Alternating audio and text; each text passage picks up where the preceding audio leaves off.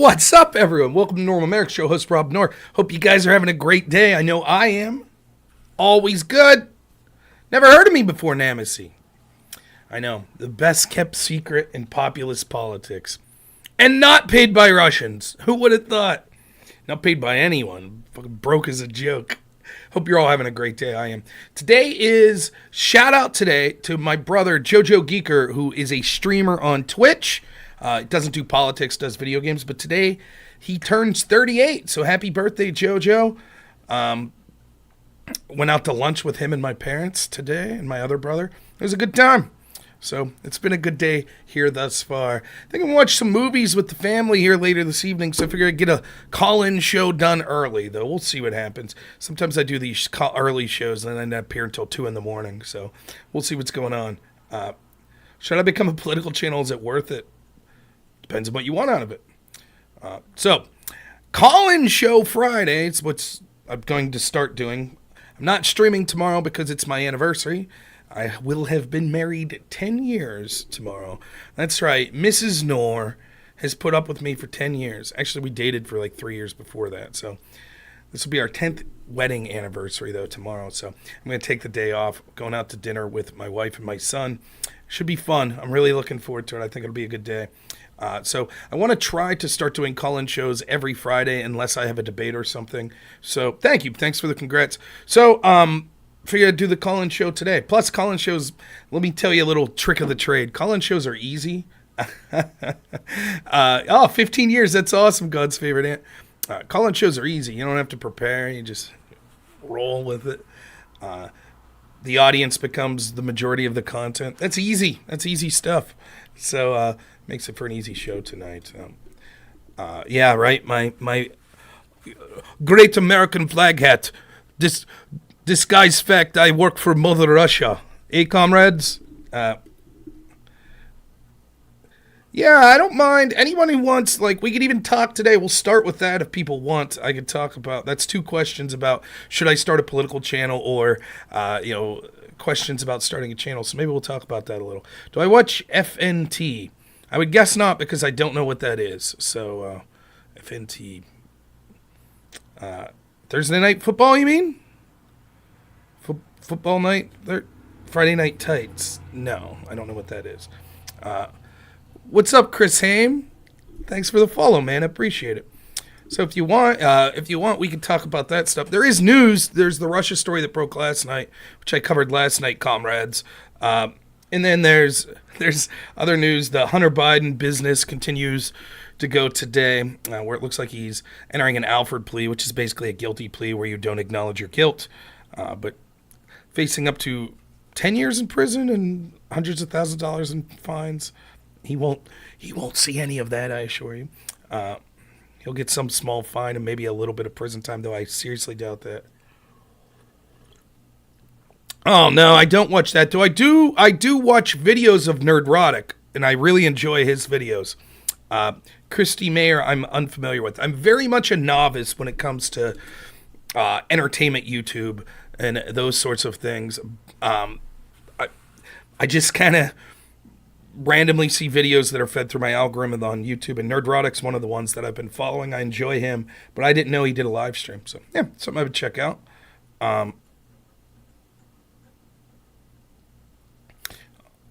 Thank you, Lumbago.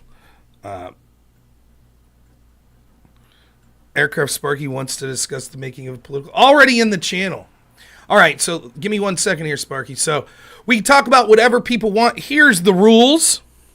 1, it's my show, and if I find you boring, I'll probably just end the conversation. I tend to favor people that disagree with me, people that agree. But we'll try. I'll try to talk to anyone. 2nd, I'm trying to be polite with everyone's time, so don't feel bad if I ask you to move along, because probably it's not because I'm bored. It's probably because there's other people waiting to chat. 3rd, you have to abide by terms of service, so don't come on yelling racial slurs or threatening people's lives and stuff like that, or I will instantly boot you off. Other than that, pretty much anything's a go. I'll try my best to discuss any topic that you want. If you're going to do something silly, like you want to talk about, anime or something that I don't really know about, I'll try my best to muddle through to some extent. But Yeah, I don't know how to handle agreement. That's absolutely true. The Discord link is there. That's the best place to find me. So if you're a boomer like me, Discord could be a little difficult to navigate. But if you get onto that link, it'll take you directly to my Discord channel. Go under rules. Under the rules, click the American flag to accept the rules. And then all you have to do is click waiting room under the voice channel and you can come on. However, just for y'all, I brought back an oldie but a goodie, my Google Voice number. And so if someone really can't figure out Discord and you have a cell phone and you would like to call in, I do have an option we could do with a Google Voice chat. So something to think about. So we'll get started here. It looks like Aircraft Sparky's always in there. Let me grab my trusty. This headset, by the way, I've been using this headset and it came with a blue one that's the exact same. I bought these years ago. It was 2 for $20. They look a little stupid and silly, and I'm not so sure that this works, but they get the job done. So I've been happy with that purchase. Can't beat that. 4 or 5 years I've been using these headsets and a matching one if I'm at my work office. Can't beat that. So Sparky wants to start it off talking about starting a channel. Let's do that. Oh, it'd help if I was live on air as well. What's up, Sparky? Can you hear me? Good. You got a brutal echo there.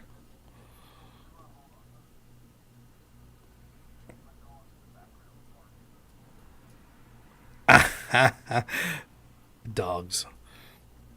Oh, and then of course the audience tells me that I have desktop audio muted as well. So I got it. Thank you, audience. I know I suck. You gotta love that. Gotta love that. Do you use OBS? Is that what you use? So I use OBS for certain types of streams. Traditionally, I use StreamYard just because it's so easy to use. But when it comes to picking a channel, if you want to do a political channel, I would recommend if you have a passion for politics, then yes. Yeah, that's... Otherwise, don't. Yeah, just stay away from it. My thing is this. I'm not judging, and this kind of dovetails into sort of the topic last night that I covered, and I assume that it will be brought up today, which is, tenant media being paid by Russians and the ins and outs of that. Listen, I'm probably one of the most chill people when it comes to not freaking out a bunch that there are people that are grifters. Now, listen, grifter means different things to different people. I would use it pejoratively if I think that means people saying things they don't mean for money or for views. But I don't give a shit if people are in this primarily for the money.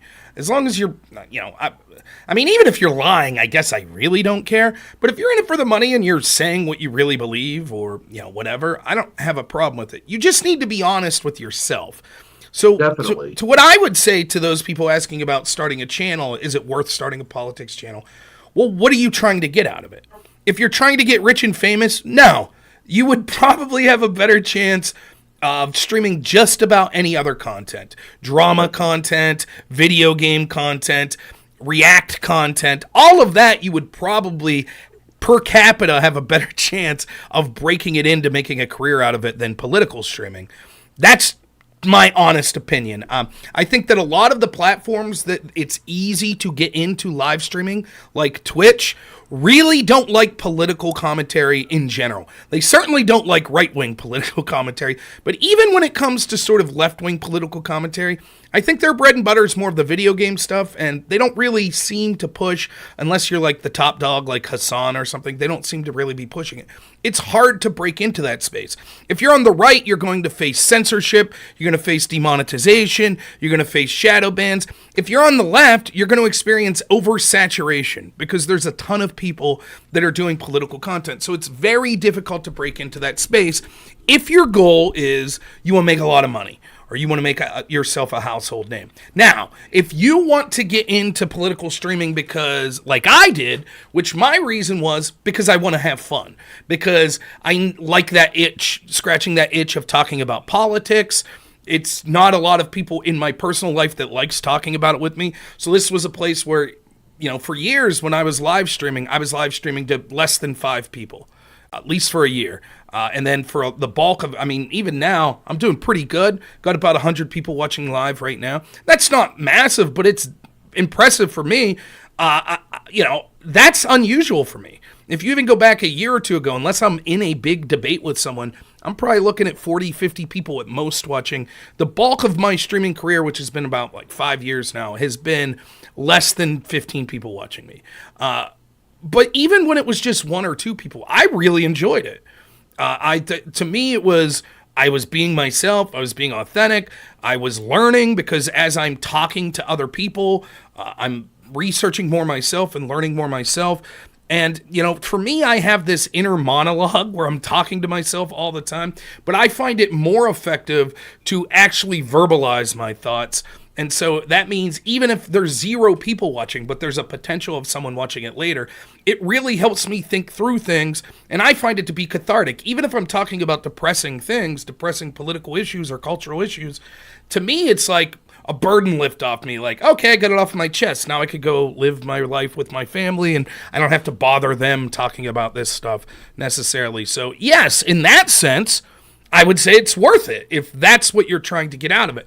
And there are other things that you could be. Are you trying to get friends out of it? Is that what you're trying to do? That's another possible avenue. Some people do that, trying to, you know, that's not really my forte. It's not why I'm doing this. So my advice That's a rough one. yeah, my advice to anyone looking to get into the streaming game is asking yourself first and most, whether it be a political stream or anything, why do I want to do this? And if it's literally, I just want to try to have fun, I say go for it. You know, you don't have to get, you know, and Sparky, you're probably better to talk the technical aspects of it than me. I mean, you could get a camera like my camera that I'm using, this Logitech C920, I mean, maybe a $90 camera. My microphone's a little better. A friend gave it to me, so I don't know what it cost. But like my work microphone that I use at work. Blue Yeti, right? No, this is a Samsung CO1U. So, like, I use the same camera as you. I've still not upgraded my camera one bit. I run with $200 headphones and a $400 mic. But I do that just for audio quality because audio is a big thing for me. Yeah. Audio is more important than video, by the way. It's for everyone out there. People being able to hear you clearly is more important than seeing you clearly. But when people have asked me this, and I first ask them, I'm like, well, what is your passion? Why do you want to do politics in particular? And they go, well, I see this thing, and it just kind of bothers me. Does it kind of bother you, or does it really bother you?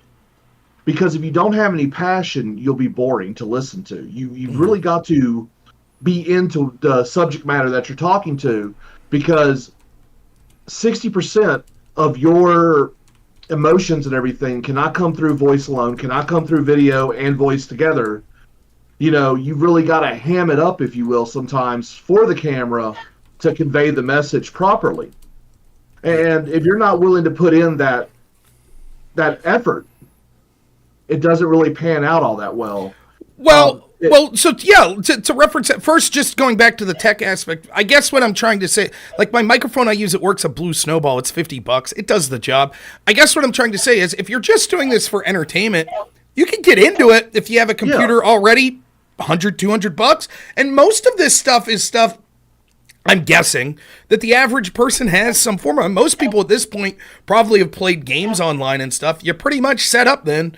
You got some way to communicate with your friends when you're playing a game with them. So that's, you know, the audio portion right there. Camera's cheap. So yeah, the upstart cost, if you're just getting into it casually, is not that bad. So I say go for it. Now, what you're talking about here is, that gets more to the business aspect of it. Yeah, if you're trying to have a big voice, it does. You have to be entertaining. Yeah. Yes, that sucks. There's a lot to say about this. Sometimes you find yourself being more hyperbolic than you would otherwise want to be. That's true. Do you want to just watch someone like? Would you prefer me if I was just bland and was talking like this the whole time and didn't show any emotion? Probably not. Now, for me, I'm very lucky in that this is who I am. I'm kind of an excitable person anyway, so if you're talking to me outside the scope of politics in real life, I pretty much sound like I sound here. Sometimes I'm raising my voice, getting chirpy with people. Other times I'm just joking around, laughing. So I would say one of the best qualities of a political streamer is someone who is willing to be argumentative. Yeah. And keeps an open mind enough to try to actually take into account someone else's point of view. If you can do that, and it's not as easy as you think, because especially when you're dealing with some of the insanos that exist out there, trying to see their point of view without completely dismissing them.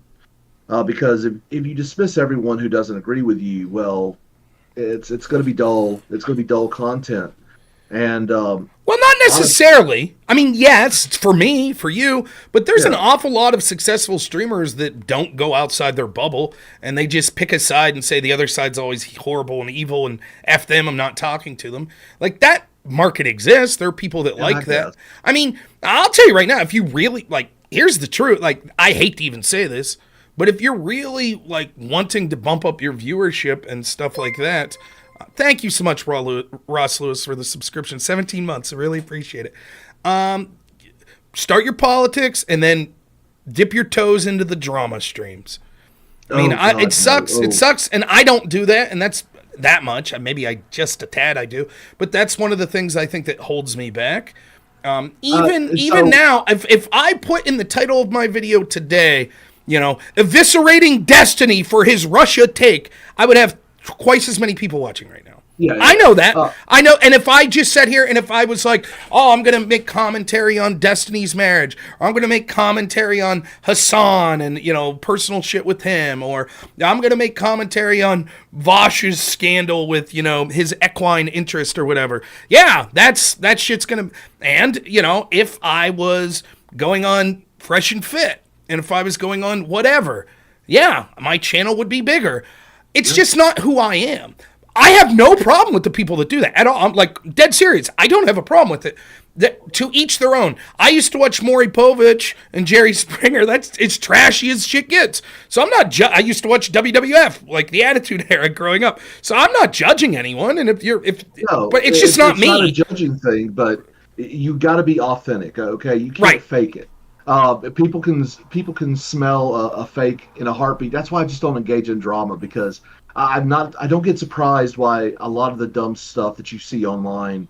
I can't sit there and clutch my pearls and pretend like I actually care, what this one streamer who I will never meet did or said online. I'm just going to talk about the stories that I find to be important, and I convey it as best as I can to my audience, and I think they appreciate that bit of honesty. I think where you and I could improve, and this is an honest criticism.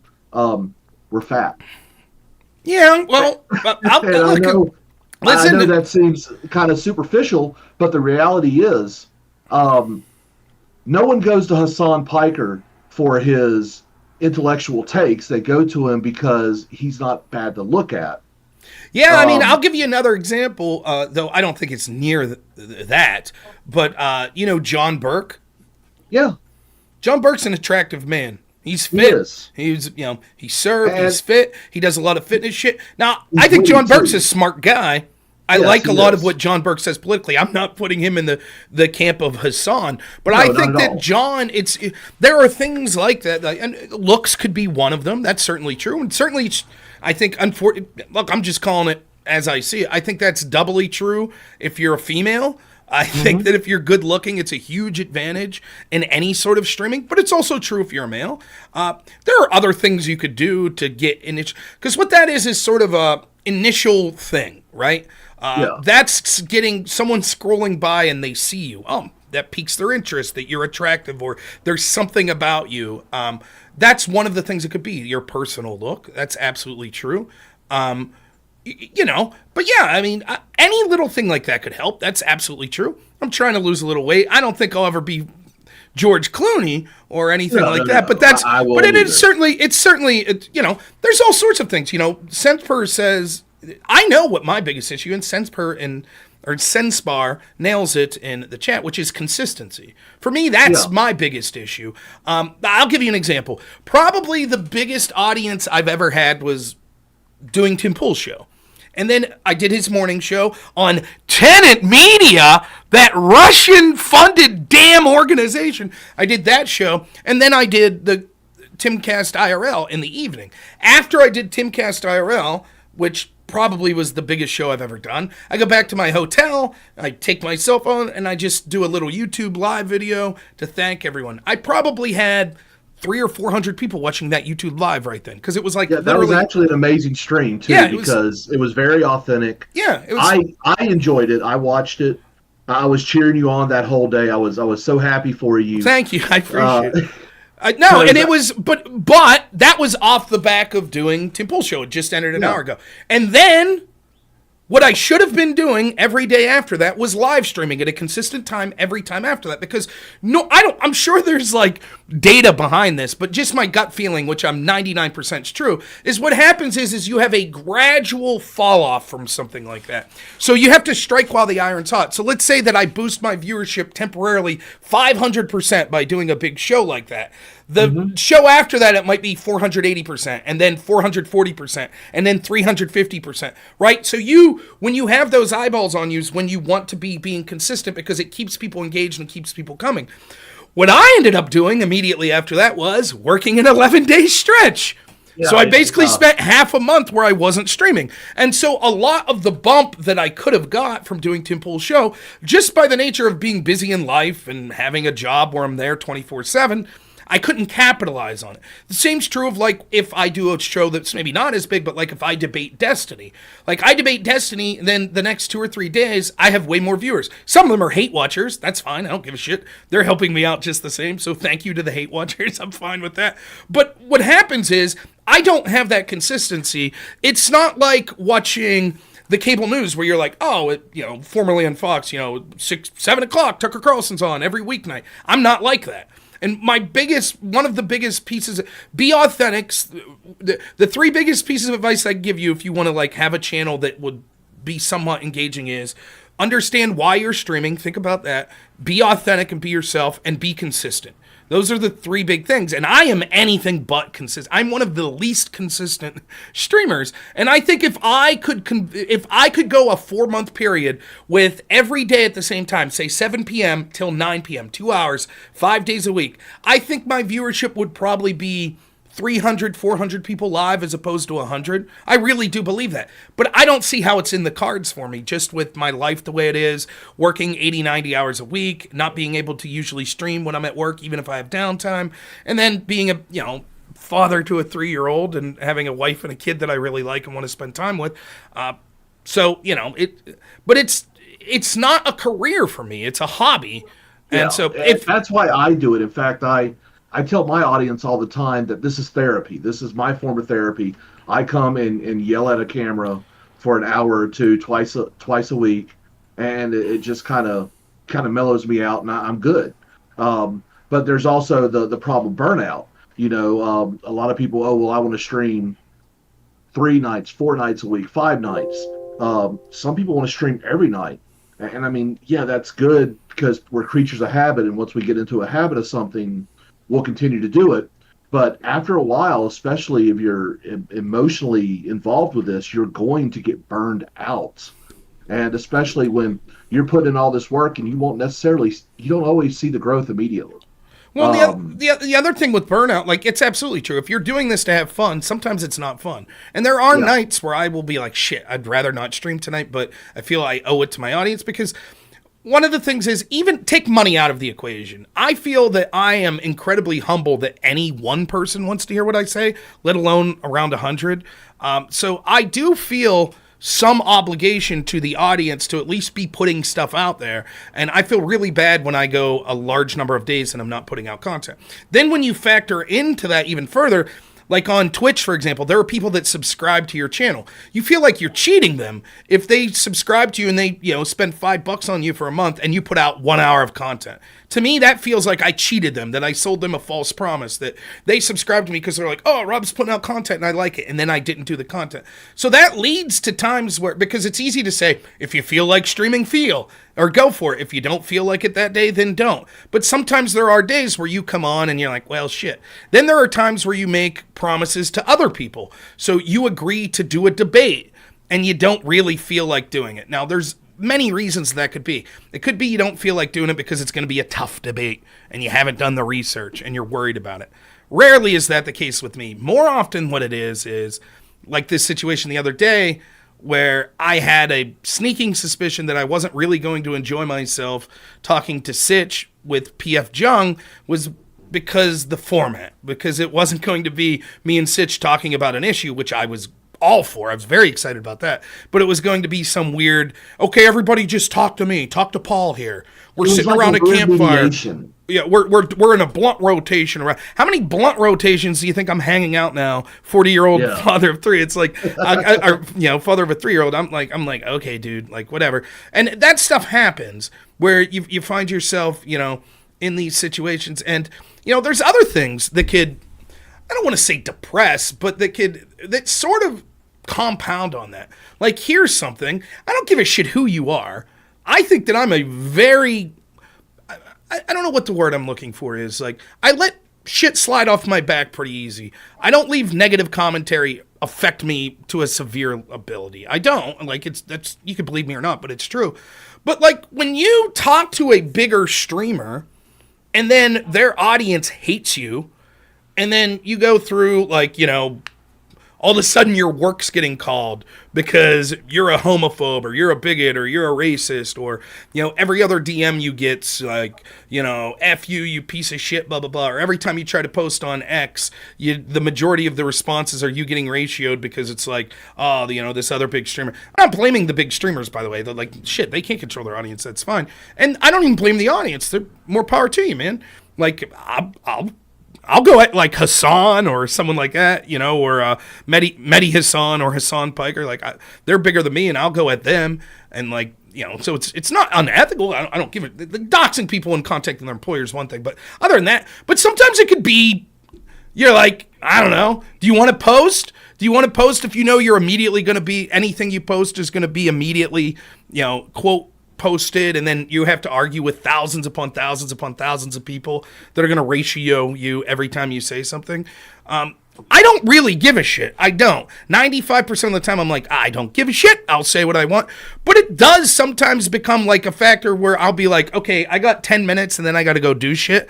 If I post a little video on X right now, I'm going to end up fighting with people all day on X because I can't help myself. So one of the things I need to do, it's not that I get depressed, it's that I can't help myself but respond to the haters. And so I got to get better, and I've been doing a little better. It's just fucking ignoring them. Just like, I don't give a shit. Like, if it's someone that I take seriously, that I think's good faith, I'll try to respond in a timely manner if I can. But there's a lot to it, man. There's a lot to, it's not always fun. It's not fucking fun, like, having to work around the censors and having to worry, can I say, one of my favorite examples is, Sarah Kane, right? Mm-hmm. Yeah, I did a live stream with Sarah once, who streamed at that point primarily from YouTube, and I streamed primarily from Twitch. And so we're on the phone talking to each other before this stream, and we're discussing, well, what topics are we going to talk about tonight? And she's like, well, I wanted to talk about this issue with like trans sports and whatever. And I'm like, oh, I can't talk about that. I'm on Twitch. And I was like, well, I wanted to talk about this shit with COVID. She's like, I can't talk about that. I'm on YouTube. Like, so to have to sit down and constantly parse what you're saying for fear that it's going to cost you your channel if you use one word that's incorrect is, that could be unfun. But now that is one of the beauties of me remaining as small as I am, and look, you're growing, you're on the uptick, so you got to think about this more, because it's actually going to start making you'll start making more adequate money coming up with it. Look, the work that you and Andrew Wilson both, I mean, that Russian bastard blown up. Yeah. Look, that Russian money's gonna work out well for y'all, and we're being very sarcastic, by the way. Gotta say that occasionally, just because people in chat are very literal. But if the more you grow, the more you have to pay attention to the sudden changes in TOS of the different platforms. And if you multi-stream like you do, Rob, you're on 3 that I know of right now. You're probably on 2 more or 4 more. I don't know, because you like that restream stuff, and I think that's awesome. Yeah, it's and I've told the story before. I would never disclose who said this to me, but back in 2020, when I was criticizing Trump for, I thought, embracing lockdowns and allowing BLM to get away with a lot of shit. I had conservative streamers that were bigger than me that were private messaging me saying, hey man, we wish we could say what you're saying. We agree with you, but we have a brand to think about. And I get that. I'm not even saying that makes them the worst people in the world, right? Like, if this was my career and literally paying my mortgage next month and my son not being homeless was contingent on me not telling, doing a show about how I hate X topic, maybe I would reconsider. But right now I'm in the position of like Rocky at the end of Rocky 4, or Rocky 5, where, there's the manager that's like supposed to be Don King. And at the end of the movie, Rocky goes up to him and he's about to punch him. And the Don King guy's like, if you hit me, I'll sue you. And Rocky just goes, for what? And punches him in the face. Like, that's how I feel. It's like, what are you going to do? Cancel my channel? Okay. It's my hobby. It'd suck. I would. Yeah. But the smaller you are and the more you're doing it just as a hobby, the more freedom you have because you could do whatever you want. You could say what you want. You could even intentionally violate the terms of service and get your channel booted if you want, and it's not the end of the world for you. If it becomes your career and you're contingent on YouTube for paying your bills next month, then you're going to be really careful and really worried about running afoul of that. And you're going to not want to upset your audience. Now, another piece of advice I have, and by the way, we can, anybody who gets in the call, me and Sparky can end this conversation anytime because I know there's probably political stuff people want to talk about. But one of the things that I think, let me put that link up again. Just one of the things I think that's sort of, I don't know what's the word I want to use, freeing is if you don't give a shit, like, and you say what you want, you're authentic, it might take you longer to grow and you may never grow as big as you would have, but the audience you do cultivate will be far more valuable. And I don't mean valuable just monetarily, though that might be true. Like, having 20 people that really like you and will support you is worth more than having 2,000 people that barely engage. Both financially, if that's what you're into, but also just, it makes for a better experience for the streamer and for the audience.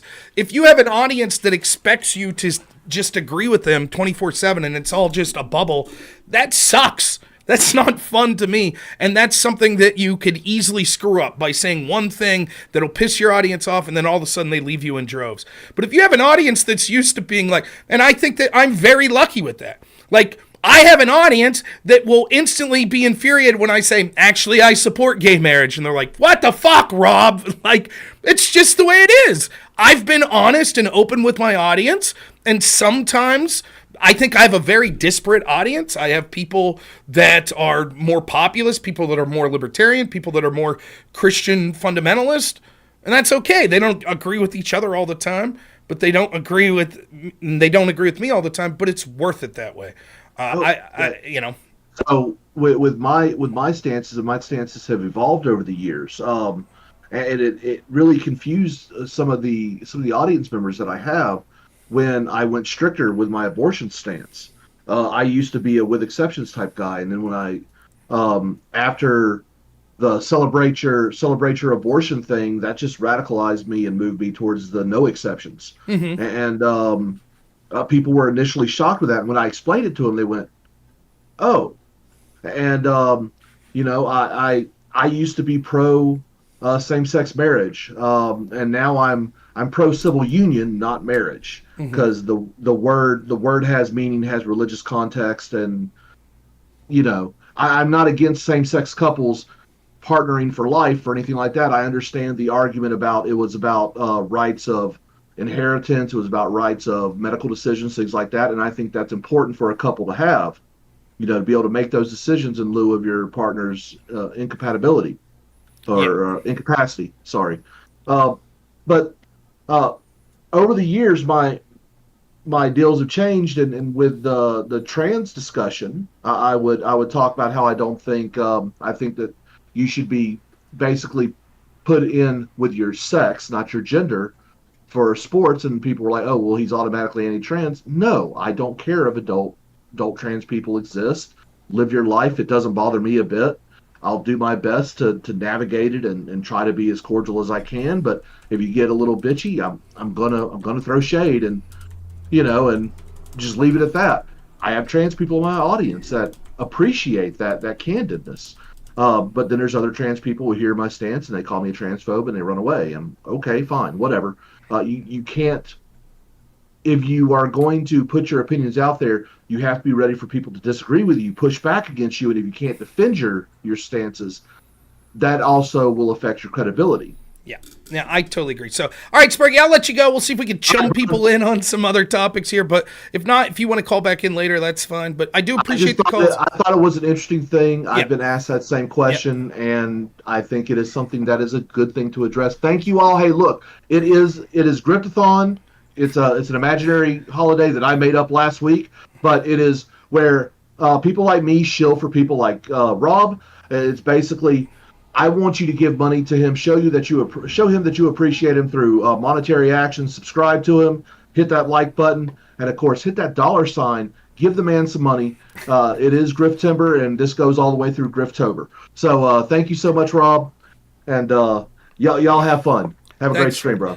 Thank you, and please, please, please, if you like my content, I think Aircraft Sparky is one of my favorite people to listen to and favorite people to work with. So please consider giving him a look on Twitch, specifically Aircraft Sparky TV. I'll get that link right now specifically, so you don't have to think much about it. But all right, I see some comments in there. Let's chum in some people, whether they agree or disagree. Oops, sorry. Whether they agree or disagree. Whoop, whoop. Let's find them. Where are you at, Sparky? Boom, boom, boom, boom. There he is.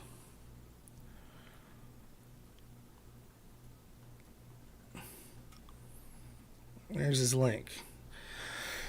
John Tusher says, Rob, I like how he exposed Hutch and all the leftists for not giving a shit using military families, children, minorities, and disabled people to push their agenda. Yeah, it was fun. I got some pushback. I had some people say that they thought I was too heated in that. I don't know, man. I'm like sort of bipolar. Sometimes I'm overly calm. Sometimes I'm too heated. It's difficult for me when someone's like constantly interrupting or trying to change what's going on or speaking over me to keep completely cool and level-headed. And that might be a sign of weakness on many issues. Now, some people like that. Some people tell me I should yell at people more and I shouldn't be friendly at all to some of these left-wing streamers. I don't try to be like that. But on a topic that's that heated, and it came in with, I think, the guy Hutch performatively kind of explaining exactly what I was criticizing him for. To me, it was it was just organic to get as heated as I did and sort of raise my voice. But that's how I am. You should hear me talking about like the Pittsburgh Pirates or something. But yeah, Hutch performed exactly what my criticism was. Short Stack Goblin, apparently a Russian, saying that they'll send me money. I didn't get my check yet. Man, that sucks too. But I'm willing, anyone who wants to call in and talk about how I'm a dirty, dirty Russian plant, feel free. Or you want to complain about Tim Pool or anything else, we could talk about that. Someone saying, Trump's been, he's found guilty for sexual assault and he's 37 felonies, whatever. We talk about that if you want. Or if you want to call in and agree. So again, I'll put that link to Discord. Any topics that you guys want today. It's a call-in show. So feel free. It's your show today. Whatever you all want to talk about within reason, I am gung-ho for. You want to call in and give me a piece of your mind because you think I suck? Fine. You want to come in and glaze me because you think I'm awesome? Also fine. No problem. Looking for promising influencers to spend money on. Well, as long as you fill out the appropriate FARA paperwork and make it legal and don't try to control what I talk about, sure, I'll happily take money from anyone as long as it's legal and you don't get to control what I say. Did I watch the Trump Lex Friedman interview? I did not. I didn't see that. What else do folks want to talk about today? All Tom, Tom's been accused of using alts a lot, hasn't he? Now, I do have one alt. I do. I have one alt. But it's never posted, and it's only on X. Well, that's not true. I guess I have two alts. I have people all the time that bring this up to me. I'll show you this. They say, Rob, did you know there's someone using your name on YouTube? Did you know that?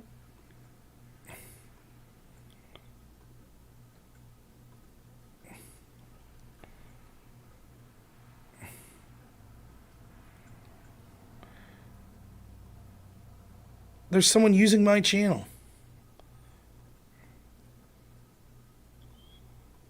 Here's an alt of mine. There it is. Rob Noor. Oh my God, they're even using my logo. What's up, Contemporary Compendium? Good to see you.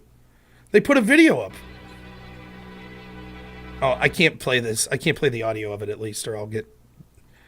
Here, we could just do... Inspiring Artworks, Rob Noor. The song that's playing that you can't hear right now is from The Good, the Bad, and the Ugly.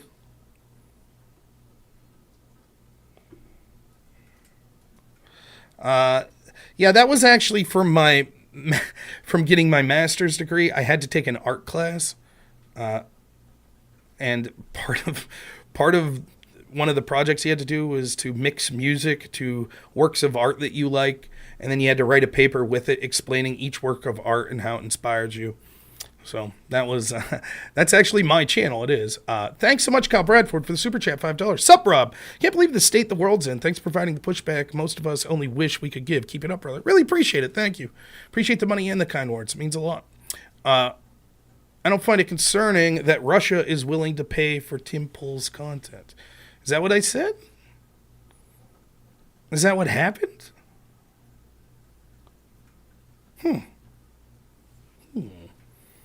Geez, I did a whole show on it last night. Is that what I said?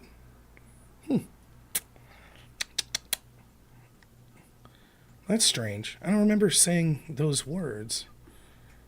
You want to call in? We'll talk about it. If no one calls in, then I'll just talk about that and whatever. But happy to talk to someone. I would love to talk to someone that wants to push back, that thinks that what happened with Tim Pool is a big thing. Nah, Roland, I don't think the talk on P.F. Jung's channel got any better. I like P.F. Jung, so it's just his format and what he wanted is not really what I, was thinking.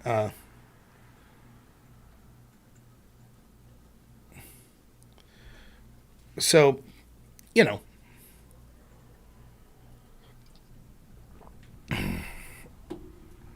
P.F. Chang, yeah.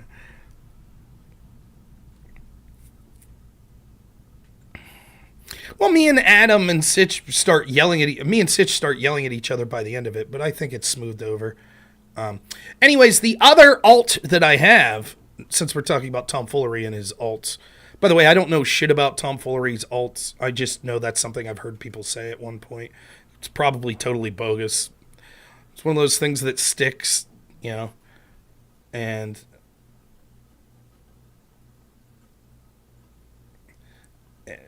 But I do have an Alt X account. That is true. I do. But the reason for it is I don't think I've ever posted from my Alt X account. It solely exists so that if someone blocked me, I could see what they're saying. That's it. Because someone was trying to send me things of people that were saying some pretty heinous shit about me, and I couldn't see it. So I have an Alt account. That's it, though.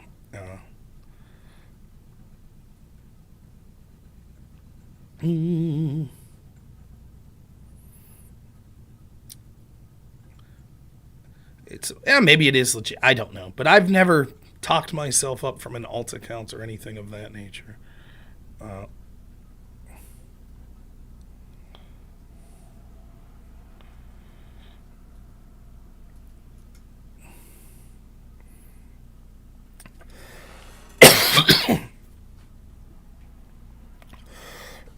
Here's something that's funny. They posted a picture of this terrible shooting that occurred the other day there in Georgia. They posted a picture, some account did, this picture of the shooter. It says, Kamala 2024, end all maggots. She, her, they, trans pride. And you shouldn't share stuff like that. That's 99% bullshit is what that is. Now, I think the actual photo of the shooter, I think, is maybe legitimate. But that's way too on the nose. And it's so easy to fake something like that. And someone screenshotting something but not putting a link, yeah, that's right. That's bait. That's what it is. You're going to look like a fool if you say, yep.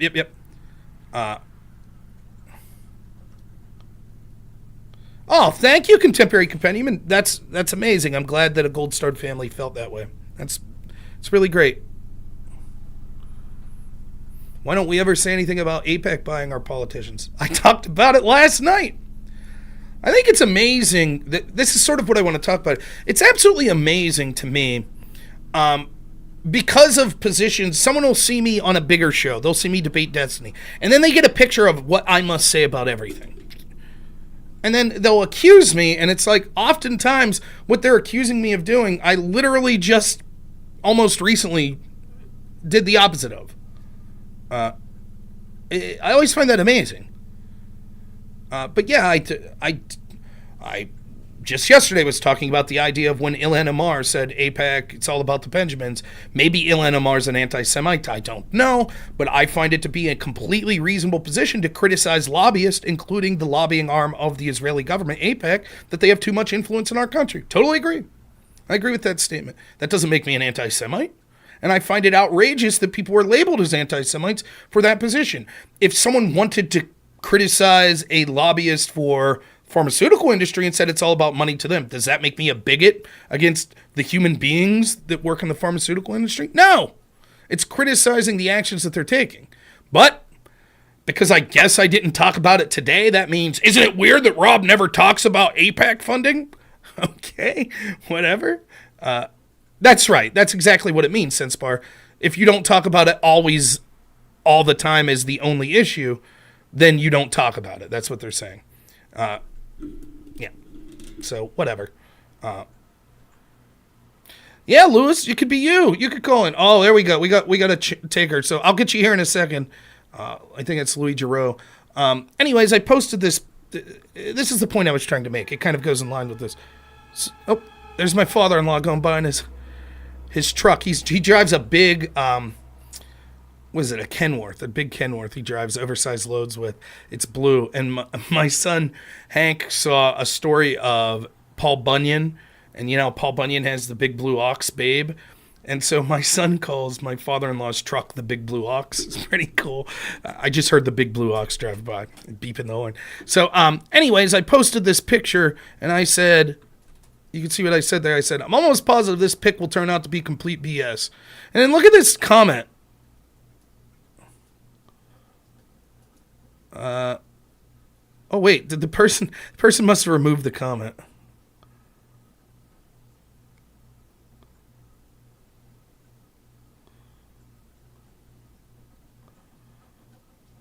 Here, see, they quote tweeted me. Look at this. Quote tweeted me. It says, "This is what it looks like when politics breaks your brain." See, politics has broken my brain because I think that an unverified photo that's so on the nose that this shooter was a Kamala endorser and hated MAGA and wanted to kill them and was trans, me saying that looks like bullshit bait. This person says, bullshit. And then when it surprises you, if you look at they seem to be one of these centrist writers. They follow Connor and Jebtan. So, politically independent. Transforms into partisan Biden support. So, a right-winger that hates Trump. So, they've probably seen me defend Trump and they go, "Oh, Rob said something about this shooter. Politics broke his brain." Thank you so much, Janice, for the $10 super chat. I really appreciate it. Like, what the fuck? I can't even make... It's like these people assume that I always must be making the argument that they think would be on my side. I'm literally making an argument like, if you're trying to post bait that this shooter was a Kamala supporter and trans and wanted to kill MAGA people, and you're just doing it from one picture without any source whatsoever, that's super easy to just make up. Thank you, Lob. I really appreciate it. That's bad. You shouldn't do that. And this moron is like, "Oh, politics broke your brain. Don't even bother to see what I typed." I just find it hilarious. Everybody give me shit for dark mode versus light mode. Whatever. I use dark mode on my phone. All right, Lou Galilou. What's happening, my friend? I know we've talked before. How's it been? Oh, I turned desktop audio. There we go. Now they could hear you. I'm doing good. How are you? I'm alright, my man. Good, good. Calling in to ask about a political topic. I've never heard you cover it or talk about it. Okay. Um, Sent you a message about it quite a while ago. I'm sorry. National Popular Vote Interstate Compact. What are your thoughts on it? Unfamiliar with the specifics of it. So I understand what national popular vote is, but what's the interstate compact portion of it? The National Popular Vote Interstate Compact, or NPVIC, is an agreement among a group of U.S. states and the District of Columbia to award all electoral votes to whichever presidential ticket wins the overall popular vote in the 50 states and District of Columbia. The compact is designed to ensure that the candidate who receives the most votes nationwide is elected president, and it would come into effect only when it would guarantee the outcome. Yeah, it's terrible. It's no different. It's basically just the same as ending the Electoral College and having a popular vote, just with the added step of, okay, we couldn't change the law, so we'll just have an agreement that the states will decide to do this. First, the agreement's uniquely stupid because there would be no binding mechanism to force the states to adhere to it. So if a certain state did adhere to it, other states might just say screw off, and there would be no recourse for them. So it would be bad in that sense. Other than that, all of the reasons that ending the Electoral College would apply here.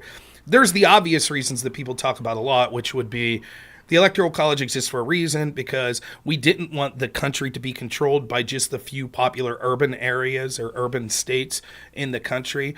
And when you think about the foundation of our country, this would have really mattered because they needed to persuade a bunch of these states why it was important to come together as one country. And if they were all but assured that the more populous states would be able to control every aspect of their life, they would have said, no deal. We're not interested. And that would be even more doubly true today when you consider that most of our culture and most of our institutions are controlled by people that at least pay lip service to the causes of those that vote in these urban areas agree with. Left wing. The idea of, you know what the problem is? We need to give them more control. The problem is that someone in South Dakota has 2 senators, and their vote counts a little more in this grand scheme of things because they're in a swing state, blah, blah, blah, blah, and there's hardly anyone that lives there, so why should those people's voice matter anymore? Like, that sort of shit would basically guarantee that they had no say over the way that their state was governed whatsoever, that federal law would imply, which would mean there'd be a bunch of terrible shit that would end up not really working into their way of life. I actually think that we need to not only keep the Electoral College, but focus more on federalism and more on state rights. I think that that would be a better solution. A lot of the problems we're seeing rise is because of the massive federal government that we have. To my knowledge, the most expansive government in the history of the world. Every year we get more and more and more employees of the federal government, and it gets more and more corrupt and more bloated. And so I think that's terrible. But one thing that no one talks about is, well, I guess let me stop and ask you this. Is this an idea you agree with, or did you just want to hear my thoughts on it? No, I think it's a horrid. Yeah. Compact. Good. I'm glad to hear that. It doesn't get rid of the Electoral College. No, but it basically default tries to. Let me do a couple super chats real quick, and I promise we'll get right back to this. Top Snack, thank you so much for $5. Says, have you ever debated or planned debating Short Fat a Taco? That'd be fun to watch. I've heard of the person, but I don't know. I don't know that I've ever seen their content. I'm sure I'll debate anyone. Bobby C, super chat for $5 says, do you have or know who may have videos that explain the full narratives of the various political topics with sources? Videos to share with normies. I need to do a better job of a lot of the topics I talk about sort of catering down to like 5-10 minutes so that it's easy to share with other people. So you can find some of those videos on my TikTok and some of those videos on my YouTube that aren't my live streams. Who do I think does a good job of this? For the issues of corruption, I think Mike Benz does the best. There are other people that are doing short form videos that talk about some of these cultural issues. No names come to the top of my head, like with sources or deep things like that, that I would put above other people. I think watching Tucker Carlson's videos oftentimes gives good insight, like in hour-long chunks on a lot of various topics. So maybe that'd be somewhere to start. But yeah, I agree with you that this idea sucks. It de facto gets rid of the Electoral College. I mean, the benefit of it, if you're someone who wants to get rid of the Electoral College, why would this be beneficial? Because you don't need the votes that would be necessary for an amendment to end the Electoral College. So you would be able to get there sort of this way by default. But the reason you can't get those votes is a reason that this would probably never go through. So sure, a state like California or New York might sign on to this, but the chances of you getting a swing state signing on to this that would all but invalidate the importance of their votes seems to be stupid. Like, what would be the incentive of Pennsylvania, for example, to sign on to this, where it's basically like, oh, by the way, your vote won't matter now. It'll just be fucking California and New York. Doesn't seem like there'd be much incentive to do so. One of the questions I was going to ask you if you supported it, and so I'll just let the audience know. Assume there's someone in the audience that wants to get rid of the Electoral College. My guess is they probably also want to allow states to control their elections to some degree, or they want the federal government to come in and make the states more progressive in how they adjudicate elections. So get rid of voter ID in every state, et cetera, et cetera. How would we, if it was just the popular vote, would my state of Pennsylvania have the right to see exactly how California carries out their votes? Would we have the right, because at that point, the argument right now could be, hey, California could do their votes basically how they want within some framework, but we don't have the right as the rest of the states to say, hey, you have to have voter ID. Hey, you have to do it this way. Hey, you have to purge your rolls. Because at that point, what's to stop California for just being like, well, we'll intentionally be very laxed on illegals voting, and we'll bring in 10 million of them. Oh, look, the popular vote, we win again. What would stop that?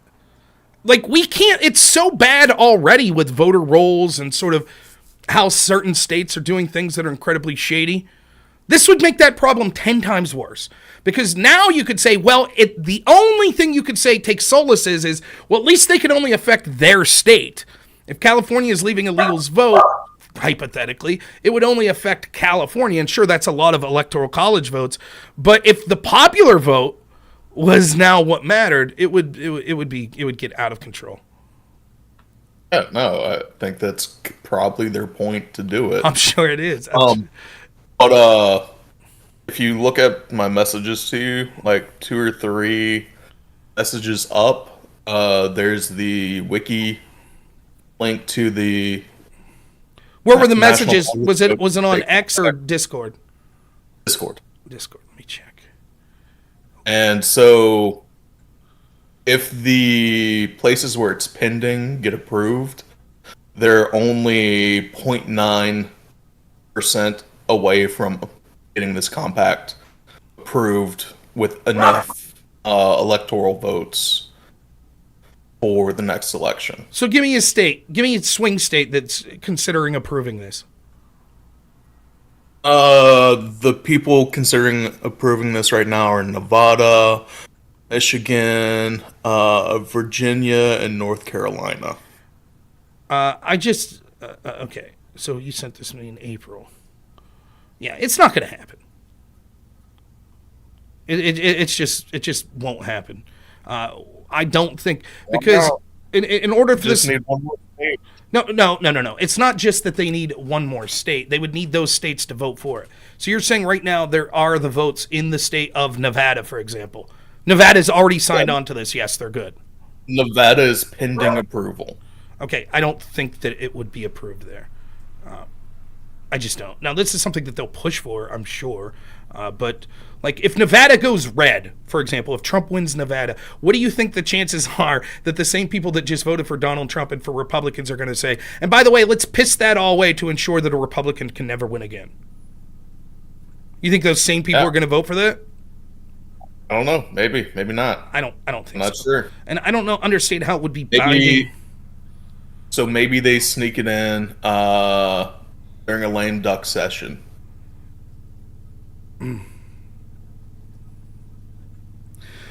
Enactment prospects. Political analyst Nate Silver noted in 2014, all jurisdictions that had adopted the compact at the time are blue states. There are not enough electoral votes for the remaining blue states to achieve the required majority. He concluded that as the swing states are unlikely to support the compact, it reduces their influence. The compact could not succeed without adoption by red states as well. Republican-led chambers have adopted the measure in New York, Oklahoma, and Arizona, and the measure has been unanimously approved Republican-led committees in Georgia, Missouri prior to the 2016 election. On March 15, 2019, Colorado became the most purple state to join the compact, though no Republican legislator supported the bills. It was later submitted as a referendum where it was approved by 52% of the voters.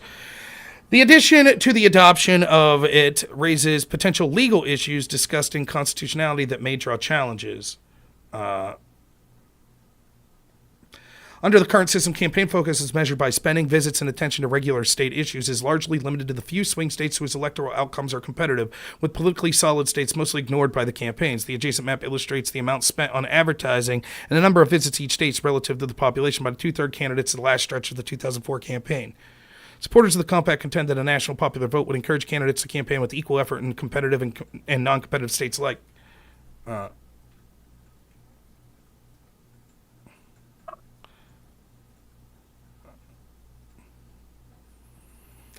Yeah, I mean, this shit's talking about, like, them pushing it in 2004, 2016.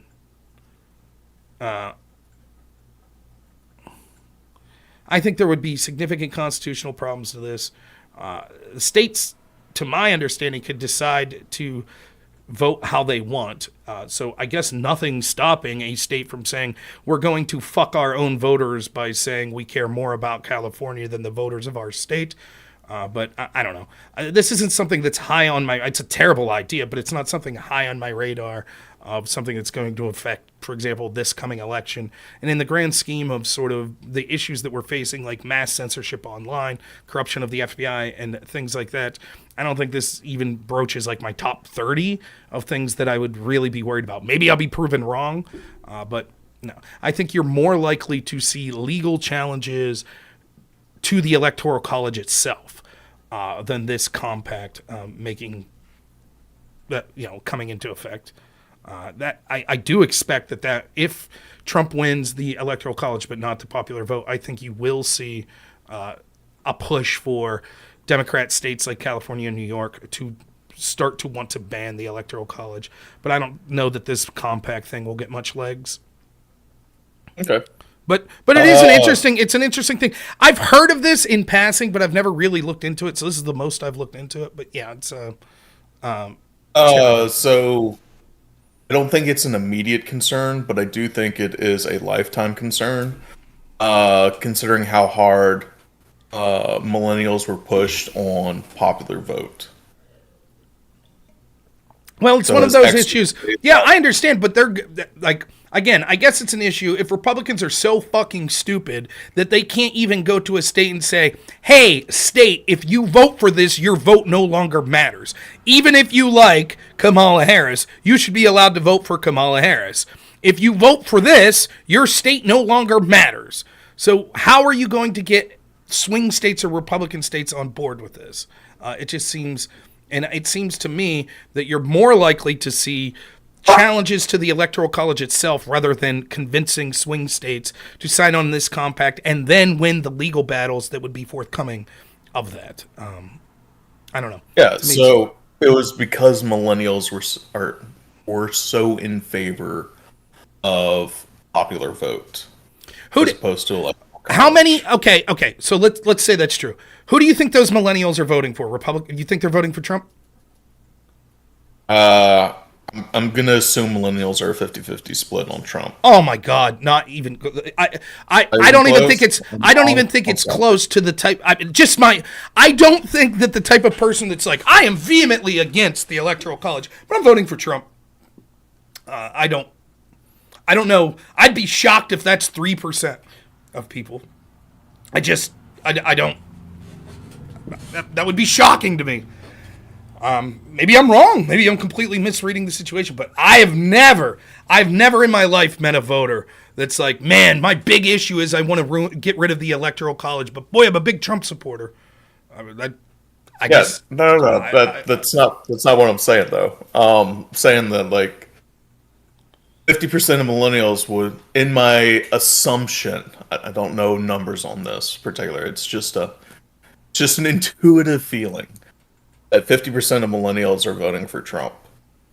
Well, maybe, but then I don't think my point is then those millennials aren't going to be the ones that want to vote for this compact.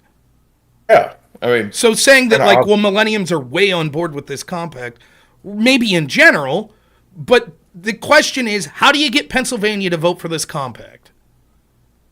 I don't know, but I don't think they would need to. They would just need like a few more votes. I don't. I guess I have to look into. So your argument is this.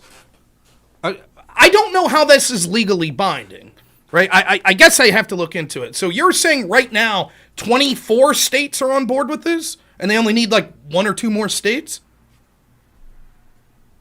Or is the argument that the number of half, so 270 electoral votes is what you need for this to matter? And so right now they have like 200, they have states that add up to 265. Yeah, essentially. It's based on... So I'm reading your Wikipedia article. What part does it say that? Does it say the states that have already signed on? Okay, here's a map. So it says 209 electoral, 38% of the electoral college is signed on. So this is saying basically all of New England. This was drafted in 2006. It's been an ongoing push. So you get the West Coast, okay. Minnesota, okay. Illinois, okay. Maryland, D.C., Delaware, New Jersey, New York, Connecticut, Rhode Island, Massachusetts, all Democrat strongholds. New Mexico would be the only place that I would say, They have 209 votes signed on for sure. They have another 9.3% pending. And if those pendings are approved, they're just less than 1% away from the 270. Nah, I just don't see it. I just don't see it. It's not an immediate concern of mine whatsoever. I don't. No. I think that it'll be more likely that they'll push to just end the Electoral College. I don't understand what. I mean, I guess hypothetically, if a state says we're going to vote for fucking whoever, hey, what's up, Sonsel? Thanks so much for the raid. Hypothetically, I think legally states could say whatever the fuck they want. If they're like, we want to give our vote to whoever's the tallest candidate, I don't think federally we could do anything about it. There could be challenges within each state's constitution about how their vote should go. But I think federally, my reading of it is that it's very loose on how individual states decide to give their electoral college votes. So I suppose if enough states decided to do that, theoretically they could do it, and there would be nothing you could do. I just don't think it's an issue. I think that you're more likely to see sort of challenges to the legality of the electoral college itself. But I could be wrong. I don't know. I'm sure they'll have something up their sleeve to entrench themselves in power forever. So, but I'm more worried about censorship online, corruption of these institutions than something like that. But hey, fair enough. All right, I do appreciate it though. It's something to see on the radar I hadn't noticed before. So thanks so much. But yeah, we'll talk soon. I really appreciate the call, man. I do. Sorry I didn't respond to you when you mentioned it before. Oh, all good. X is a better place to reach me than Discord. I miss Discord messages all the time, man. Yeah. Have a good one, man. All right, we'll see it. All right, let's get to the next. Thanks so much, Sonful, for the raid. If anyone's interested, we're taking call-ins all day today. Agree or disagree on any topic that doesn't violate terms of service. Here is the link to the Discord. All right, let's get to the next call. What's up, Janice? How you doing today? Hey, what's going on? I'm actually on? That's cool. You are on, man. Thanks for calling. Thanks for the donation earlier, too. Appreciate it.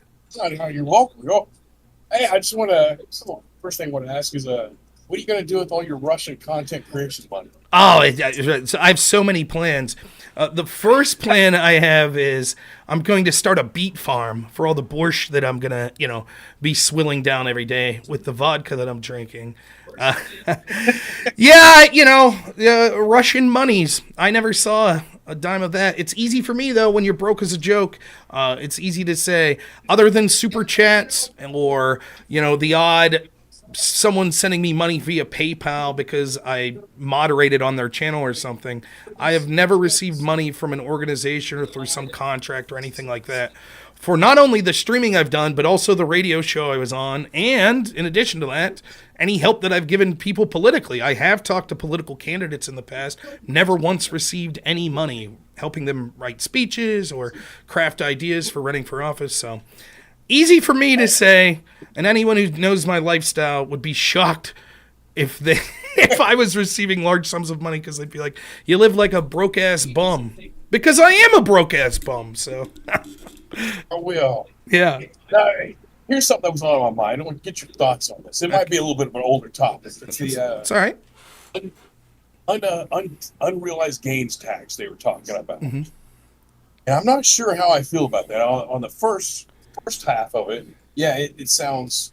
I get it. I see it's because you don't know what your stocks, your values are going to be in any given moment. Could go up, could go down. Mm-hmm. But on the other side of it, you see Elon, like for example, Elon Musk on Twitter borrowing against Twitter stock. That's unrealized gains. So if someone's going to leverage unrealized gains for financial gain, kind of makes sense to tax them. I think I think the underlying thing is like perhaps we should start looking at all that how we tax and raise money, especially with capital gains. There is definitely an argument to be made that sort of thing of being able to borrow against your unrealized gains can be something that's somewhat of a problem. I think it's a very small problem. For example, why should I give a shit if a bank's willing to take a risk loaning money to someone, and as collateral, they're looking at someone's unrealized capital gains? That's on the bank. If that goes belly up and the bank says, oh, you can't pay us back, okay, now they're the ones left holding the bag. That's on them. And then they usually come to us for a bailout. Well, that's a separate problem. Right? Like, we shouldn't do the bailout. Yeah. But the idea that because that exists, that we should tax unrealized capital gains, that would basically immediately tank the stock market. And it would dissuade all forms of any sort of large-scale investment.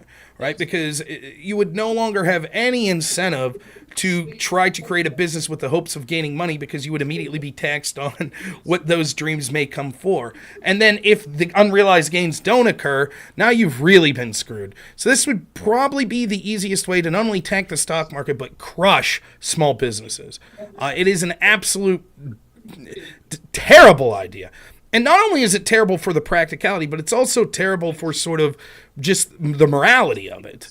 Like the idea of taxing people for the potential. Like, I'm against things like the income tax, the idea that you should be taxed for your labor. So the idea of taxing people for their potential, or it just seems so antithetical to what the United States should be about, and it would have the practical application of absolutely crushing the economy. Yeah, I agree with you there. Didn't that wise man once say the only thing certain is death and taxes? Yeah, it definitely did. And it's certainly true. And, now having said that, I sympathize with people. Listen, there is no perfect economic system in my estimation. There's no perfect political system. Utopia doesn't and will never exist unless you're religious and you believe in heaven. Other than that, it's not going to exist. And so there's any system that you could point at and point flaws with. There will always be flaws. There will always be unfairness. Like, if I was creating, a robot society where I had total power to basically be, the creator of this society, might I do things in a different fashion? Yeah. I mean, if you don't have to muddle around with the problems of free will and the problems of greed and immorality and all these other things that in excess could be bad, yeah, theoretically you could make a system that has total equity, but that'll never occur. It's just never going to happen in the real world. So one of the things I realized when I debated in college, there were a lot of people that would criticize the institution of capitalism, the economic system of capitalism. And you would be like, oh, so then what system are you endorsing? And they'd be like, none. And you're like, what do you mean none? Well, we're not defending a system ourselves. Because I'd be like, so you're communist, you're socialist? No, we're just criticizing capitalism. And the truth is, there's almost no system whether it be political or economic, that you can't find flaws with. The question is, which system's better? Like, we don't exist in this like fantasy world where there's the perfect system out there.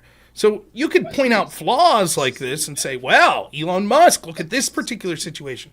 And yes, it's true, in a capitalist system, even in a ideal capitalist system with almost no government intervention, it is true that the haves have an easier chance of getting more. That's true. If you're born in a family that's very rich, you're going to be more advantaged and have a better chance of ending up very rich than if you're born to a family in poverty. And I don't mind people trying to limit, to some extent, the worst aspects of that. But to just have insane radical positions because you're like, I find that to be unfair and we need to close this loophole. And so let's destroy everyone. Let's destroy the economy for everyone. Seems to be a terrible, terrible, terrible idea. Good point. Let's destroy everything. But I hear myself in your background too. What an annoying voice I have. No, it's all right. One more thing, real quick before Sure. I go. I want to bring up the event from yesterday, and the only reason I'm bringing this up is almost as if on cue. It happened yesterday. Down in Georgia. One thing I've noticed this time around, maybe you've noticed the same thing. I want you to think about this for a second. On my social media feeds, I follow broad spectrum of people, conservative, liberal, and I especially here. I'm in Oklahoma, and every time one of those events happen, the liberals, even like political liberals, the elected ones, usually jump on social media and just chant out gun control and all that stuff. This time, people are being quiet. Have you picked up on that? It's been a little more than a day now. So you picked up on that? I thought that Garland came out and said something. Merrick Garland. I could be wrong, but I thought that someone in the Biden administration came out and said, like, gun control, we need to, protect. But I will agree with you in general that it's been far less this time. I've seen David Hogg, but yeah, it did seem like it was far less than usual. Maybe, I'm just speculating here, maybe it's because their internal polling shows that there's a lot of fear over Kamala Harris gun grabbing. And so maybe they don't want to focus on this as an issue to talk about that right now because they're afraid that even though there might be an immediate bump for a week or two politically to come out and say, hey, there's a need to control guns with things like this, maybe they're afraid by the time we get into mid to late October that the statements they would be making today will then be turned on them to say, listen, we told you she really is a radical. She's coming for your guns. So maybe that's why there's a little hesitancy on that this time. Or maybe it could be that we're missing it. Maybe they are saying things and we're just not seeing it in the same platforms that we normally did. Or it could be that they just feel that they have other stuff in the pipeline that they want to be using as the narrative more, such as tenant media being paid for by Russians or, whatever else that they want to talk about. So theoretically, they're saying that Kamala Harris is doing debate prep right now. So maybe they're putting all of their focus on that and they don't have a lot of time to make statements. I don't know. But I will agree with you in general. I didn't see as much of that as I think that you normally would. And I know I saw some people speculate that maybe it was because this shooter didn't meet certain criteria that they normally would expect. I don't know. I find the whole thing just so incredibly sad. The idea of gun control being a solution to this is nonsensical. The cat's already out of the bag. You're not going to get rid of guns. Bad people are going to get guns no matter what you try to do with them. The only possibility that would limit that whatsoever would be trying an almost total disarmament of the American people, which would have far more dire consequences. One, in the attempts to disarm people, which would lead to incredible amounts of bloodshed. And second, if you were successful, the tyranny that would follow, it would be terrible. But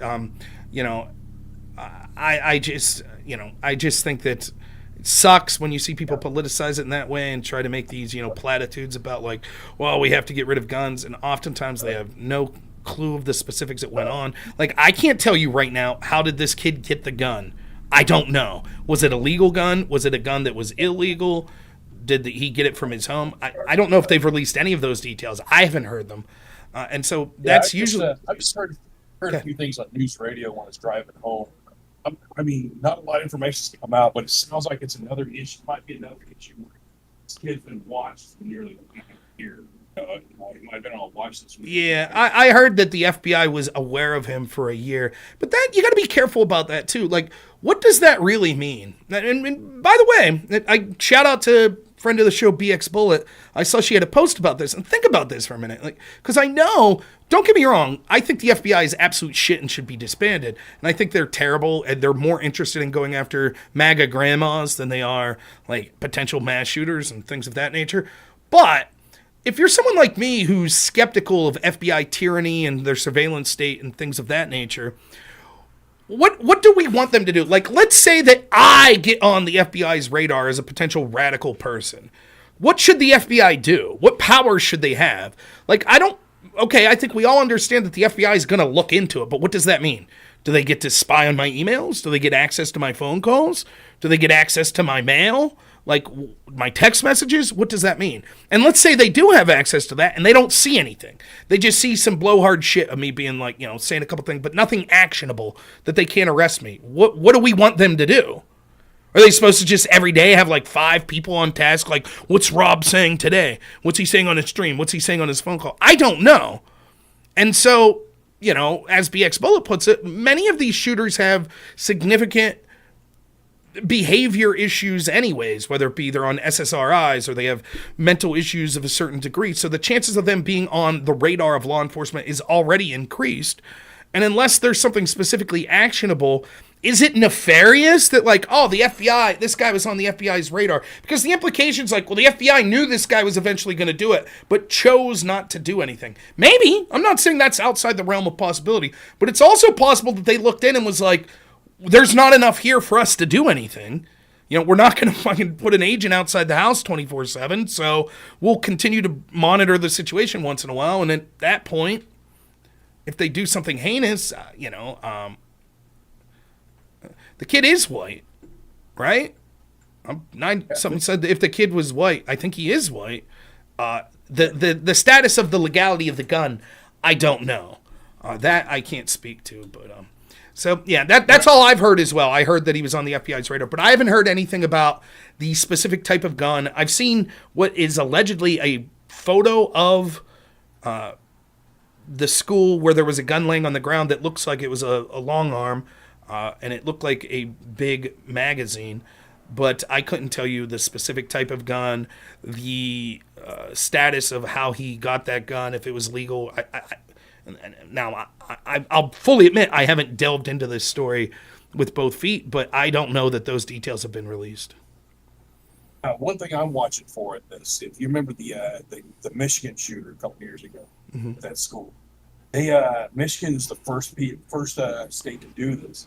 They put his parents in prison for neglect and giving them access to firearms. So they opened up Pandora's box that you can now hold parents accountable for your kids' actions. Yeah, that's insane. Will they do this in Georgia? Well, it depends, right? Like, why don't they do it in Detroit or Chicago? Like, if some 14-year-old shoots a bunch, if some 14-year-old in inner city Chicago shoots 3 in a gangland style shooting, should his parents be charged? It seems like they're not interested in that. They're not going to do that. And it's very similar to like now listen, I'm not saying that there's never a potential for parents to face some sort of legal ramifications. For example, if the parent gives a 12-year-old an AR and says, "Yeah, go pull people's heads off." Of course. Or, other things like neglect or something like that. But you have to be very careful because how far are we willing to take this? And it's in line with things that they've been doing for a long time, like suing gun manufacturers. Like, this is insane. If my parents are driving a Honda Civic and get in a wreck and die, do I get to sue the company of Honda? Now, yeah, I get to sue them if there was a malfunction in the vehicle, but if I just say, you created a vehicle that could drive upwards of 100 miles an hour, so I'm suing you. Or if they were drunk, do I get to sue Jack Daniels? You created a product that you knew could potentially be used to inebriate people. It always seems like it's politicized, and they're going after certain people that aren't those that are directly responsible. Let's get rid of the guns. Let's go after the gun manufacturers. Let's go after parents. But, it seems to be selectively applied.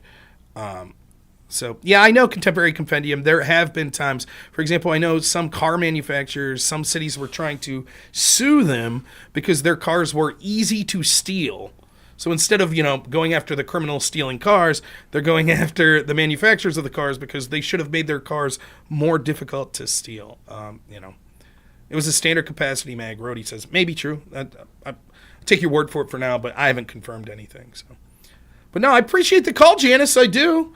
Thanks for having me. Anytime, man. Always appreciate it. So thank you. Call back in. Will do. I'll catch you later. All right. Take it easy. All right. Next we got Pinkerton. Hopefully not a fledgling FBI agent that's out to get me. Pinkerton, I don't know if you can hear me. Your mic's muted if you can. Yeah. There You hear me now? Yep. What's up? I don't know if you can hear me. Your mic. Perfect. How are you doing, man? Good. Hey, do yourself a favor. Just mute me on the stream because I could hear me in the background. Yeah, I've done that. Yeah. Okay, excellent. Perfect. So, I don't know how much time you have. I just have like a couple of topics.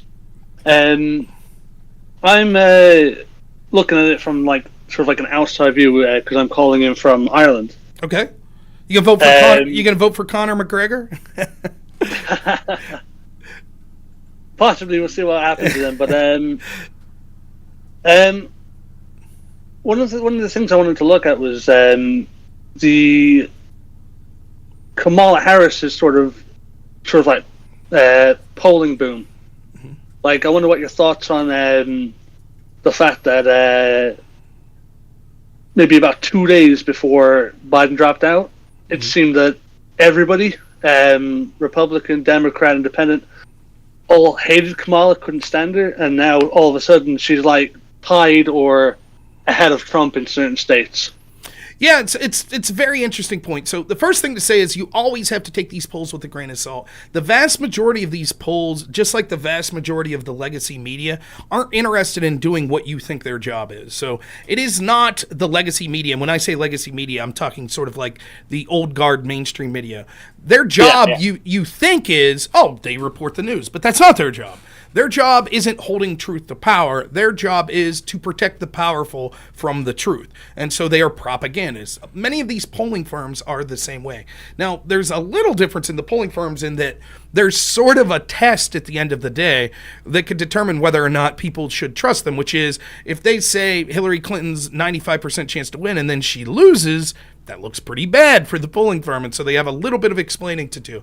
But I don't trust many of them anyways. I think that oftentimes it's too easy to manipulate people through the methodology of who you're polling or through the specific ways that you're asking questions and things of that nature to get the desired results that you're looking for. And it's clear that many of these polling places are trying to get a pre-planned result. So that's number one. However, I do think there's utility at looking at the polling in general, particularly the direction that it's moving. So any individual poll might be total garbage, but looking at the direction they're sliding in on the aggregate, I still think there's value in that.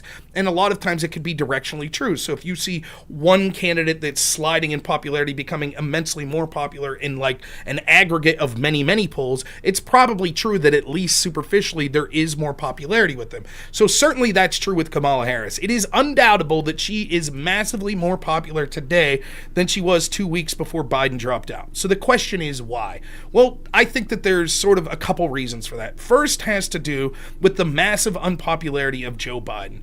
Not only are his policies massively unpopular, but once the debate performance happened where people found out that he had been mentally incompetent and that he was basically being covered for by all of our institutions, by the very media and pollsters that we're talking about, by Democrat politicians, by people in his own cabinet like Kamala Harris, I think he became a real drag.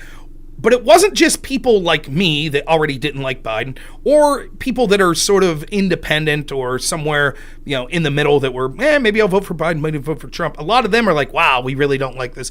It was a lot of people in the Democratic Party. And it's not that they disliked Biden, that all of a sudden they started to dislike Biden. It's that all of a sudden they realized, he's probably going to lose. And that's why they started telling the truth about Joe Biden. Not because they suddenly grew a conscience, but because it was no longer able to lie, or at least the cost of lying, since the American people saw, millions of them in the world, in fact, saw just how mentally incompetent or mentally, the mental deficiencies that Joe Biden had. Millions of people saw it. And so they're shameless. They could continue to try to pretend it didn't happen. But what's the cost benefit? The cost of that, sacrificing a lot of your integrity, the little that you already have of it, because the American people are going to be like, what? And what's the benefit? To keep Joe Biden in the race?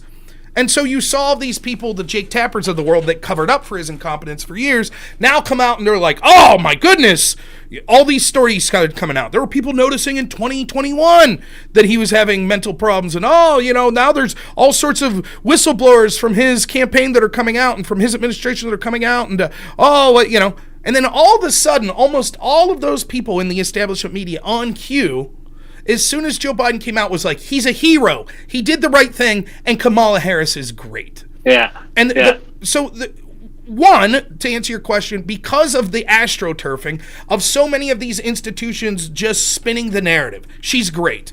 Second there was legitimate enthusiasm to have someone that's not Trump v. Biden, particularly in this case, Biden. Because there were people that were just like, dude, we don't want to deal with this guy. We're tired of pretending he's good. He sucks. He's old. We need someone new.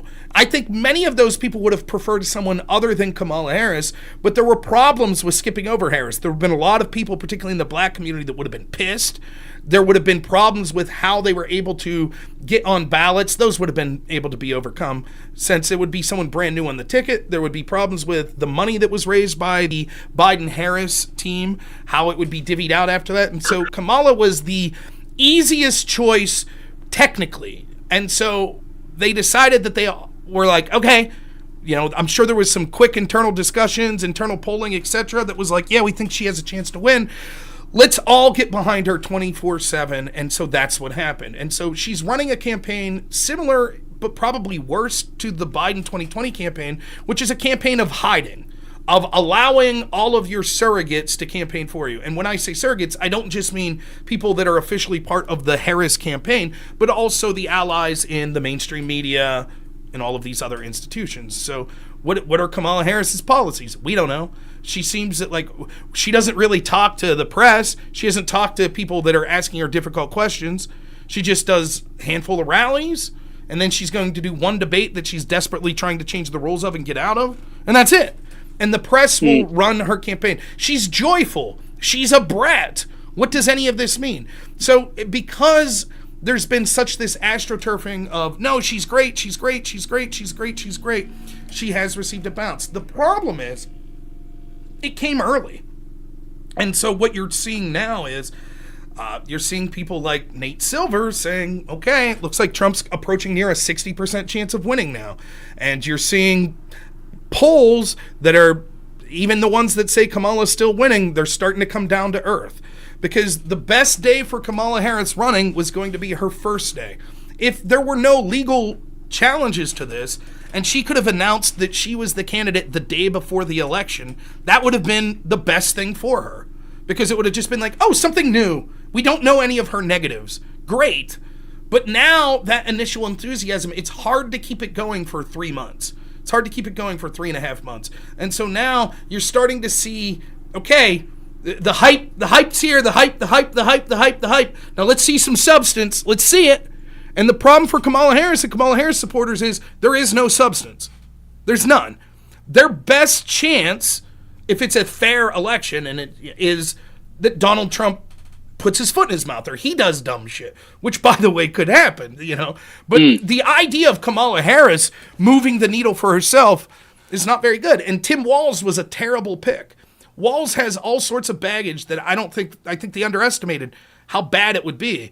I think had she picked Josh Shapiro, it would have made it far more likely that she wins Pennsylvania. And I think Josh Shapiro is actually a shrewd politician. And as someone who lives in Pennsylvania, he's our governor right now, right? So if you're not from the country, you might not know that. Josh Shapiro is my governor. Even in my state of Republican, the people I know that are Republicans, a lot of them don't hate Josh Shapiro. He's not someone like they might really not like Kamala Harris, but they might be like, Josh Shapiro, as far as Democrats goes, pretty good. And so I think that Josh Shapiro really scared me as far as a VP pick, because I thought in this state of Pennsylvania, where if she wins, she's got a real good chance of winning, he's pretty popular. And I'm thankful they didn't pick him, probably because he's Jewish. So they decided not to pick him because they thought it would cause problems in places like Michigan. But now, I hope that answers your question. That's where I see as, that's where it was AstroTurf popularity, but that only exists for so long. So I don't know that I trust the specific polls. I don't know if any of it matters. They may just flat out have enough I'll put it as generously as possible. They might be able to harvest enough ballots that none of it matters anyways. Yeah. So it's not who votes, it's who counts the votes. So we'll see.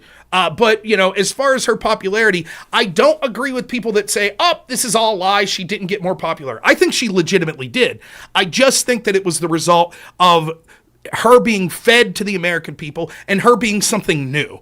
And both of those things have a shelf life. They can only bump you up for so long. Now, she's still going to finish better than Joe Biden would have, in my estimation. I still think there's a 90% chance she wins, because I think that there'll be more scandals that come out about Donald Trump. They're going to throw the book at Trump. They may throw him in jail if they think that'll help. There's going to be some crazy shit coming out. And that's before we even get to how extensive ballot harvesting will be in places like Philadelphia here in Pennsylvania. So I'm still predicting a Trump loss, but I'm sort of a pessimist when it comes to that sort of thing. I always think the corruption is going to prevent any significant change. So maybe I'll be wrong. But I do think that she's not as popular as they would have you believe, but she did get a bump in her popularity, and it's going to continue to wane the more people demand to hear from her, and it's just nothing there. Either they're hearing from her and there's no substance there and there's not likability there, or they're not hearing from her and people are like, okay, what's going on here? Yeah. Just to piggyback off of that, when you talked about Trump possibly saying something that's going to maybe, hurt him with certain voters, in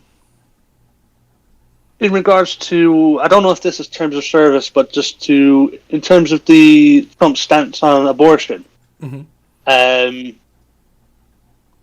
Obviously, after that, you had sort of a bit of a wave of kind of well-known Republicans in the media saying that they refused to vote for him because of he wouldn't sort of ban it outright. And do you think sort of a lot of Republicans are being stupid for saying that they won't vote for him because they don't get everything they want? Yes, but I'm sort of guilty of the same thing sometimes. So, for example, had the candidate been Nikki Haley versus Joe Biden or Kamala Harris, I would not have voted for Nikki Haley, even though, in my estimation, Nikki Haley would have been better than Kamala Harris. Why?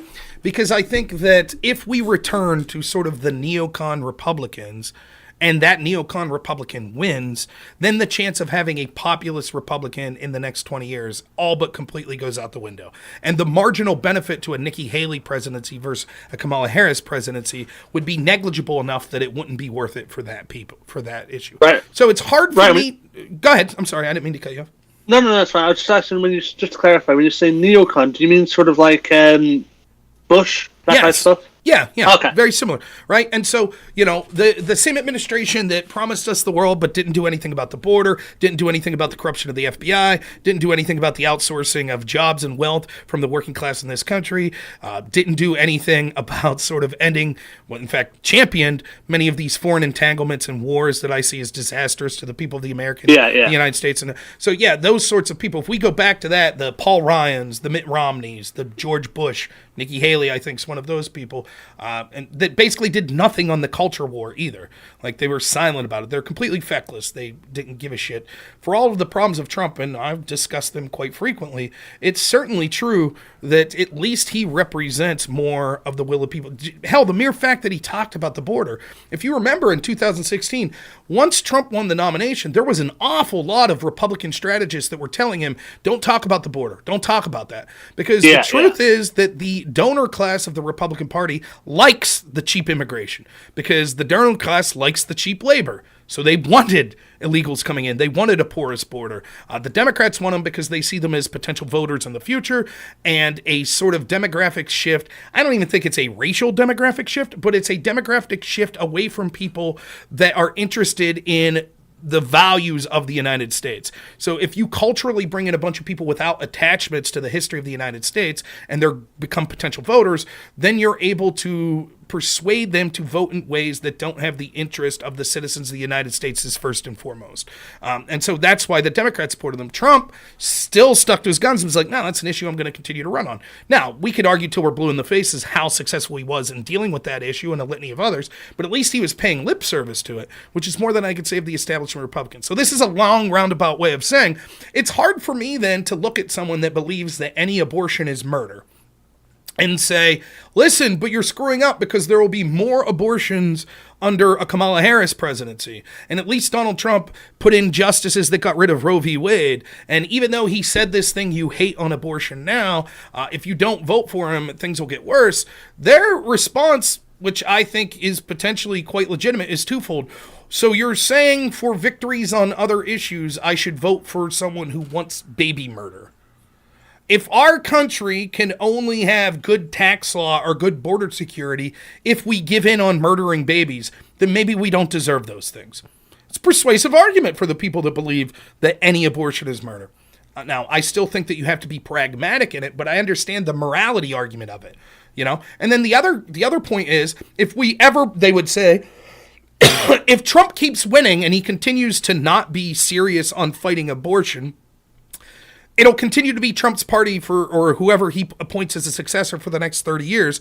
Whereas if we get Trump out of there now and he loses, then at least next time we could get someone who's staunchly pro-life.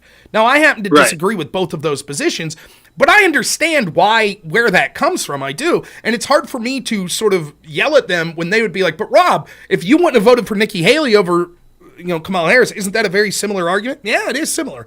So I'm trying to be as generous as possible to them, but I ultimately think that their decision is dumb. And it's not just that. There's a lot of like Ron DeSantis voters that even before Trump said anything on abortion weren't going to say anything.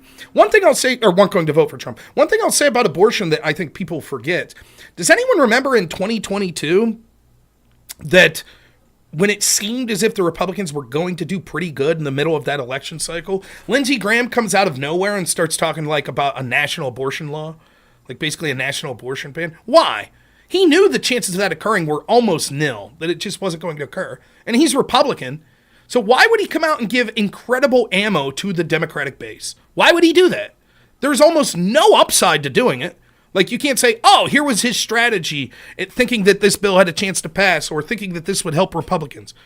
Anyone who remotely follows politics could see the only thing Lindsey Graham accomplished by saying that was driving out the base for the Democrats. Why would he do that?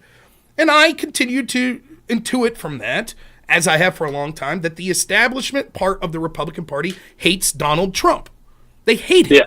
They would rather MAGA lose than Trump win and continue to have what they see as a stranglehold on the Republican Party.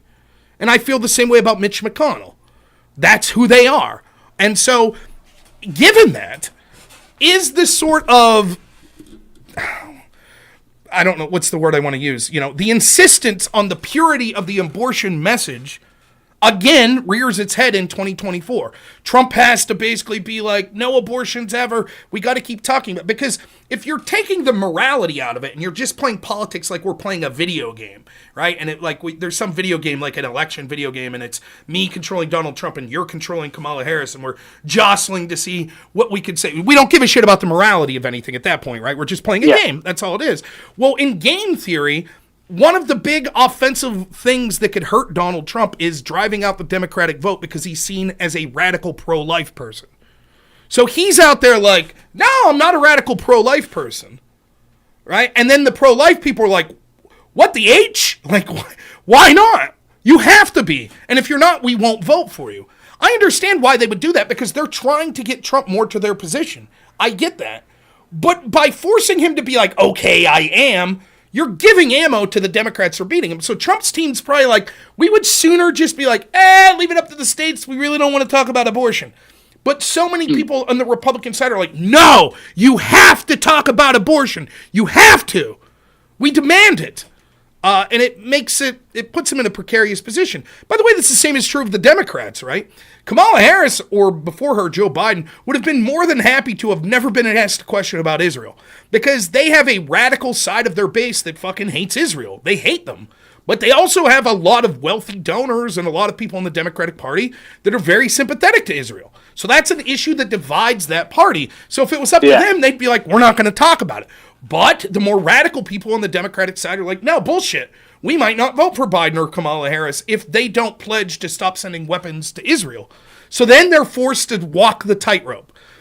That issue is more significant, I think, and more likely to cause division in the Democratic Party, believe it or not, than the abortion issue on the Republican side. Because I think a lot of pro-life people, even if they don't like Trump's comments, still will give him credit for not impeding pro-life arguments. I mean, he did appoint the justices that, got rid of Roe v. Wade. But so that shit happens in politics. But yeah, I mean, I ultimately would say I understand morally where those people are coming from that you ask in your question. But I do think strategically they're making a huge mistake. But the caveat is I'm biased because I want populism to win. So of course I'm going to look at it through those lens and say, I think that the establishment's so corrupt, they want to censor us online. They want an open border. They want to destroy the middle class. They want to make people dependent on the government. Can't you see that because you don't think that Trump said the right thing on abortion, that we're getting closer to that being fulfilled totally? Because that's my big issue. But if my big issue was abortion, maybe I'd feel differently. Yeah. Just on the last one I had for you, I've sort of noticed this trend happening. I mean, I'm sure a lot of people probably notice this trend as well. Every time we get to election season, there tends to be like a... I wonder what your thoughts on a possible rise in... don't know if it's breaking terms service. The recent like violence, right? Rise in violence or false flags or something of that nature. Is that what you're talking about? Yeah, that's pretty much where I'm going at. To sort of push the narrative that if you don't vote for this side, you're going to start to see more of this. Well, I mean, that's certainly what happened in 2020. I don't even think it's controversial to say at this point. I mean, I don't know if you're familiar with the left-wing streamer Destiny I debate. When I talked to him during the George Floyd riots way back in 2020, this is before the election. So I think May or June of 2020, I talked to Destiny, and I said, I believe, it's the conspiracy theorist to me, but I believe that certain Democratic governors and mayors are allowing riots to occur because they think it helps them politically say, look at all of this violence that's occurring under Donald Trump. And he said, of course that's what's happening. Riots and violence are the other side of the coin to voting. That's what he said.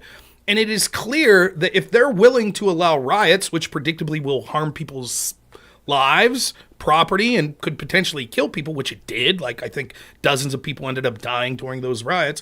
If they're willing to allow that to occur, what would they not be willing to allow to occur? And I think that one of the things you see with the political violence that we see that comes from the left so significantly and so often is that there's this sort of, look, either you vote for us or shit gets out of hand. And the Democratic Party, I'm not saying that they're specifically saying, yes, we're paying these people to go be violent. Though they may, because we could see through the Time magazine article that said that they would have specific, had they lost in 2020, they would be constant communication with people on the ground that would be protesting. We know oftentimes those protests get out of hand. I think that it's quite clear that there is an implicit, like, nice country you have there, be a shame if something happened. And it really does seem that way, that's, sort of the way things go. And there's a reason. Now, listen, I condemned the violence that occurred on January 6th the day that it was occurring. I was probably one of the first people to condemn it because when January 6th occurred, it happened to be the due date of my son. And he wasn't born for 3 days, but I was on pins and needles all day. My wife sent me to the store to grab something for her. I saw the story that there seemed to be violence occurring there at the Capitol. I did a video, was like, unacceptable. Don't take the bait. I also said in that video, I'm not going to listen to the same left-wing people that excused violence for the last 6 months tell me that all of a sudden I have to shit my pants over this. Fuck them. They had their chance to condemn violence. They didn't, or they supported it, or they downplayed it. But for me, as an individual, I condemn any sort of political violence. I think it's been blown out of proportion and it's been used for all sorts of nefarious political shit, but I was against it. I absolutely was against any sort of violence like that. But as bad as that violence was, it wasn't violence against property owners. It wasn't a violence against stores. And there's a reason on election night 2020 that properties all across this country boarded up on election night. And that reason isn't that they were worried that Joe Biden would win. They were worried that Trump would win. And just like in 2016, there would be riots in cities all over this country. This is known. We know that it's the left that does this predominantly. It's not that the right never does it. It's though when the right does it, it's far rarer and it's cracked down on almost immediately. Like, it is taken as the most important, biggest issue. The right will condemn it. The left will condemn it. The FBI will investigate it to the ends of the earth. Everyone will be held responsible to the maximum allowed by the law. When the left does it, it's the complete opposite. Well, there's a couple of egregious examples. We'll throw the book at a handful of people, but ultimately we'll downplay it as much as possible. Won't investigate it that much. And so, yeah, there is a lot to the idea of, I mean, you hate to get this morbid and you hate to even think about this shit, but what would they be willing to do to prevent a potential outsider from coming into power? And you saw the assassination attempt on Donald Trump. And you saw the sort of nonchalant attitude that it appeared that the Secret Service around him had. I mean, hell, this isn't even controversial. You saw up until that point, they were declining to give RFK Jr. Secret Service protection. It wasn't until after that assassination attempt. And it does strongly look like there was a concerted effort by someone in the federal government with some sort of authority to deny the opponents of Joe Biden appropriate security. And so... Now, that's different than saying Joe Biden personally picked up a phone and called someone and said, train Thomas Crooks to shoot Trump. I'm not saying that happened. I'm not even saying there was any... I mean, the only thing Biden's picking up the phone and ordering is more chocolate chip ice cream, you know? So I'm not saying that happened, but what I am saying is that when the stakes are this high and we see the shit that they've been willing to do in the past to try to win, like turn the blind eye to riots or turn the blind eye to lockdowns while they... or enforce lockdowns while they themselves violated their own lockdown orders over and over again, knowing full well that it would devastate the economy of this country, businesses of this country, people's lives in this country. They didn't give a shit because it helped them politically. I mean, you remember, like, you could just point to, like, large Democrat supporters, like Bill Maher, famously in, like, 2018, said he was cheering for a recession to get Donald Trump out of office. Stephen Colbert said he would happily pay $15 for a gallon of gas. Like, they don't give a shit. They want shit to get horrible. Now, I'm not saying there aren't people on the right to do that, but you could go back and watch my streams in 2020 after Trump lost the election, and I was like, I think Joe Biden will be terrible. Here are all of my reasons for that. I will be more than happy to be proven wrong. I hope that Joe Biden comes in and kicks ass, and the America does great, and the people here do great, and the border gets secured, and, we stop the lockdowns and shit, and people are doing fantastically economic. I would have been more than happy to eat crow. Would have been more than happy. I'm cheering for people. And by the way, I feel that way around the world. I hope the country of Ireland does great. I do. I hope the country of Ukraine does great and the country of Russia does great. I don't want to see pain and misery and poverty and disease, and I don't want to see that shit anywhere. If it was up to me, we would, instead of, the stakes being that high, we would fight over our favorite sports teams or fucking, Call of Duty or some shit. That's the type of person I am. I don't wish that sort of, so I'm not like, oh, I hope our country falls to shit. That way my side could win and I could say, I told you so. But I'm also practical and knew that was likely to occur, which is what has happened. And the Biden administration, that's, I'll end on this. The reason that there's so much focus on all of this extemporaneous shit like lawfare against Trump and talking about January 6th again and, Russia, the DOJ declaring, Russia bought $8 million worth of videos on Tenet Media. The reason there's so much focus on that shit's because they can't run on Biden's record. They'll gaslight you and say, it's great, the economy's great, the border's secure, foreign policy's amazing. But they know the American people aren't buying it. They're like, no, bullshit. It doesn't matter what the Bureau of Labor Statistics comes out and says this month. It says, no, trust us, the economy's hot, baby. It's doing great. People are going to buy groceries and knowing that that's bullshit. And so they could have every college in the country and every government agency say, no, the American people are wrong. The economy's actually doing great. And it's not going to, you can't bullshit people about stuff like that. You can for some amount of time, but not over this length of time. And so they're forced to argue or forced to campaign on these other shit. Joy. And JD Vance is weird. And Trump's a threat to democracy. If the economy was kicking ass, for real, they'd be like, hey man, Kamala Harris is just Joe Biden's administration. It's great. Instead, they're like, well, we're not really trying to connect Kamala Harris to Biden's administration. Why? If Biden's been this historically great president, like they all say, isn't that exactly what you would do? Wouldn't you be like, yeah, I was the assistant pilot to the greatest presidency ever. That means I'll probably be a great pilot this time. But no, instead it's like, well, she'll do things differently. They're literally running on change and reform when they're the incumbents. That's how shitty, they know. They could gaslight you and say, no, Biden's been great. But they know that the American people aren't buying it. And so, given that, what are they willing to do? What are they willing to turn a blind eye to? And yeah, so I don't mind people, now the truth is, 90% of individual shit you'll hear, here was a mass shooter, the government must have weaponized him. Even if it's true that happens sometimes, that's not going to be the case the majority of the time. And I'm not saying it does happen. I'm just saying, even if you gamed it out that does happen, it's not going to be every time. But people say it every time. And so all I'm saying is, what would they be willing to do? And I think they'd be willing to do damn near anything. Damn near. Hell, I even wonder if, I think one of the things that I applaud Joe Biden for was pulling out of Afghanistan. I sincerely wonder if the reason that was such a fuck up was because the generals wanted it to be.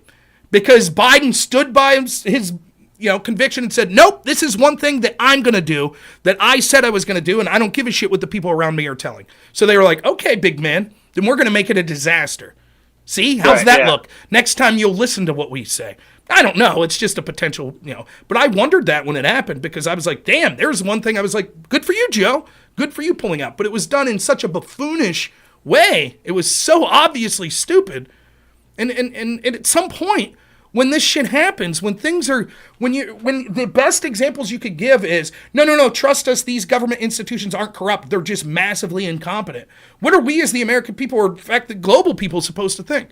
Like, we're told about the Secret Service. Well, one of the first things they said, why didn't you have someone on that roof? They're like, because it was sloped. What? And then you see the pictures of the roof they're on, and it's more sloped. And you're like, are you shitting me? You're telling me that the most highly trained security force in the world was beaten by a fucking 30-degree pitched roof? That's what you're saying? God forbid, instead of some random high schooler, or college student, or whatever Thomas Crooks was, God forbid it's like a KGB agent or a fucking Chinese special forces agent. Because if a kid could do this, my God, think what a trained military could do. With Russiagate. Well, it wasn't that the FBI was being corrupt. They just didn't know that you weren't supposed to change evidence to the opposite of the truth to get warrants to spy in a presidential campaign. What the fuck are you talking? They didn't know that? They didn't know they weren't supposed to do that? Like, get the fuck out of here. At some point, you have to be like, this shit's so obvious. At what point do you say, they didn't know? The smartest virologist that we had in the government didn't know that putting COVID patients in nursing homes would be a fucking disaster? They just didn't know. I knew it. You knew that. Everyone in my chat knew it. None of us are virologists. Yet somehow the smartest people, they just didn't know. We didn't know. We didn't know. The smartest economists in the country, they didn't know what a disaster it would be to massively lock down the world economy. They just didn't know. The average person knew. You talk to the average person, you're like, hey, what would happen if the world economy just completely stopped for 30 days? They'd be like, holy shit. Things would be so fucked, man. I work in the lumber business. Let me tell you how that would fuck us over for years to come. Yet somehow the world's greatest economists just didn't weigh in. They didn't know. They didn't know that massively printing money would cause inflation. They just didn't know. Didn't know. At some point you have to be like, wow, it's almost like it's bullshit. It's almost like these people. But what my battle, when I talk about the corruption of these institutions, constantly the pushback I get is just denying reality or just being like, well, it was just incompetence. They were just incompetent. It wasn't intentionally corrupt. It was just incompetent. Hell, the other day when I was talking to Sitch, and we're talking about the FBI and illegally spying on Trump, and he's like, if I could, even though we didn't get time to flesh this out, his argument basically comes down to something like this. Well, there was a lot of smoke, and so if the FBI wanted to intentionally go after Trump, they would have done more, which is a bad argument because using that same logic, you would say no one ever did anything corrupt because they could have, as long as they could have done something a little more corrupt, then it proves that they weren't corrupt. But I think what Sitch is trying to say there is, of course it's still bad that they illegally spied in Trump's campaign, but it wasn't for nefarious reasons. They just made a mistake. It wasn't that they were out to get Trump. It was just a mistake. That's all. Yeah. And, like, at what point do you say, like, are you fucking kidding me? Like, really? When you see, okay, maybe if it was one time, it's a mistake. But when we can stack up how the FBI has been so severe against Trump and all of his allies over and over and over again and gone so easy on the people that are opponents of Donald Trump. And we even had Chuck Schumer come out before Trump was sworn in saying the FBI is going to come after Trump 6 ways of Sunday of criticizing him. And still we have to be like, nope, it's just incompetence. It continue. Each individual instance is just incompetence. My answer to that at the end of the day is like, then who gives a fuck? Isn't it the same outcome for me and you? Like, if the people that are forcing COVID patients into nursing homes did it because they're fucking stupid, doesn't that mean if we trust them next time, we're probably still going to get bad outcomes because they're fucking stupid? So the idea that's like, well, at least they're not corrupt, that might be worse. Because corruption you could at least plan for. Corruption you could at least understand. Oh, this guy's corrupt. He's trying to make millions of dollars. Okay, but at least he has a brain, so he'll do so in a way that doesn't fuck us all over. If the FBI is that corrupt, and they didn't know that you're not supposed to change evidence to the opposite of what it says to spy on someone, well, what's that mean if they find evidence that ISIS is about to unleash a dirty bomb in New York City? Does that mean they go, I know, we'll change the evidence to say they're not about to release a dirty bomb? That incompetence would be worse than if they're just corrupt and hate Trump and they say, well, fuck, we'll clearly stop this. We'll stop this action. So, you know, I don't know. I know that's a long-winded way of answering your question there, but... Yeah, well, I think for me it really sort of boils down to is with all the bullshit, any sort of response from the people pushing the bullshit, it's sort of either delusion or, excuses. Yeah, I totally... And just on one thing you said there, just to end it, is you pointed out that like we can see all the shit that they're doing. We see it all the time, and they never change it. They just kind of think that like the public is dumber. That their shit gets like more insane and expects everybody to believe it. But I think Steven Crowder puts it pretty well. Is that like this is the shit that they're sort of doing in front of people. Like imagine if they had like unfettered power. Yeah, what it would be like. And imagine the shit that's happened behind the scenes that we're unaware of. Exactly. You know, like what if for example, the FISA abuse. It's very serious for someone like me that's sort of a small government person. The idea that we have a potential, which I'm okay with this in theory, that we have the potential to strip away all of your Bill of Rights protections, all of the rights in the Bill of Rights, if we think you're working as a spy of a hostile foreign country. We just say, yeah, fuck you. Your rights no longer apply, even if you're an American citizen. Like, that's troubling. And so you're like, okay, if that's necessary, at least there have to be, like, roadblocks put up. There have to be safeguards to make sure that that's not being abused. So I'll be honest, some dude like me that works full time, that's, I do a stream, I try to look into stuff. You think like I looked into the hundreds of cases that FISA was used? Of course not. Joe Schmo living in New York City gets a FISA warrant against him, gets charged, blah, blah, blah. Wasn't political. I never heard of it. Right? But once they did it to Trump, we hear about it. Then when the inspector general's like, oh, we're going to investigate the process. So they go and they look at, I think it was like 10 other cases they looked at. And in all 10 cases, they realized the FISA procedures weren't followed. They got FISA warrants, but they weren't followed. And then you start to realize, like, holy shit, how many times did this happen? And we had no idea. We just know about it now because it's such a public case. So how many times does this shit happen? And we just have no clue. And there's constant things I think about like that. Like, look at the PPP loans. I don't know if you know what those were, but here in the United States, when they locked everyone down, they started sending people loans. I think you can get up to $50,000. And it was called payment protection loan. The idea was... Oh, yeah. Right? They say now that there were hundreds of billions of dollars of fraud in the PPP loans. Okay, well, we're talking about a government that's like literally doling out trillions of dollars. How much of that's fraud? And we just never hear about it. Like, we have a general idea, like, holy shit, there's a lot of incompetence and fraud, but we don't know the specifics. And like, it's incredibly frustrating to think that, the details that we know are bad enough. Imagine the details we don't know. But, hey, thanks so much. I got some other people on here, and I do got to get out at some point tonight. But thank you so much, Pinkerton, for calling in. I appreciate it. Try to do a call-in show once a week. Yeah, thank you, man. We'll talk to you soon. Great call. I'm too wordy. I get it. Let's go. I think VU is next, then Grid Motorsports, then X. So V is Visor of Chaos. All right, Visor of Chaos. Can you hear me? Yes, I can, Rob. How's it going? Doing great. How's it going? Going all right. So I got two questions, essentially. The first one's much shorter than the second one. Okay. So out of like all the current political ideologies, so at least kind of mainstream, so fascism, communism, leftism, conservatism, centrism, which one do you think is either the dumbest or least effective, and why is it centrism? Yeah, I mean, so first off, in theory, right? In theory, any system could look good. Like, even communism could look good under a certain, framework. If human nature didn't exist, then sure, you could say if we're all just cogs on the machine, communism could theoretically work. To get to your point, though, of like why centrism's so bad, like maybe you could get biblical and go with the verse, right? Be ye hot or cold, but if you're lukewarm, I'll spat you from my mouth. I oftentimes think of that when I look at centrism, because what happens is it seems like their ideology oftentimes boils down to compromise for the sake of compromising.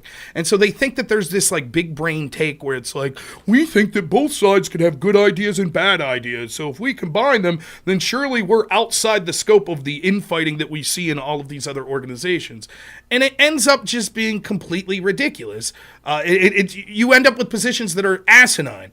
And a lot of centrism, I actually tend to feel, isn't even centrism. Most people that call themselves centrist, I feel, are just light leftists. That's my experience. That would be the center, wouldn't it? Yeah. Well, in effect, you're right? And it basically boils down to, I think a lot of them are institutionalist.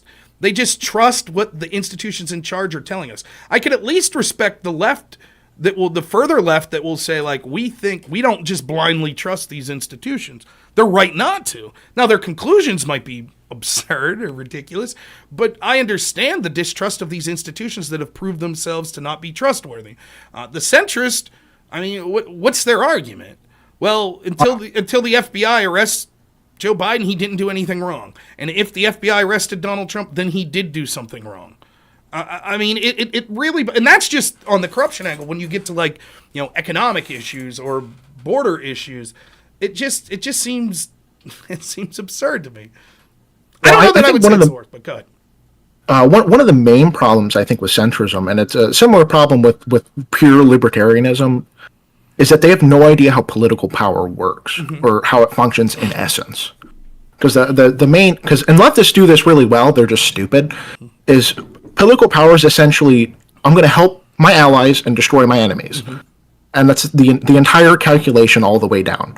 And if your allies the people, that's great, but usually it's not. And if you're a leftist, you don't have to tell the truth because your allies aren't the people. They're essentially super rich autocrats, essentially the new autocracy of the modern age. And no, I don't disagree. I think that a lot of leftism, it's not just that's certainly true, but a lot of leftism, for me, and this obviously none of this is universal. Like, there's clearly exceptions to the rule, but in general, I think that you can see this through the research of Jonathan Haidt and others. Jordan Peterson, circa 2016, talked about this a lot. It's sort of the overbearing mother. Classic vintage of Jordan Peterson. Yeah, right? So the idea of, think of a mother bear that would do anything to protect her in-group, but absolutely devastate and destroy anyone that's not in that in-group as a potential hostile outsider. That's oftentimes what you see with leftism. And so a lot of it's couched in what I would call cultural Marxism, or the idea that there are the haves and the have-nots, or there are the aggressors and the victims. And so they identify with the victims, and so therefore they bifurcate us in any number of sort of issues: your race, your sexuality, your wealth, your ability, your looks, your height, your religion. And they say some of those groups are oppressors and some of them are oppressed. And the oppressors are always wrong, and therefore anything is justified to go against those oppressors. And that really maps on to sort of people that want to use the government for the purposes that you said, which is for my friends everything, for my enemies the law. You know, that famous quote where it's like, that's easy. That ideology easily maps on there because you've basically been given the consent of all of the people that, like, yeah, if these people are shitty, evil Nazis, then you could do whatever to them. Generally speaking, people on the right, in general, end up being people like me. That's like, I don't want to see the people I debate on the left, I don't want to see them get fucked over by the government. I don't want to see them miserable and destitute and jailed, unless they do shit that warrants it. But just in general, I don't want to see that. And Well, yeah, but that goes down to the basic calculation. Your enemy isn't the people. Your enemy is like evil in general. Well, right. Which means you have a moral compass. That's which, right. A lot of people don't. Well, that's right. Yeah, and what I'm saying is because they've identified their in group is their in group, and anything outside of it's their enemy. So they say the victim. They use victimhood for a lot of this. They're oppressed, and so anyone else that's oppressed is in their in group, and anyone outside of that's the enemy. I say the enemy itself is like for me, as someone who's liberty minded, the enemy to me are people that seek to aggress, or institutions that seek to aggress unwarranted on people. That's the enemy. So I don't want to then aggress unwarranted on people. I don't want the state to come in and force my ideology on people. I don't want to arrest people or censor people that disagree with me. But that's because I've chosen my moral compass as saying, like, I have standards, and what I'm fighting against is sort of corruption and, attacks on personal freedom. What they're fighting against isn't that. They're fighting against me, or people like me, or politicians like me, or that's so for them, if you're right, and I think you are, that the purpose of government is power and wielding power, at least that's even if not the purpose, that's in effect what happens, then they seek to wield that power to protect their allies and to attack their enemies. But isn't that like the definition of politic? Like the nature of governing? That's what you have to do. I think that's fundamentally. Yeah, philosophically, if you get to the root of it, that's basically what you could boil it down to, right? Well, it doesn't mean you have to be evil to everyone who doesn't immediately agree with you, Right. So, for example, think about it this way: what is government? What is politics? Well, think about a bunch of just roving tribes. Like, the first form of politics, in a sense, would be like the family, right? Where you're not just an individual. You're like, okay, we will come together as a collective and operate as a unit. And sort of the burgeoning governments or politics would have been like, well, what if I realize my family and your family and another family could come together and we have a better chance working together. So, then all of a sudden we realize, well, if we now we have more numbers, so there's more safety in numbers, and maybe we could use some form of specialization where maybe you're really strong and you're a really good fighter, so you could make sure that our village is protected, and maybe I'm really good at hunting, so I could hunt, and maybe someone else is really good at farming, and so we realize that as a group, we are more efficient for everyone, right? So what is the purpose of our sort of, call it politics, call it government, what is the purpose? The purpose is for the betterment of ourselves. And if that doesn't necessarily mean that it has to come to the expense of others, but it might, and that's less of a necessarily has to be if you have enemies, Well, in that world, let's say preferably you would be able to create a coalition where you can get along, but eventually it gets to enemies. Well, right, but let's say you exist in a world, you're on an island and you've never even met other people.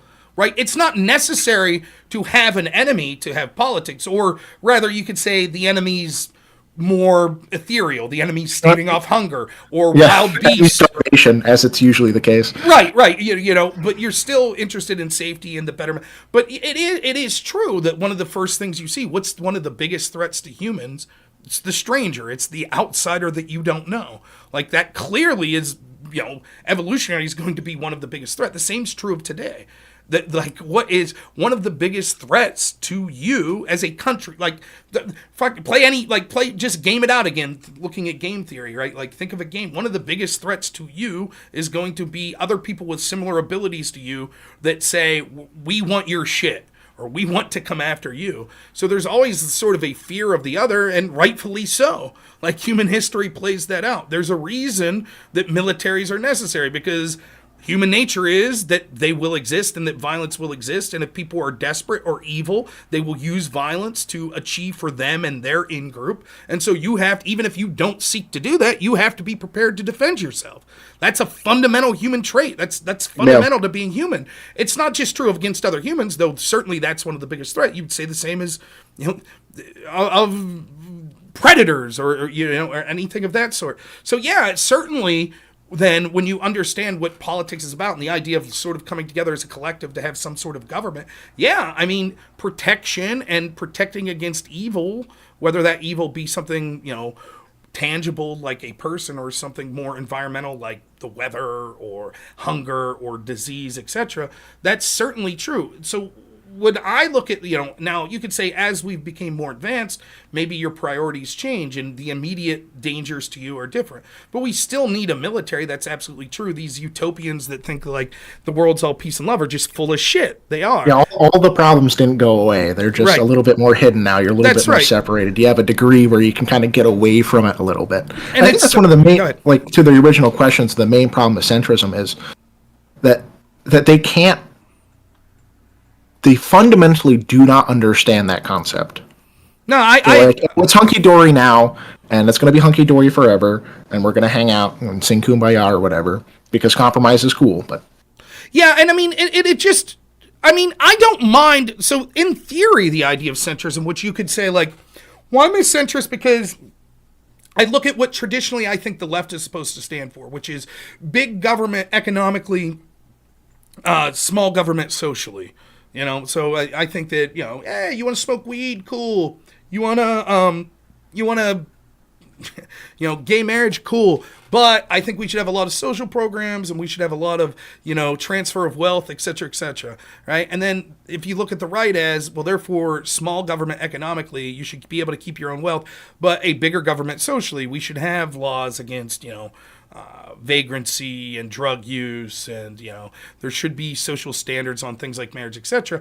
In that world, you could be a centrist and say, like, I understand that both sides have points, and I think that maybe my policies fall somewhere in between.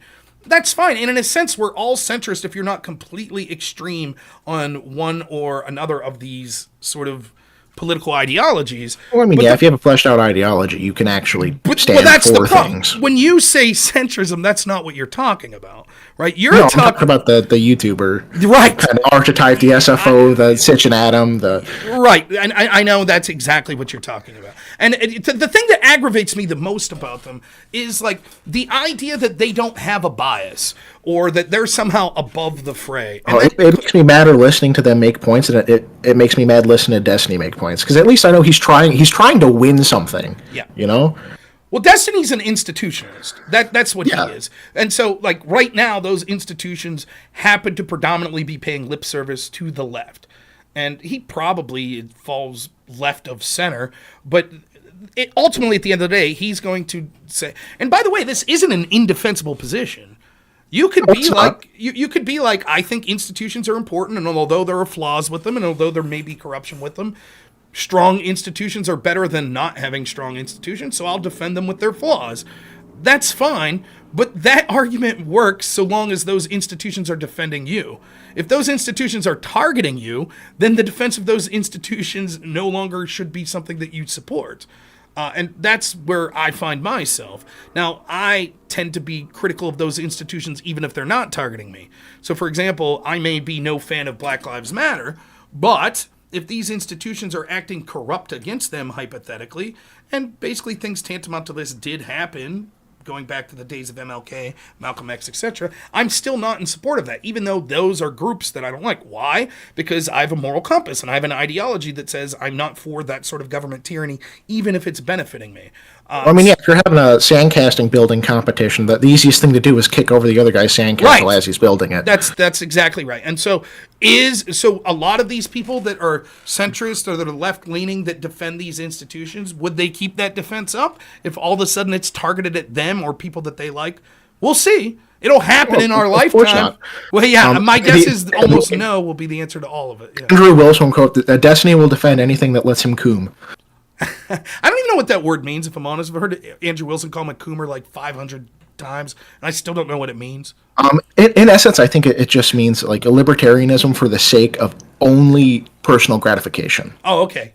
So like libertine, like that. Yes, as far as I understand it, that's what he means by that. Okay. At least from listening to him. I hear these words. I'm such an old fucking man. Like I don't know what half this shit means. I'm like, I told this story. I blew this disc out in my back, and I told the story that I was telling people like, yeah, I got my back blown out, and people were like, don't say that. Don't say that. That doesn't mean what you think it does. I was like, huh? They're like, yeah, that's. So someone had to explain it to me. I was like, oh shit, no, I didn't get my back blown out. That's not what I'm saying. Like, shit, I didn't know. I just meant I herniated a disc. All right, and to my second question is, why have hope in this system at all? Like, because you should operate in the system that you're in. So if you have to, you're going to vote for Donald Trump if you think that's going to make the system a little bit better for you. But in this system where institutions are effectively like monotheistic in their support for one party or the other, including media, including everything else, like how much is like a Trump going to change over a period of 4 years? Even if, like, let's say he completely dismantles the FBI and the CIA, which isn't going to happen. What's to stop the media from continuing its little campaign? I think the only reason Trump ever had a chance is because the old establishment just didn't know what the internet was and how it worked.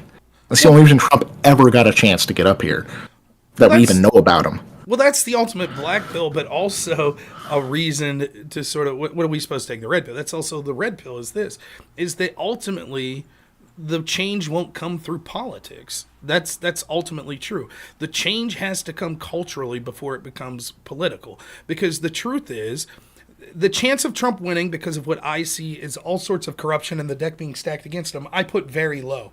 But I'd love it for him to win, but it's probably not going to happen. I agree with you there.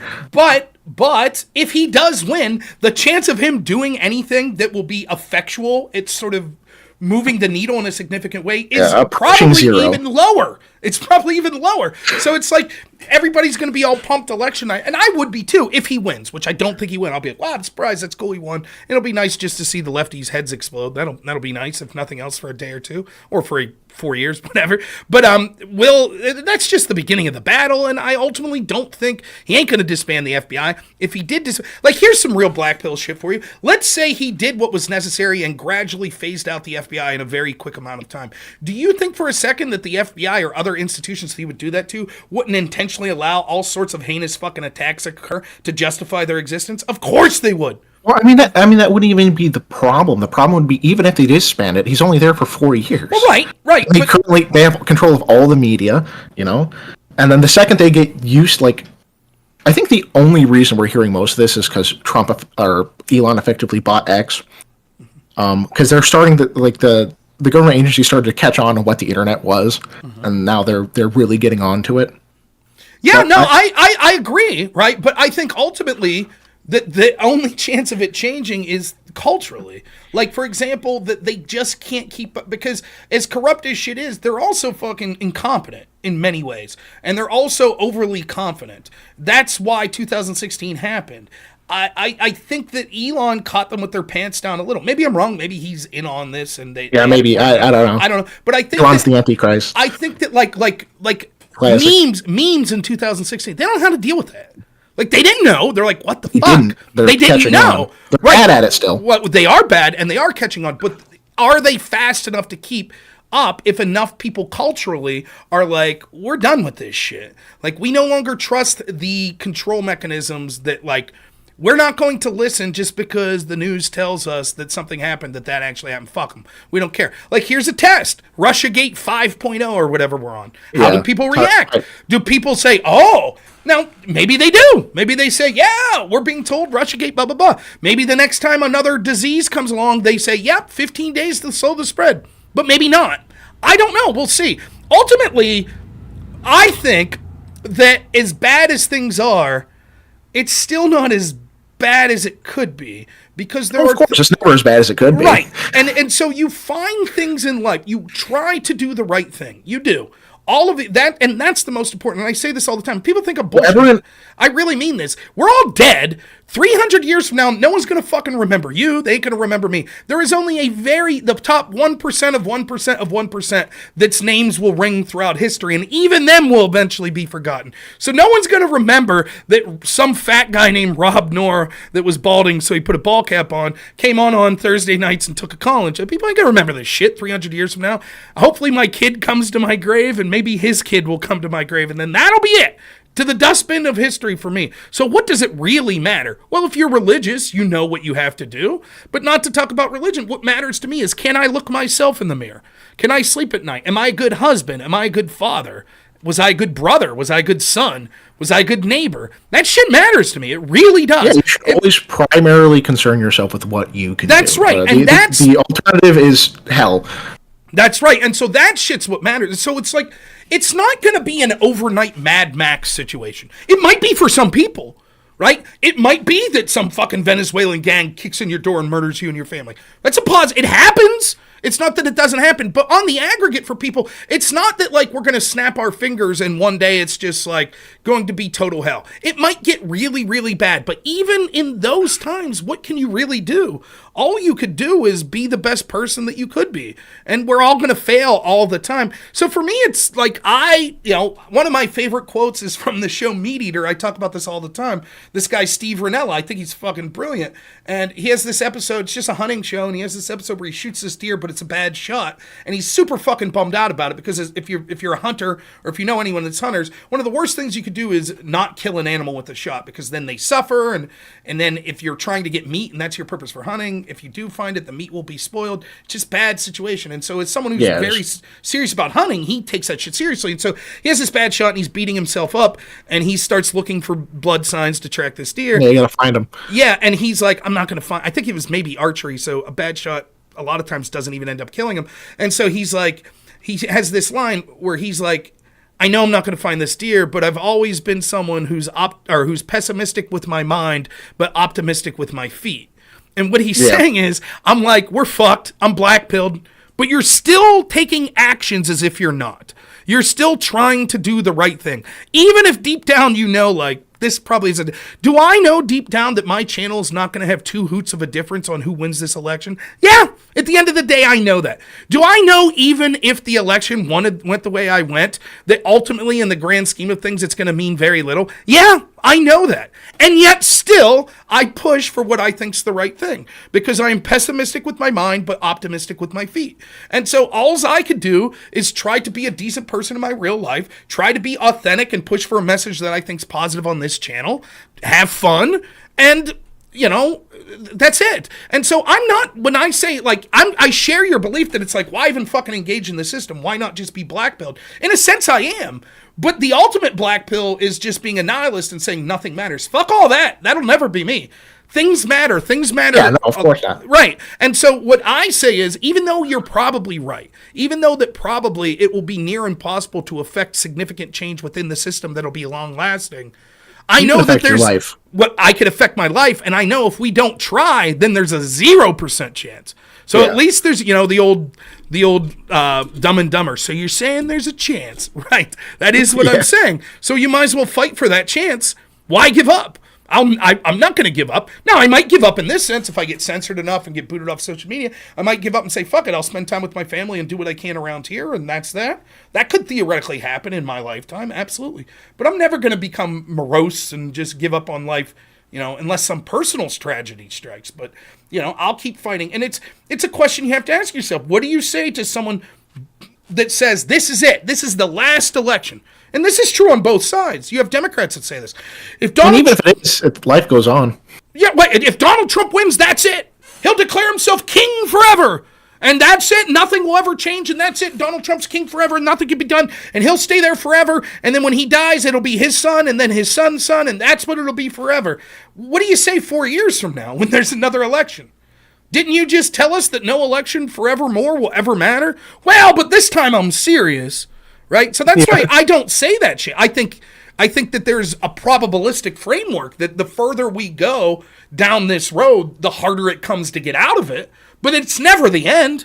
It's never that we can't get back. There's always hope. There's always a chance, and that's worth fighting for. So if we lose this election, and we lose the next, and we lose the next, and we lose the next, and for some reason my fat ass is still sitting here 30 years from now doing this stream, and there's an election coming up, I'm still going to be saying it's important to get out there, do what you can, make changes in your local community, go vote for school board. You know, they'll be like, but Rob, what's the matter? We lost the last 30 elections. Maybe, but we still have to keep trying, right?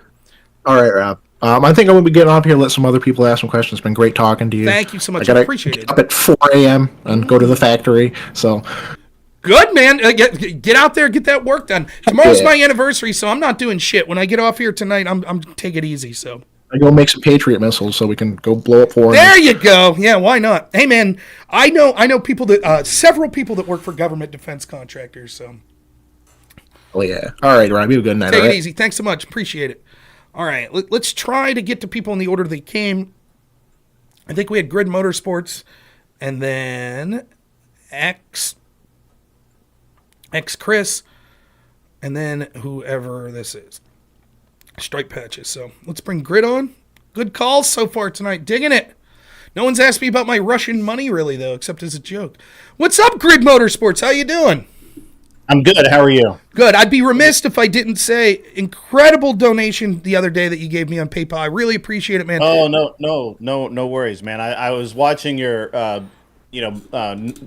computer buying goal, Yeah. and I thought that was a great thing to, to support. So I wanted to do that. Thank you. I'm trying my best. Ultimately, the goal is to get enough equipment, not just for my computer, but I want to get equipment so that I'm able to stream like at rallies and stuff that I would go to. So that's something that I'm really pushing to be able to get. It's not, the goal isn't, just so people know, it's not that I needed 3,000 subs on Twitch to get that goal. That goal started when I was over 2,000 subs. So it wasn't like that I'm so greedy that it's like, I need an $8,000 computer. So it's not that. But I appreciate it, man. It was incredibly generous. Hey, it's no problem at all, Rob. Andrew speaks really highly of you, and I've talked to Andrew quite a bit over the last 6 months or so. And, He's not only one of the better debaters and just content providers, but the highest praise I could give Andrew Wilson is this, that he is almost the complete antithesis of every other streamer. Most streamers put a face out that they're these really nice people, but would stab you in the back in a heartbeat. Andrew is the opposite. He'll call you a prick and an asshole right to your face on stream, and then when you're talking behind the scenes, he's like the nicest guy in the world that would do anything to help you out. And so I sincerely mean that when I say that, I think he's even if I don't agree with him on all of his political positions, I think he's a breath of fresh air in the sense that he's someone who legitimately cares about the people he interacts with and does his best to help them both publicly and behind the scenes. And he certainly helped me a lot in both areas. So I really appreciate him. yeah, same here. It's odd because you don't normally expect people to actually help you. People say they're going to help you all the time, but don't really actually help you. And Andrew, if he says, "Hey, I'll help you with this," it's on time, delivered 100%, and so he's I think very highly of him. He's in my estimation a great human being. Yeah, which is and another thing that you could say about him is how many people, even bigger left-wing streamers, have gone on the Crucible where Andrew was a moderator or he was interviewing them, and almost everyone would say universally, even left-wingers that hate his politics and hate debating him would say completely fair moderator. No one's completely like you could always nitpick some little thing about moderation here or there, but there's a reason that the Crucible took off. Before sort of what he's focused on now, building his brand, going out there, making himself available, even in real life events like at Whatever or with Fresh and Fit or a bunch of other real life events. He started to build as the Crucible was known as what I would consider the premier debate platform. That if you had two people, one on the left and one on the right, that really wanted to debate something, you can go to the Crucible and both trust that you're going to get a fair shake. And that's hard to do for someone who is an Orthodox Christian nationalist. Or Christian populist, because Andrew has very strong convictions and a very strong sense of morality and despises a lot of positions that he hears, and yet is able to fairly give people a shake to be able to say their piece because he believes that strongly in sort of an open platform where there's no censorship and people could have their views expressed. Real quick, Crossplay Gaming, Super Chat, $10. Thank you so much. Says, bro, the limited amount of your content I've discovered thus far has been such an unexpected blessing. I vibe with your basic life instincts on so many levels. God bless. Thank you so much. It means a lot. Thank you for the donation and the kind words. I try. If I'm nothing else, I'm a happy person, so I hope that comes across. But So Rob, I've got a couple of questions. Okay. The first one is actually about JD Vance. Okay. And I've been I was lukewarm on Vance. Actually, I was kind of empathetic about him. Mm-hmm. But since he has, I've watched him in all of his interviews, and he speaks very well, and he's stern or when he needs to be stern, and he is absolutely fair when he needs to be fair. And I thought that you, obviously, you're a debater, you're very gifted at it. I would like your appraisal of what you think of Vance and like how he handled the Dana Bash interview and some of the other interviews. He's fantastic. I think. Okay, so there's several ways to look at it. First is, as a pick, how was he? I think as a VP pick, there's two things that you're looking for. One is, how will they help you get elected? And oftentimes you see people strategically pick VP from states that they need to win. So that's why I think the best pick for Kamala Harris would have been Josh Shapiro. But then there's the second level of, once you win, how effective will they be? And one of the problems for someone like Donald Trump, it's not just with his VP, but it's with anyone that he would put in his administration, is because he's an outsider, it's difficult to find people that will support your vision. And you saw this with Trump, where he was going to drain the swamp. Some of it was just stupidity on his part with people like John Bolton. But it's difficult to find people for all of these positions that aren't permanent Washington class people. And so you need people that you can trust. And it's evident that that's one thing that Trump was lacking before and probably will be lacking this time, where there were so many leaks and people sabotaging him within his own teams that it made sort of effective governance very difficult for him to do. And to take that to the highest level possible, you basically need assassination insurance if you're Donald Trump. If Trump picks someone like Nikki Haley, he's all but assuring he either gets assassinated or impeached, because the institutional Republicans would be more than happy to usher out MAGA and bring in a neocon like Nikki Haley. And so Trump has to be picking someone that at least embraces, in theory, his vision of populism. Now, even though JD Vance initially criticized heavily some of the things Trump did, I think that ultimately what he realized is that his impression of Trump wasn't on point. There is a lot of things to criticize about Trump, and as a populist or as a constitutionalist, maybe one of them would be Trump's not an ideologue. Like, I don't think Trump has a strong affinity for the Constitution, or for that matter, even sort of ideologically a lot of what I would consider populist messaging. But he has good instincts, and he's someone who's malleable, that will listen to people that he thinks support him and trust him and could be steered in the right direction. And I think that JD Vance ultimately realized that he's not some authoritarian Hitler, that he's someone that actually cares about the people of this country, like the working class people and the traditional Republican voters, and feels that they've been left behind.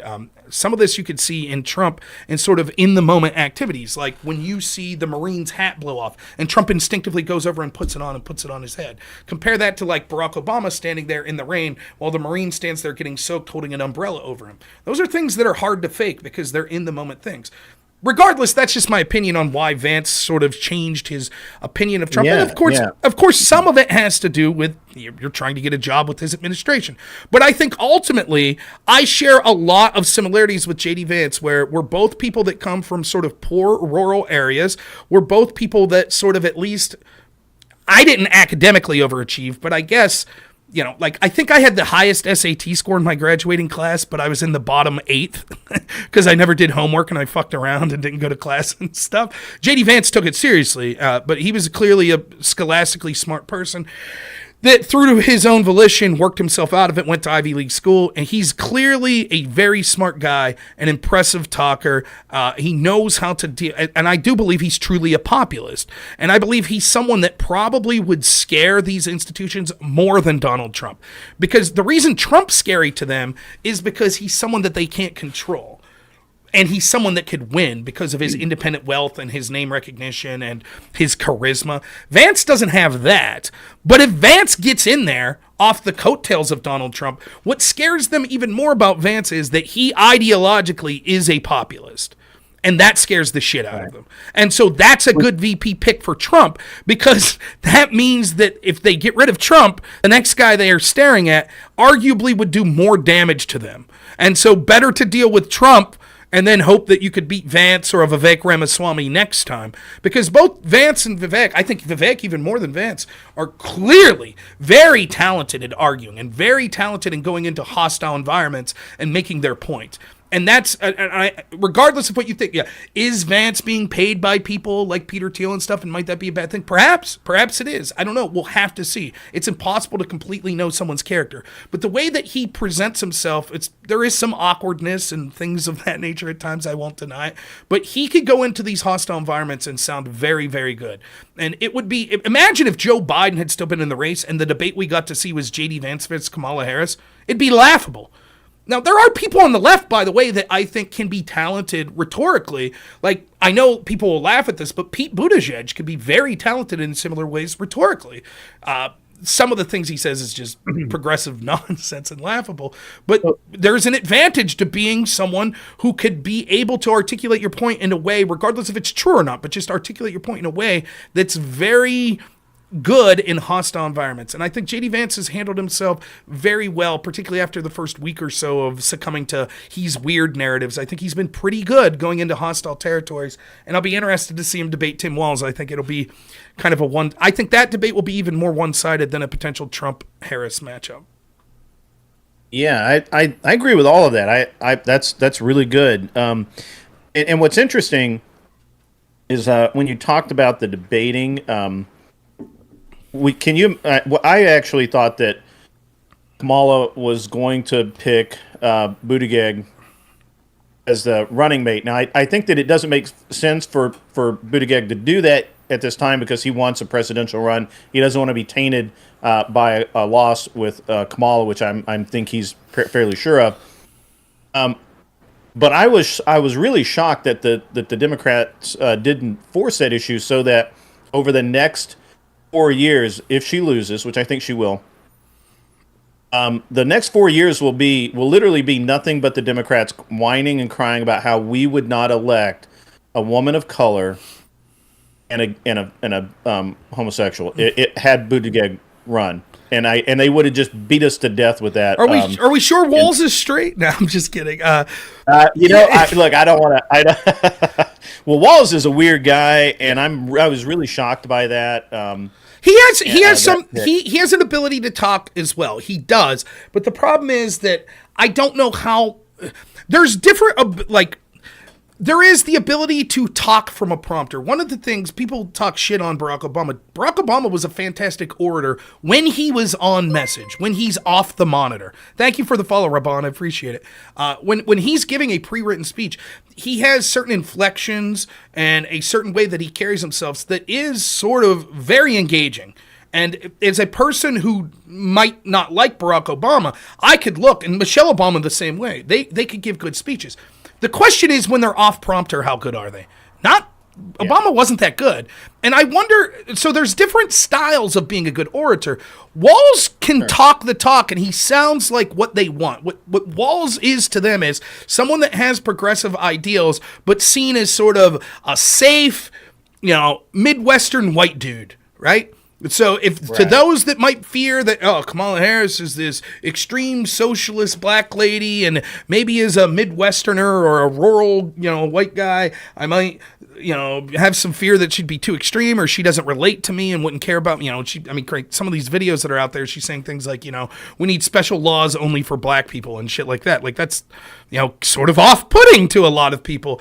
Walz assuages that. Like you see him out there today and he's, giving a bottle to a calf, and it's like, yeah, he's on a farm and he's out there eating donuts at the fair and shit. And it's like, but the problem is, how good will he be in an adversarial situation? And I think that they're hiding him for a reason. I think there's a reason that he's not going into environments where people are really grilling him on a lot of shit. And the same way with Kamala Harris. So we'll see. Now, he's clearly a better speaker than Kamala Harris, but Josh Shapiro, I don't know, a lot of people aren't familiar with him, but he's my governor here in Pennsylvania. It remains to be seen how he would be vetted on a national stage and how he would do in a very hostile adversarial situation. But I got to say, I think that he comes across as much better than Tim Walz and would have been a much better candidate. And I think that I think he's more of a JD Vance type intellect, that I think he would have been a serious adversary. To your point about Buttigieg, see, like, I didn't think Buttigieg, I think you're right that there was Buttigieg has a lot to personally lose.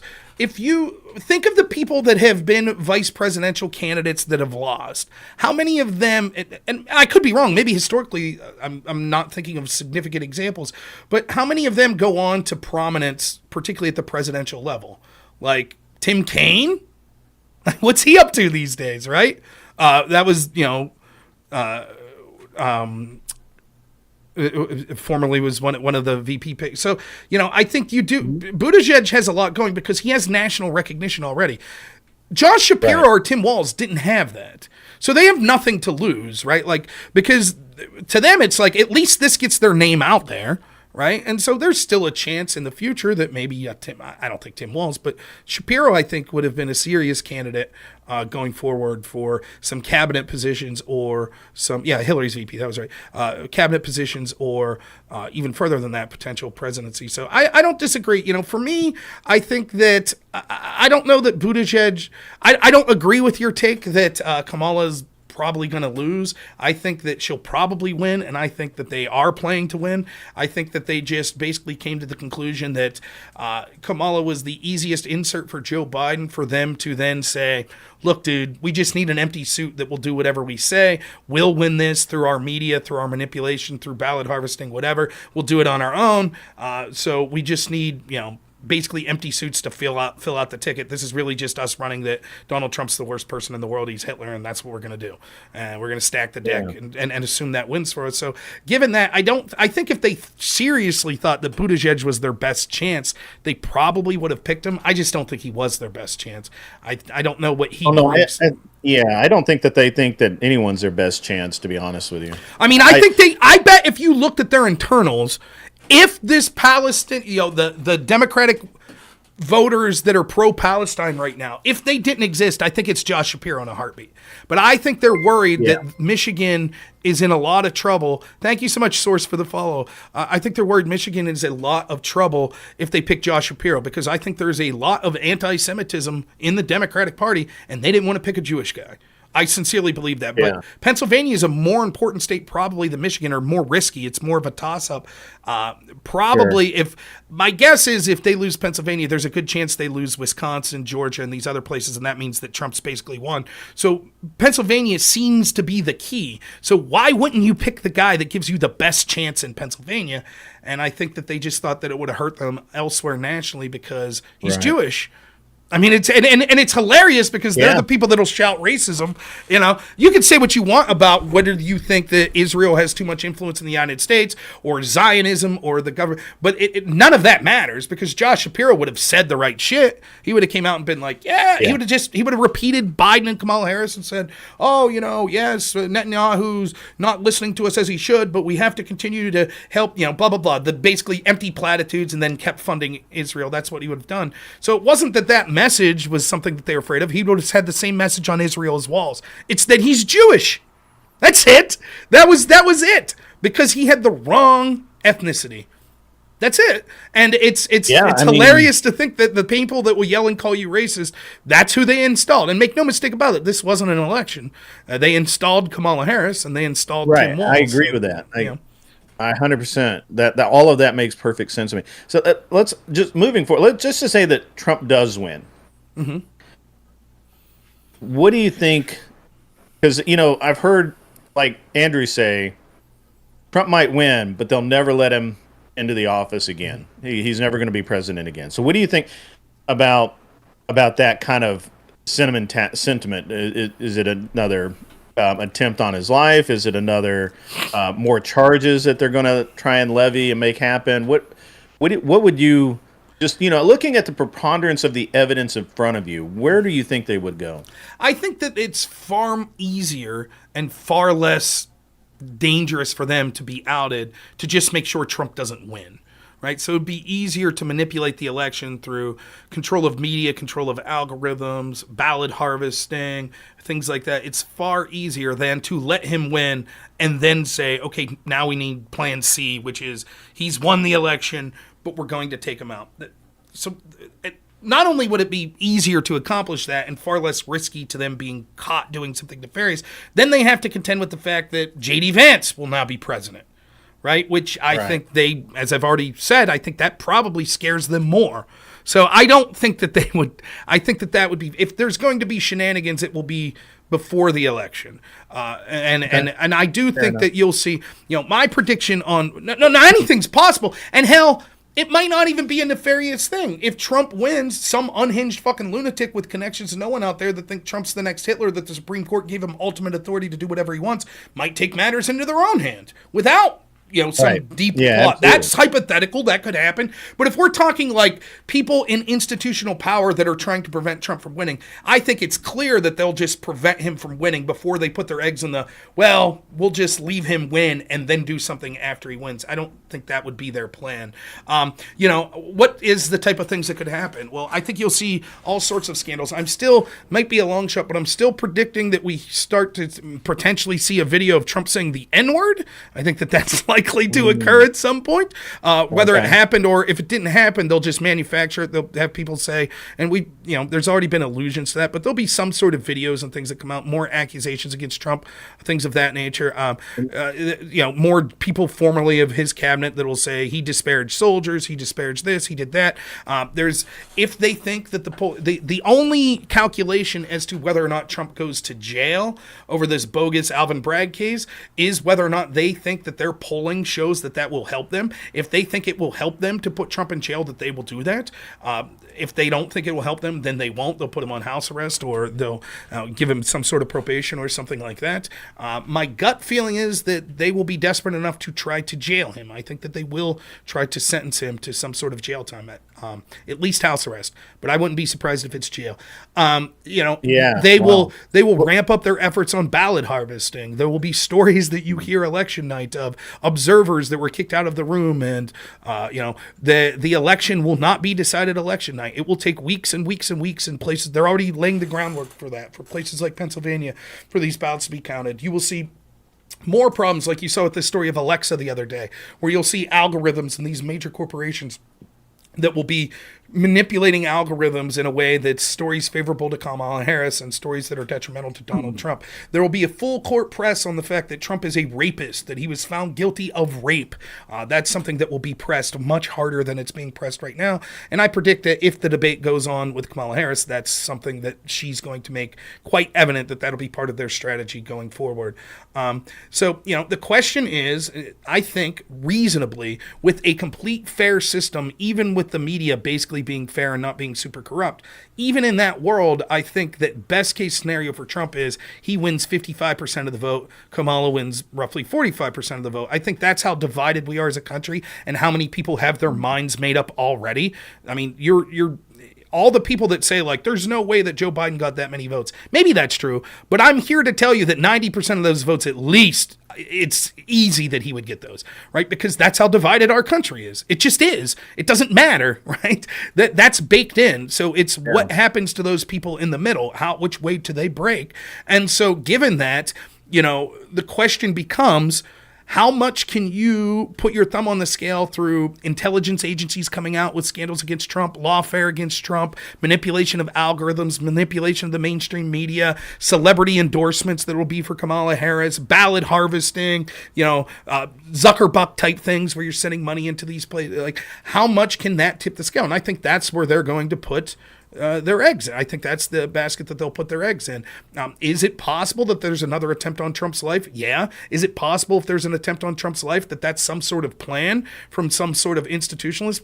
I guess that's possible. Is it possible that it's just they're intentionally going to allow his security be laxed, knowing that the rhetoric will lead to someone ultimately trying something shitty against him? That's possible too. But I think that that's the most likely scenario. I think if Trump wins the election, they'll do just like they did in 2016.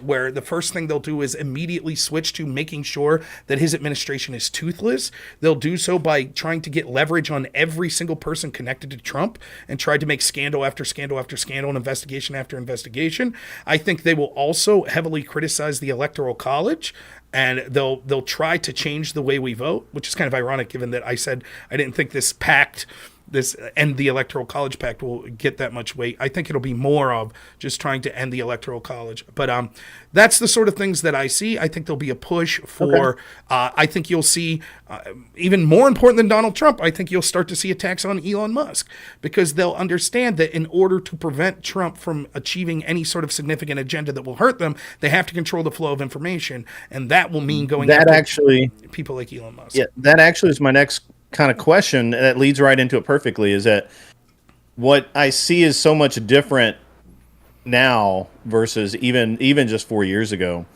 is the amount of social media influence versus the mainstream media influence, and how prevalent it is. And we know that we've had streamers come out and admit that they were getting paid by leftist PACs to say things in specific ways and to put ads in their content. So we've had people come out and admit that on the left for sure. And I don't know that it hasn't happened on the right. I guess I haven't paid that much attention. So where do you think, with like Elon and X and the thing that's happened now in Brazil, and YouTube being kind of waffling around about the TOS and what you can say and what you can't say, and how much of it you can say, and the other platforms, how do you, from your viewpoint as being a truly conservative voice out there, and saying a lot of things that people just really don't want to say or hear said, what have you seen? What do you look at? Or where do you think this is going to go? I think that Elon's a bigger threat to them than Trump, because I think that culture is more important than politics. That culture will ultimately change politics. And so control of the narrative is paramount, because much like I was talking about earlier, it doesn't matter at this point how much they gaslight you that the economy is good. The people aren't believing it. They're not believing it, right? And so they need to be able to control the narrative. They can't have countervailing voices. That's what why the DOJ is going after Tenet Media right now. I'm not saying that their accusation's incorrect. What I'm saying is the reason that they are doing this in an election season so close to the election is because they're, again, using this to push the narrative of we need to censor disinformation. There's a reason, and that's why I like Mike Benn so much, because I think his finger's on the pulse, and he's absolutely right. This is the paramount issue right now. It's the biggest threat. It's the biggest threat to us because it's the biggest threat to them. They understand, these institutions understand, that if we have the ability to communicate to each other unfettered, that's how something like Donald Trump happens. That's how something like Brexit happens. That's how people become disaffected with the ruling class in this country and in the rest of the Western world. And so they need to nip that in the bud before it starts. And that's why there's going to be a full court press against Elon Musk. I'm not saying that Musk is the greatest person in the world, or that he cares about us. I don't know. Maybe he does. Maybe he is self-sacrificing. Maybe he does legitimately care about sort of free speech and ending institutional corruption. Or maybe he just sees it as an angle for himself. I don't know. But he's seen as someone that's not under their control right now. And so they're going to try to get leverage against him. They are. And they're going to use lawfare. They're going to use financial attacks. They're going to use personal smears. That's what's going to happen. They're going to keep that full court press up. They're going to do things like when some person commits some sort of heinous attack, the first thing they're going to do is see if they had an X account, and then they're going to blow that up, despite the fact that we could see horrible person after horrible person that had Facebook accounts, and that sort of smear was never done to the people of Facebook. By the way, they did this with Parler, if you remember. One of the mass shooters apparently had a Parler account, and then they ended up taking Parler off the App Store, and there was right. So this is sort of the future that's coming for X. The biggest threat to X right now is out of Europe, which is the DSA. Which, I need to delve deeper into this, but basically says that they're going to say that Musk has to comply with sort of their hate speech terminology, and if he doesn't, then there will be all sorts of repercussions, and he may eventually lose the market of Europe, which is about 500 million people, which is actually bigger than the United States, for the platform of X, which would be sort of a death knell for X. So that's leverage that they're going to try to use over him. So that shit's all more important, actually, than this election. And they know that the stakes with Elon Musk at this point are higher. Now, maybe he could sell out. Maybe he will. I don't know. But I do know that that's what they're most concerned with. They're most concerned with free speech right now. They're most concerned with people waking up and talking to each other and saying, like, this shit's a raw deal. We're being lied to. They could handle one politician as long as they could nip him in the bud and sort of neuter him by having all the institutions around him sabotage him. But it's harder to do that to people that have unfettered access to talking to each other in a public way. And so I think there'll be a full court press on disinformation, and it will start with NGOs and outside governments that aren't beholden to our First Amendment. And then if that doesn't work, then you'll see attacks, and it'll be simultaneous, legal attacks from Elon Musk and credibility and personal attacks from our country. So that's what I see. I hate to do it, Grid Sports. I appreciate the talk, but I do have two more people to get to. Yeah. I was going to say I'm going to drop off. I actually do on a live stream that, but I was really great talking to you. Hopefully I can interview you at some point. That'd be great. But, absolutely. Otherwise, man, it's been great being up. Have a great night, and I got to go see how far behind I am. All right, man. Hey, Grid, just message me on any of my platforms, email, X, Discord. Yeah. I'd be happy to. I'd be happy to do an interview. It's actually Grid One Motorsports. Grid One Motorsports. Gotcha. Thanks, man. Have a great evening. You too. Thanks so much. All right, we got to move a little quick now, just because I do have to end this at some point tonight. Tomorrow is my anniversary. My wife will kill me if I'm here past midnight, so we'll try to wrap up in the next half hour. So let's get to X Chris. What's up? Hey. How you doing, man? Nice to hear from you. How are you? I'm a long-time listener, first-time caller. Yeah, I notice your name from the chat a lot, so thank you so much, man. Really appreciate it. So happy to be here. I wanted to specifically talk about Kamala Harris, and I want to talk about the bail fund, because I noticed you bring this up in a lot of January 6th discussions, and I want to explore it a little bit. I'm not interested in having a blood sports debate. I just kind of want to chat, right? So what is your objection to Kamala Harris promoting a bail fund? Promoting a bail fund when it came specifically to Minneapolis? Yeah. Okay. I think it's the Minnesota Freedom Fund. Yes. My objection to that is twofold. The first objection is, on face value, before anything else happens, just looking at the situation in a vacuum, that when we see people that are rioting, attacking police, and burning down a police station, and a senator at that point, and then would be vice presidential candidate and now vice president and presidential candidate, immediately suggests promoting a bail fund for those people, it seems to send the message that this sort of violence that's occurring, which we would then see was occurring on a nightly basis for months around this country, is being implicitly encouraged or ignored by potentially powerful people in our politics. And then when you take a look at it outside that vacuum and you see just how forceful the same people that agreed with her, didn't think that was a problem, went after people on the right, and the few incidences when we saw political violence from them, particularly Donald Trump being engaged in an insurrection when it came to January 6th, or things that occurred in Charlottesville, it really shows a dichotomy in how our narratives are set up and how our legal system approaches these things. The violence that occurred in the Summer of Love with George Floyd was far more prolific, was worse because it was not just targeted at state institutions, but was also targeted at private institutions and private people's homes and businesses, which is worse. It was more expansive in that it happened in more places. It lasted much longer. It caused much more damage. It was more damaging to more people's lives, and it was supported by people in powerful institutions at far greater numbers. And yet it's treated almost completely inversely to any instance that we see of right-wing violence, such as Charlottesville or January 6th. The FBI seems to treat one with kid gloves, and we end up seeing people getting slaps on the wrist or even getting settlements from cities as these fires raged on and attacks raged on and bail funds were promoted by people like Kamala Harris.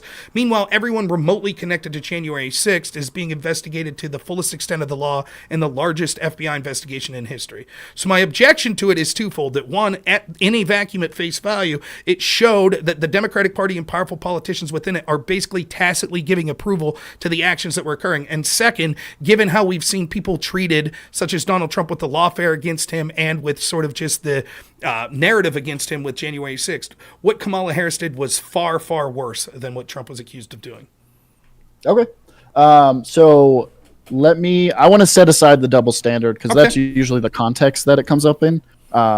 So I think we first have to show that like the bail fund was a bad thing, right? Mm-hmm. So I want to read to you the tweet, which says, if you're able to, chip in now to the Minnesota Freedom Fund to help post bail for those protesting on the ground in Minnesota. Mm-hmm. So my next question is, do you think she was being disingenuous about the people she wants to support, or do you think she was being ignorant about what the bail fund might lead to? What type of people need? What type of people need bail? Do protesters need bail? If I go protest, right? Those that were arrested. So the very nature that this wasn't a, hey, here's a fund to help provide food from the people that are out there protesting, right? If that's the case, I could see making the argument, look, she's not talking about the people that were arrested in this violent attack on a police precinct. She's just saying in general, there are people out there that are peacefully and patriotically protesting what they see as systemic racism in law enforcement and the specific treatment of George Floyd. And she's trying to make their protest easier, trying to get resources to them to make sure that they have the resources to be out there, whether it be water supplies, food, things like that. That'd be a different argument. Now, there's still potential problems of but if you're promoting organizations that you see committing violence at the time, and you're not specifically saying that the violence was despicable, etc., it seems that you're giving tacit approval. But when you're promoting a bail fund, that's clearly the people that were arrested. And what you saw was literally an attack on law enforcement. And by the way, we know that people died that night. There was at least one body that they found in a burned down building that they found weeks later. Mm-hmm. So to promote a bail fund for people that were arrested, what implication did you take from that? That she knew that bail fund was only going to the people that were arrested unjustly? Yeah, so I will see it. I did a little bit of research. And the bail fund doesn't seem to make any discretion on who receives funds, right? If someone petitions for bail from the bail fund, they will more than likely get it. So I totally get that is the case, and that could be a little troubling there. A little? But you don't think that's a big deal? I'll ask you honestly. It seems that you somewhat disagree. Yeah. What's your interpretation? What do you think Kamala was thinking? Let's put it in you tell me if this is steelmanning her position in the best way. She's thinking, these fucking cops arrested unjustly a bunch of people that night. That's what she's thinking, right? That's the best case scenario for her. Yeah, that's horseshit. Yeah. That's a horseshit opinion. When you see police being attacked like that, imagine, do you think January 6th was a big deal? I know you don't want to talk about the double standard, but just if you could, humor me for a minute. Okay. Yeah, short answer, yes. I think it was a big deal. If Donald Trump came out the day after January 6th and said, I'm promoting a bail fund for the people that were arrested January 6th, would you have said, clearly he's talking about the people that were unjustly arrested? Would you have given him that benefit of the doubt? I think so. No, you wouldn't have. Rob, please don't tell me what I would think in a hypothetical situation. Let me say this. Fair enough. Have you protested the arrest of any of the January 6 people that have been arrested? Have I protested the arrest? So there were thousands of people. There are thousands of people. Do you think they all deserved it?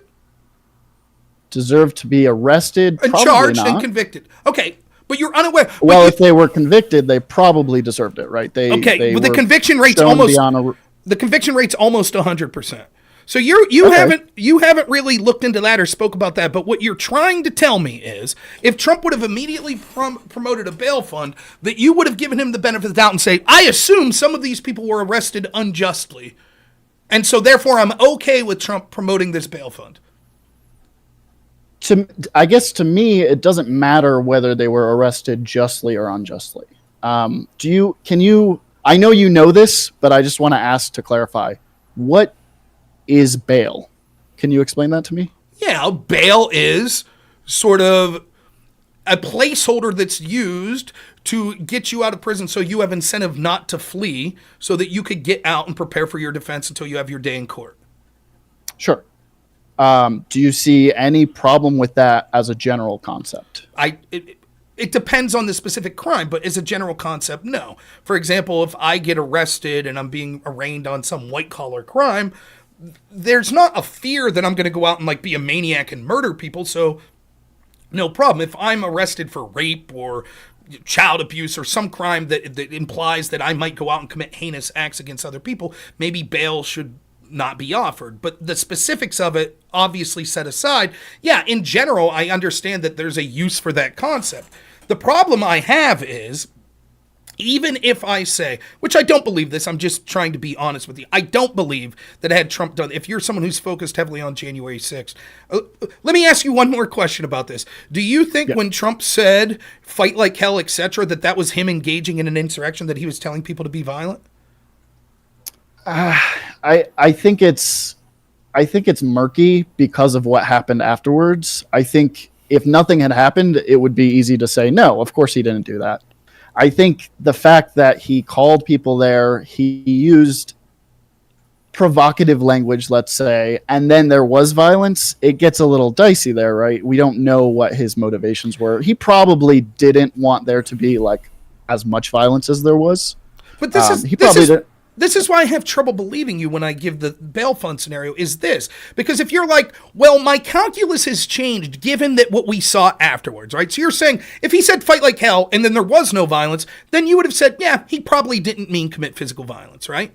But given that there was violence, now you're like, well, now that we see there was violence, but you would concede, I think, that, well, if Trump, in that first scenario where there wasn't violence and you say, well, clearly Trump didn't imply violence, his rationale in that moment when he's saying fight like hell, he doesn't know if the violence is going to occur. Hell, even if he wants it, he's not 100% proof positive it'll happen. So in both scenarios, this is sort of like Schrodinger's, I agree. Right? So it's hard to read his mind. Right. For sure. Yeah, so given that your calculus changes because you now know the violence occurred, I find it very difficult to believe if he then takes actions after he knew the violence occurred, such as promoting a bail fund the next day, that you would have said, I'm okay with that. If you're possibly saying him saying fight like hell was him encouraging the violence, I don't know how you would then go on to say, but if he gave a bail fund to people that were arrested in part for violence on January 6th, I wouldn't have a problem with it. I just have a difficult time believing you. Let me give my rationale. In the United States of America, people are innocent until they are proven guilty in a court of law. If a judge has granted bail to a defendant, then the judge has determined that they are not a flight risk or they're not at risk of committing further crimes. So as far as I see it, any bail fund is just engaging with the system as it's meant to be engaged with. Right? I'll say I disagree when it comes to the like. So hypothetically, then, right? You wouldn't have a problem if Kamala Harris promoted a bail fund for Jeffrey Epstein. No. Not on principle. Well, okay, so I'll say this. I'm just being honest. I don't believe you when it comes to the specific scenario of Trump if he had promoted a bail fund, given that you're questioning whether or not, given that we saw violence occurred when he said fight like hell, that meant he engaged in the insurrection. I don't believe you that you would have said, nope, be totally fine with him promoting a bail fund. But for the sake of argument, let's say I can't prove anything, so fair enough. Will you at least acknowledge this? Will you at least acknowledge this, that clearly the vast majority of Democrats, including those that push lawfare against Trump, saying that he engaged in an insurrection, would have used the fact that he promoted a bail fund for them as evidence that he supported what they did? Yeah, maybe. Clearly. Not maybe. That's absolutely true. It's hard to again guess people's motivations in a hypothetical scenario, right? But there's a Yeah. you're right. There is this sort of abstract, you could never 100% know what people are thinking, but it almost leads to sort of an intellectual nihilism if you take that to the extent of we could never know what anyone was thinking at any point, and you can't make obvious logical implications of what would have happened. Every one of us know, everyone in this chat knows, every left-winger knows, every right-winger knows, had Trump came out the day after January 6th and promoted a bail fund, the Democrats would have fucking been howling. They would have jumped all over it. The people like Colorado that tried to keep him off the court would have included that in the indictment, or to keep him off the ballot would have included in the indictment. Clearly, he was okay with the actions because he then tried to help them by promoting a bail fund. You know that. I know you know that. You're not a dumb person. Okay, that's probably true. Yeah, Okay. that's probably true. Well, so then now you understand then why people on the other side would feel the same way about Kamala Harris. I'm not concerned with other people. I'm concerned with you. Well- I want to know your objection to it. Well- and it sounds like you've told me, right? And again, my rationale is that if bail exists, if a judge has determined that a defendant qualifies for bail, then a charity coming together and paying that bail, I don't really object to that, right? Well, here's the problem, right? Here, I'll go further now, taking the comparison to January 6th. So just looking at this in a vacuum, the problem is, once more, if we saw that Kamala Harris was randomly promoting bail funds all the time for people on the right, people on the left, people that were accused of like non-political crimes, white people, black people, people in the inner city, people in rural America, then it's a case to be made. It's like, listen, this is well within her character. She's promoted these bail funds because she believes in the system and that you're innocent until proven guilty, and that if the judge grants bail, that you're not a flight risk, and they're entitled to those sort of legal protections that anyone should be. Fair enough. But if you're only promoting it in unique instances where people are committing political violence that sort of align with political messaging that you have, and that's the only time that you're promoting the bail fund, it seems to me that there is something unique about that that's about what that event was that those people were arrested for. And seeing as how we saw so much lip service being played to Black Lives Matter, it seems to me that it becomes tenuous at best to imply that when we're, again, talking about people that were arrested in an act of domestic, I mean, use the word you want, insurrection, domestic terrorism, whatever word that people want to use. The word doesn't matter to me. Like, they burned down a fucking police station. People died, and people were arrested, and you're promoting a bail fund because she did it because Black Lives Matter. That's why she did it, right? And it seems to me that that is a clear endorsement of that message, which led to that violence that day.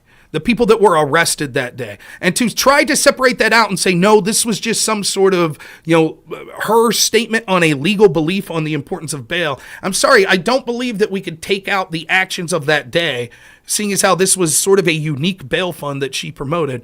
I think that there's a reason that this was one of the unique ones that she promoted. I agree. I think the implication is that a lot of people were maybe unjustly arrested, right? And that's a whole different discussion. So if you want to assume that's not true, then I totally understand your objection. So, but again, I just maybe true, and maybe right. If you're a politician that's like, hey, I'm willing to give that benefit of the doubt in all cases, so be it. But that's not who Kamala Harris is. Why shouldn't she be held to the same standard she would hold others to? If people had promoted, if Donald Trump came out and promoted a bail fund for January 6th, or Charlottesville, the guy who ran over, that shithead that ran over that woman in Charlottesville, you know for a fact that Kamala Harris and the entire Democratic Party would have been outraged. And said they were already lying, saying Trump said Nazis were good people. So they would have been like, oh my God. Yeah. And for him to be like, well, I just think that some of those people that were arrested there were, I mean, they held him to the standard of when he said there were good people and bad people on both sides. Clearly, I'm not talking about the Nazis, the KKK. They're terrible. They said that was him endorsing the Nazis. So had he promoted a bail fund and said, look, let's be honest, there were probably some people there that were unjustly arrested, it would have, exactly what Kamala Harris and the Democrats would have done. And so I'm a big fan of holding people, particularly people in power, to the same standards they would seek to hold to other people. I heavily suspect, and again, can't prove, but heavily suspect that that's the standards you would have employed had Donald Trump done that at Charlottesville or at January 6th, but I can't prove it. So I'm just being honest with you. I suspect that maybe you believe you wouldn't have, but I suspect had it occurred, you would have. But I can't prove it, so I am saying I am almost certain what Kamala Harris and the Democrats would do based on the actions I've seen them take and the majority of the Democrats. I think that's a better bet. I think maybe you're thinking that I'm more Democrat than I am, whereas I'm further left, and so... Well, that's even worse. Well, not worse, I guess. But I think that... No, what I'm saying is, like, again, innocent till proven guilty, that if you're protesting for civil rights and you get arrested, then the judge grants you bail, then I'm okay with, that's the difference. And that's what most people would do this. Like, that's what most people would say. Well, even if they're, like, just steel man your position, I think intuitively this is what you would think. You would say, well... Mm-hmm. Even though there were certainly bad actors that occurred there that burnt down the police precinct, I think that in general the cause is a good cause. It's sort of civil rights. Yeah. It's against systemic racism, whatever. And I think the cause of the people January 6th was bullshit. They were lied to, or they were spewing lies that the election was stolen.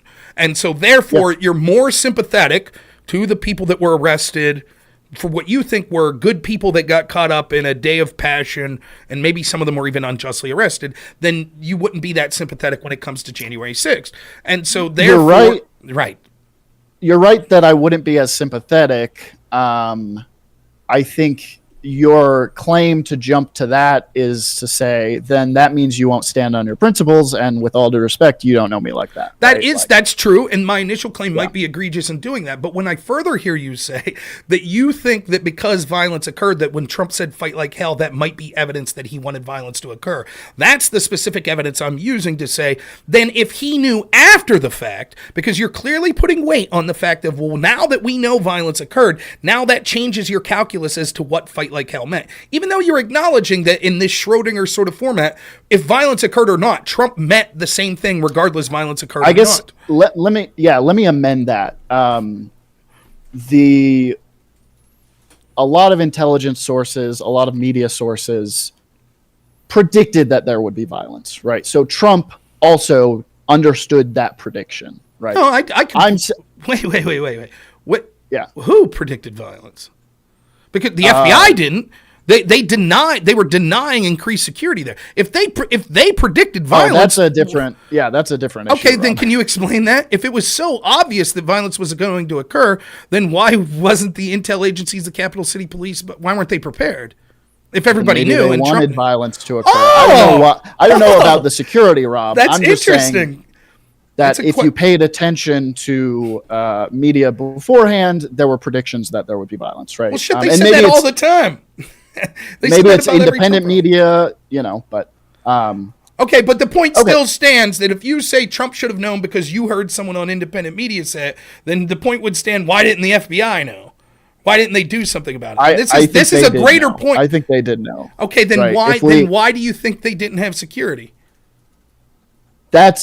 I don't have an answer to that question. Well, give me a hypothetical. Just spitball some potential answers.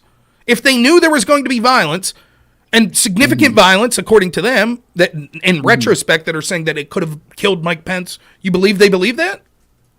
So you're saying if the FBI was making certain advisements, then why wasn't there a higher presence of if they knew that there was about to be a coup or an insurrection, they knew that the tens of thousands, if not hundreds of thousands of people were coming and there was going to be significant violence, why weren't they prepared to defend the Capitol? If they knew the violence was going, because the only plausible explanation that's a different group, right? The FBI isn't in charge of defending the Capitol, right? But so it would have to have to go through the Capitol Police, right? And that's true. So then wouldn't the FBI been doing everything possible to talk to the people that were tasked with defense? It seems that the person I'm willing to bet they were. Yeah. No, they weren't. That's not true at all. Okay, then if that's the case, let's say that's the case. Okay, that's not true for two reasons. Or there's two arguments against this, but let's game this out. Let's say that I'm not going to say the second part. Let's say, okay, so the FBI knew, and the FBI told the people in charge. They told the Capital City Police. They told the Sergeant at Arms. Then why didn't those people act? Now they've been told they know there's going to be violence. Why didn't they? You're asking me for a reason that someone acted unreasonably. I don't know, Rob. I don't know why they acted unreasonably. But listen, it's important because I'm if you're saying we could intuit that Trump knew because everybody knew. right? Then I'm my saying question there is, were media reports, there were almost certainly intelligence reports. Yeah. okay, then if that's true, then why wasn't there adequate protection? You could say it wasn't the FBI fault; it was the Capital City Police fault. Okay, let's say it was their fault. Capitol Police. Capitol Police's fault. Yeah. That you're wrong, by the way, but we'll get to that in a second. The Rob, question. I lived in D.C. for 7 years. I know Who was there's in no charge? such thing. Who was in charge of the Capital City Police that day? That was tasked with. What was the name of the person in charge? I don't know. What I'm Okay, correcting you you is lived that in there's no D.C. such How do you thing. not know? What I'm correcting you on is there's no such thing as Capital City Police because we don't have a capital city. We have Washington D.C. as our capital. It's pedantic. It doesn't matter. It's just something you say that kind of. Maybe you're right about that. Let me check. Because they're real not quick. city police, right? They're federal police, so it wouldn't make sense to call them Capital City Police. They're federal agents. Let's see. That's not important, right? Okay, so you're okay. Maybe it's the Capitol Police and not Capital City Police. Anyways, the guy's name was Stephen Sun that was in charge. He testified many times that basically he wasn't briefed whatsoever. That he was requesting National Guard. He was being denied that by the Sergeant at Arms under Nancy Pelosi. That told the Sergeant at Arms under Mitch McConnell that Pelosi would never go for optics to allow the National Guard to be there. He was not getting briefed by the FBI. He did have an intelligence lady underneath him that got one memo from the FBI that suggested some sort of violence, but she never shared that with him. And he was appalled and said that his intelligence resources that he would normally have for just a normal protest that was going to occur at the Capitol was far greater than anything he received on January 6th. And he is absolutely appalled that if there was all this evidence that was collected by all sorts of people such as John Brennan, such as the FBI, why was none of it shared with him when he was the person that was tasked with the defense? So you blaming the Capitol Police, not the Capital City Police, if that's what we're going to call, you blaming them seems to go against the facts that we know. Because Stephen Sund is on record trying to request additional resources both before and during the day of January 6th. So he's the one guy who actually was trying to get more resources. So then the question remains, either one, he's lying and he intentionally allowed this to occur. What would his possible motivation be? Or second, he's telling the truth and the FBI knew that there was about to be an insurrection, but they didn't share that information. They basically kept mum about it. In either scenario, I understand that your position is you can't know why people did something shitty or had some huge mistake or something. I'm asking you, though, just spitball me some potential reasons. Why would that be? If I'm tasked or I'm an institution that's tasked with protecting our capital and I know there's about to be an insurrection, why would I not protect the Capitol? What are some potential reasons? Yeah, we're way off course from the Minnesota Freedom Fund. Right. I It do have almost another seems question like for you. it almost seems though that because some media outlet said Trump must have known that there was going to be violence was bullshit. That's what it seems like. Okay, you're welcome to believe that. I do have another question for you, and this is apolitical, hopefully. Okay. I'm fascinated by sociolinguistics, and I notice you have this one idiosyncrasy where you use the word leave instead of the word let.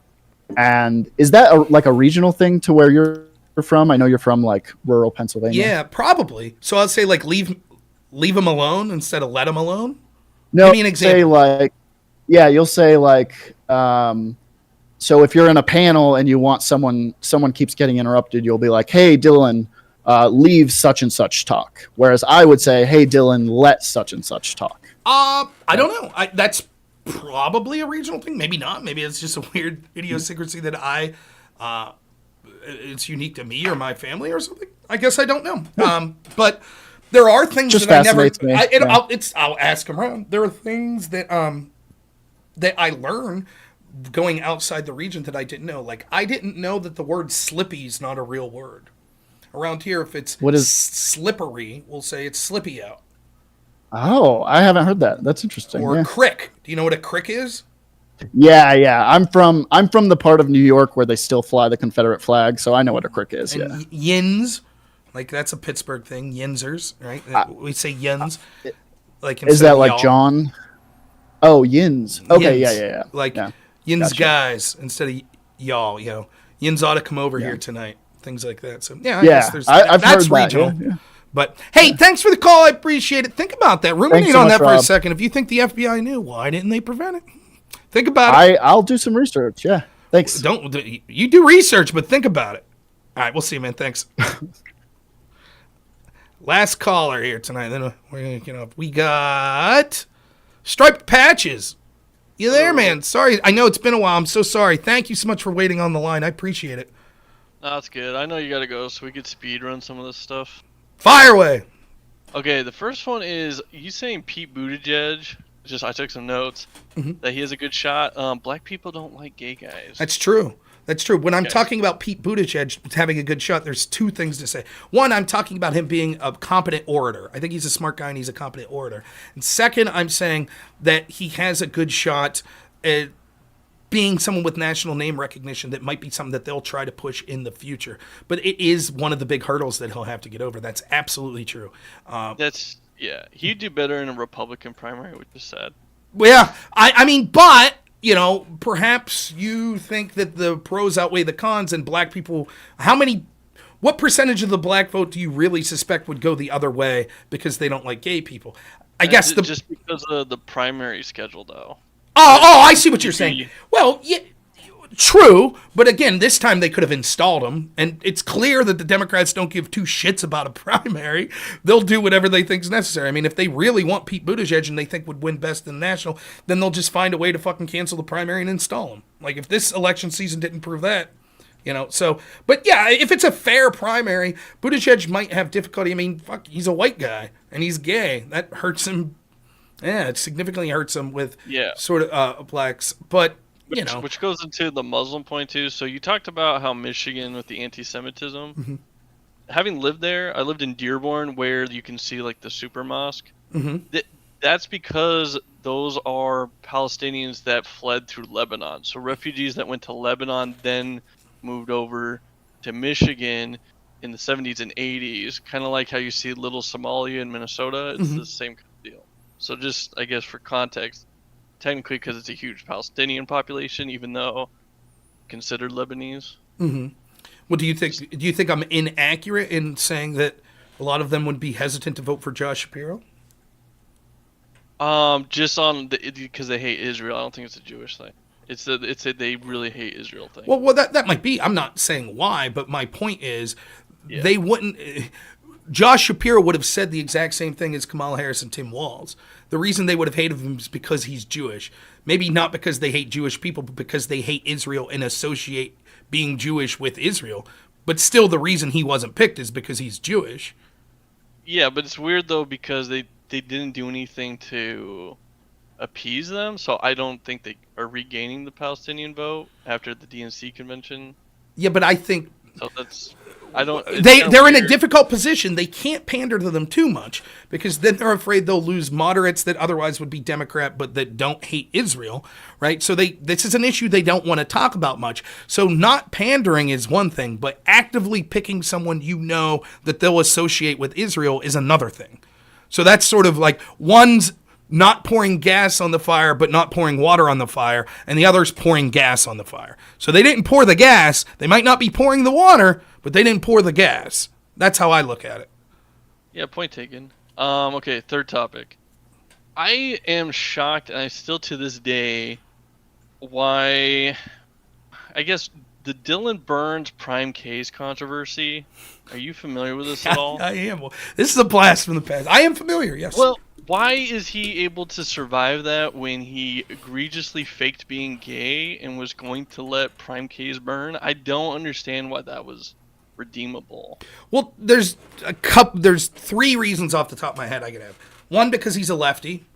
Enough said. Like, the message is always more important than individual morality. So all sorts of things forgivable if you're, why is Ted Danson still in good respects with the left after wearing blackface, or Jimmy Kimmel or Justin Trudeau? Because they don't give a shit. As long as you're a team player, everything's forgivable. So that would be part number one. Part number two is because I think that he is funny and likable.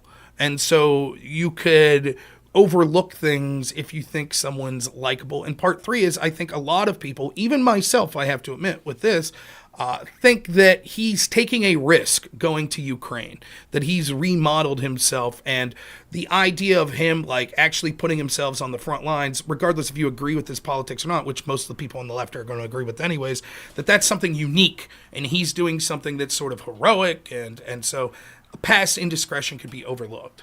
But I mean, it is so egregious. I don't know if he faked being gay. Theoretically, he could be bisexual. No, he 100% did. He probably did. I do think that. I think that's. I like Dylan Burns, and I thought that was one of the shittiest things I've seen. And I hesitate to jump into drama, but I did mention this to him on a panel once, where he was giving me some personal attacks, and I was just like, "What are you gonna?" I can't remember what I said. I was like, "What are you gonna do? Like steal my girlfriend? You fucking you accuse me of being a sexual harasser?" You know? I mean, maybe the worst thing of that, just optically for me. I mean, well, okay, I got to be careful. I'm falling into Norm Macdonald territory, you know, where he's talking about, you know, he's like, I talked to Patton Oswalt, and he said the worst thing about Cosby was the hypocrisy. He's like, I thought it was the rape. Yeah. So, I mean, but one of the things that was terrible was when Dylan basically acknowledged, hey, I got a bunch of Prime K's audience now. Like, to add insult to injury, I mean, if he comes out and he's like, oh, I'm sorry, I was misled. My God, I'm so sorry, Prime K's, blah, blah, blah. But to get a windfall, to actually become more popular, which you would agree with me, that's basically what happened, right? Like, Prime K's at one point had the sort of biggest, I don't know if biggest is the right word, he had the prototype panel show, right? And Dylan Burns starts doing it. I think he did it better than Prime, but he starts doing a panel show, and then all this shit happens where, you know, for those that don't know, basically what happened was there was a producer, I believe named Kat or something, that was with Prime K's, and she left the show to then basically be a girlfriend of Dylan Burns after Dylan had been saying to be gay, right? That's the time frame of this? And then she Me Too'd Prime K's. That's the Dylan, big, yes. Dylan was covering for her, and then Destiny had to out that Dylan wasn't gay and was dating her. That gay part, I don't know. I do think that I've heard, and I can't prove any of this, but I do think that I'd heard that he had some sort of relationship with her. But it is absolutely true, and I saw with my own eyes that that this girl released communication she had with Prime K's, and I thought it was incredibly shitty because to me it didn't seem like some sexual predator. To me, Prime K seemed like a fucking loser like me that liked a girl and was like awkwardly trying to hit on her. And as someone who's a loser that's awkwardly hit on people once or twice in my life before I was with my wife, like, yeah, that sucks, man. To treat some guy like shit like that and to out his personal laundry and paint him to be some sort of monster in what? From Kat's point, what? To fucking for clout? You know, to get your jollies and then for Dylan to be part of it. I do think it was shitty. I don't even think that's the shittiest thing Dylan's done. I think what he did to Suspect Sushi was worse. I don't know if you know what he did there. Yeah, the rabbit hole goes deep. I mean, okay. The last point I'll put on it is he said he came out of the closet that he was dating a woman. If that sounds like you're faking being gay, if you say it that way, but yeah, I don't I don't know. Yeah, I'll be honest. I've dipped my toe in this, and I'll be honest if it's something I feel like talking about, and I have talked about this in the past, which is why I'm talking about it now. But ultimately, I got to be honest with you. Like, my default position, I'm biased. My default position is most of the people in this space are fucking shit. Like, it's true. And so, like, if I debate Vosh, is that me co-signing to the morality of Vosh? No, that's because I want to debate Vosh. If I debate Destiny, is that me saying, oh, this is me saying Destiny is a good person? No, I'm not saying that. So why will I be on Hippy Dippy next Friday? I like Danabo, the producer. He asked me. Andrew Wilson's going to be on there and suggested me as a partner. I said, okay, fuck it, let's do it. But I remember what happened with that Prime Case situation, and I think it's shit. But, you know, one of my things is I don't hold grudges longer than the people that are directly affected. So, I don't know, is Prime Case still pissed about it, or has he let it go? If he's let it go, then why shouldn't I? No, he's not, but I don't know. It's a moral character thing. I agree, man. Like, there's so much, like, you know, there's so much about people in this space. That's why I say, when I say Andrew Wilson, very confrontational to even confrontational to me, like at times when we're debating and stuff. But behind the scenes, the guy would do anything for you. So many of these people smile at your face, and they wouldn't hesitate. Like, you think for a second if I would have went to January 6th and I DM'd some of these lefties that are like, hey, Rob's a pretty cool guy, and then all of a sudden I was accused of engaging in violence, you don't think for a second that they would have been like, oh, I'm going to send these messages? Of course they would have. They wouldn't have been like, that doesn't sound like Rob to me. He sounds like a great guy. I don't think he would do that. They would have jumped on the fucking opportunity, just like they did with Suspect Sushi. So the idea, of so much of this shit, it's like, I don't know, man. There's this, so many people, it's like they'll stab you in the back for viewers. They'll stab you in the back for anything that you have. And I think it's a terrible characteristic. I don't know. I'm not going to say, I tell my wife this all the time. I don't know what I'll be in 5 years. I know what I am now. I can tell you from the bottom of my heart, I don't need to be the big dog streaming. If this only is a hobby for me the rest of my life, cool. If someone like Aircraft Sparky, all of a sudden his show fucking blows up and he becomes the biggest right-wing streamer in the world, I'd be like, that's fucking awesome. Great, man. Awesome. I don't give a shit. But I'll tell you right now, there's a lot of people that would be jealous and they'd be like, that's shit. I deserve that. That's horseshit. And I don't even fucking understand that, man. Like, it's so foreign to me where I'm just like, what? Like, I don't give a shit. Hell, I all the time, I kind of worry that I would get it to be a really big streamer.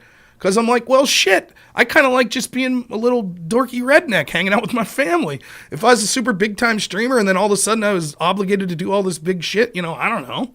Like, now there's a target on me. Now all of a sudden fucking, I got to have increased security at my house and stuff. I don't know.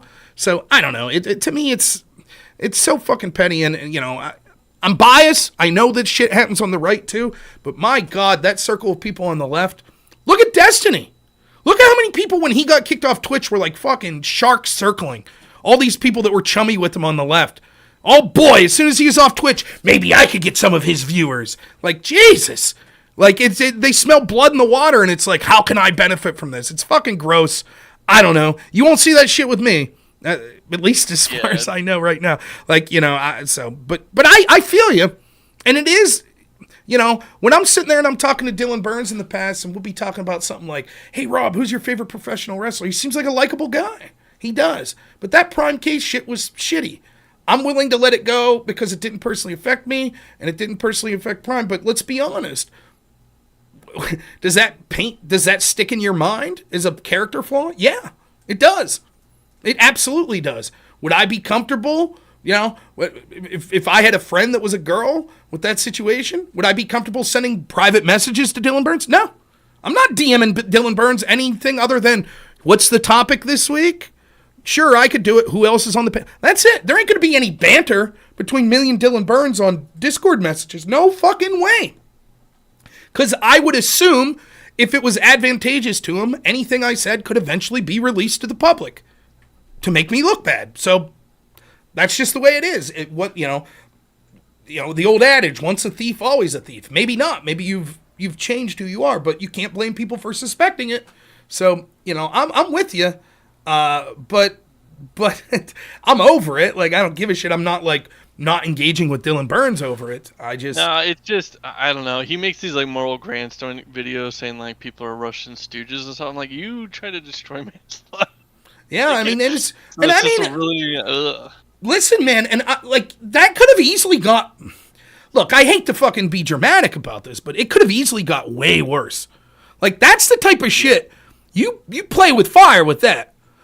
Some guy at his most emotional where he's like bearing his soul to a girl, and you take that, release it to the public, imply that it means he's some sort of predator.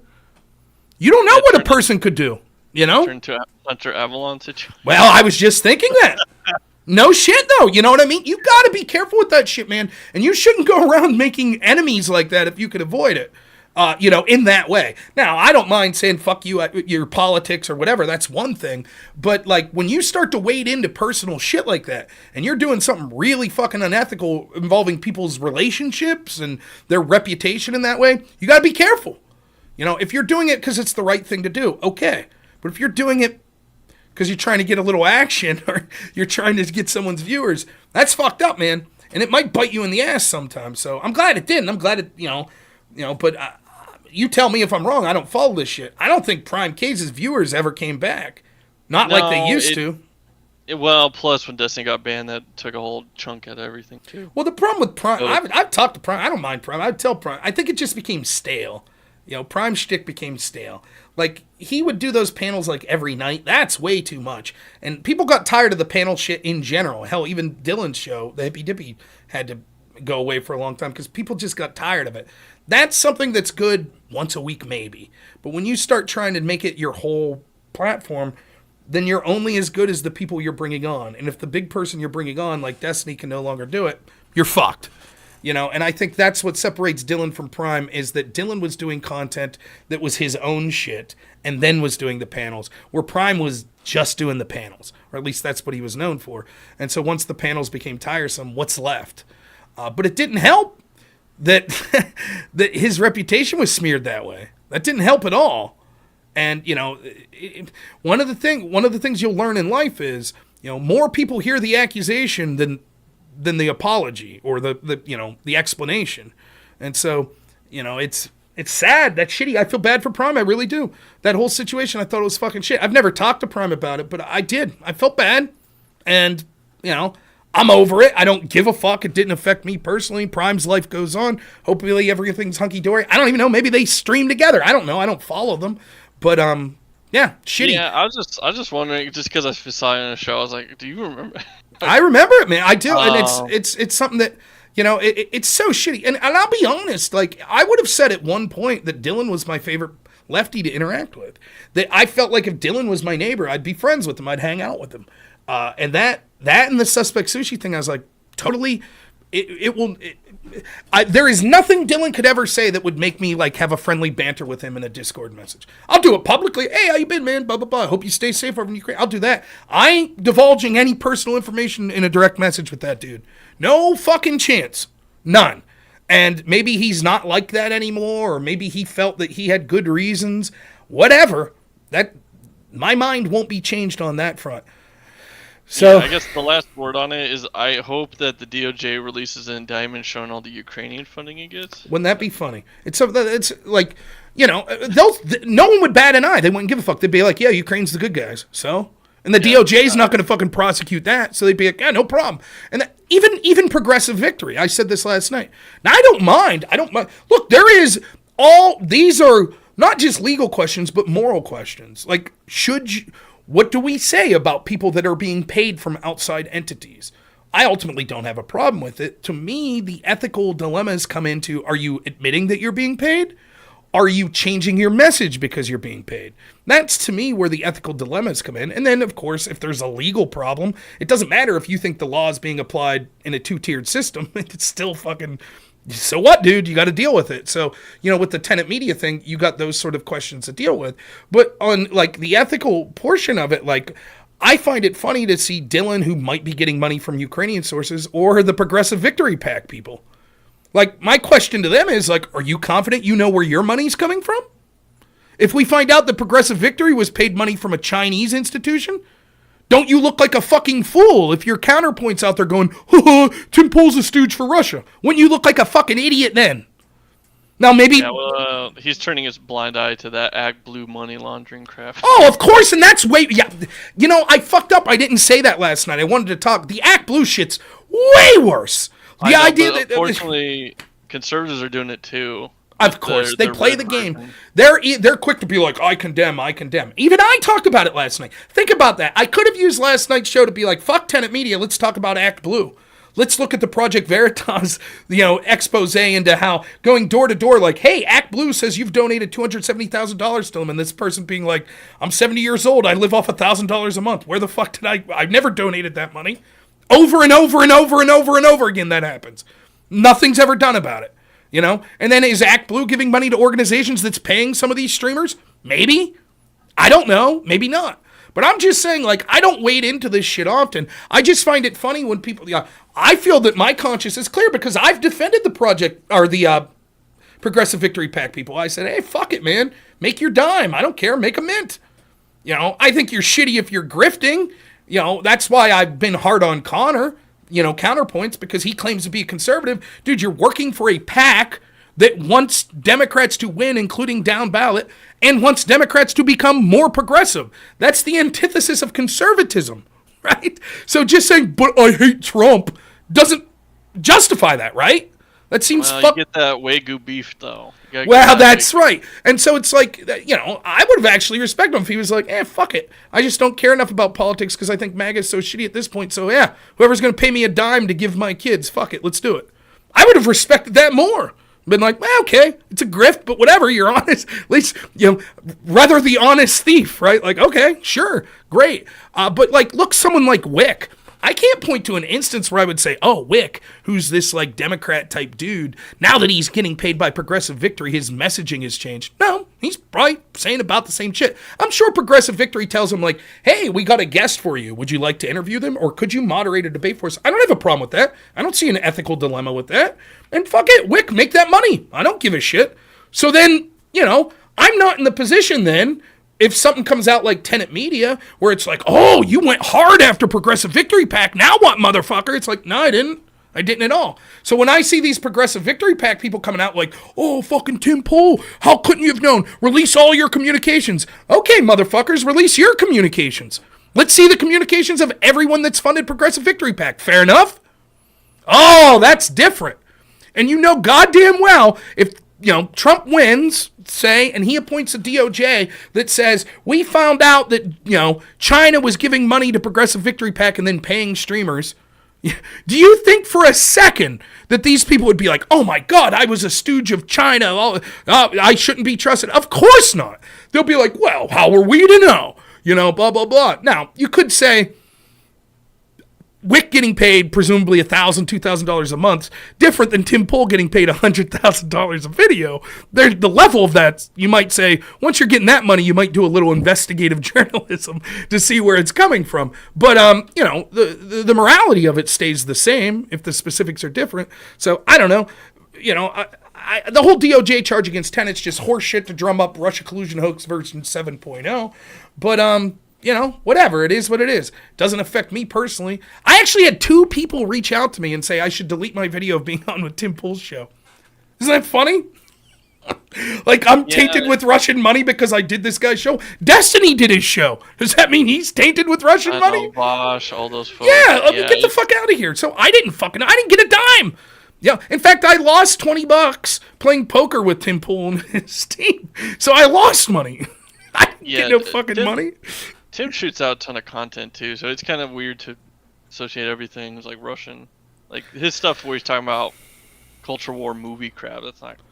Yeah, I mean the Tenet, listen, the one part that I would like, if they knew the money was coming from Russian sources, look, that's probably kind of shitty, and it's shitty because they didn't disclose it. I wouldn't give a fuck if he disclosed it. If he said, yeah, this Russian Today paid us, they pay us $100,000 a video. Anyways, here's my message.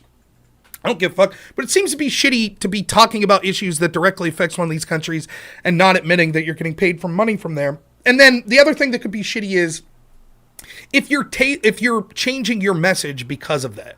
So, if I'm pro-Trump and all of a sudden Kamala Harris's team pays me $1 million and I lie about, I don't disclose it and I say, actually, I'm pro-Kamala now. That's shitty. It doesn't make me the worst person in the world, but it's shitty. And so that's the sort of things that I'm concerned with. But the idea that, like, Tenet Media got paid, I mean, you look at some of these videos on Tenet, like that Matt Christensen guy, dude, his videos are getting like 1,500 views. My YouTube videos get more than that. And they're paying him like hundreds of thousands of dollars. No, not him. I assume he's too small. He's just a personal friend of Lauren. I think that he's alleged to be one of the 5 people that's content creator. But not like he's not going to get a 6-figure deal. Like he would have got paid, but it's not going in that same realm.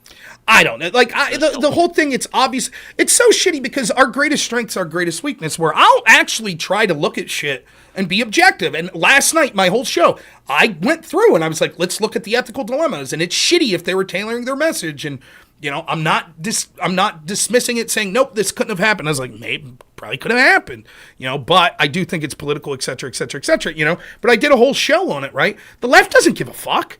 They don't care at all. If you found out tomorrow that they were being paid by China and there was a memo from the organization paying them saying, we want fucking Kamala Harris to win because we think she'd be better for China, they wouldn't give a fuck. They'd just be like, Trump's Hitler? So, that's it. You know it and I know it. We all know it.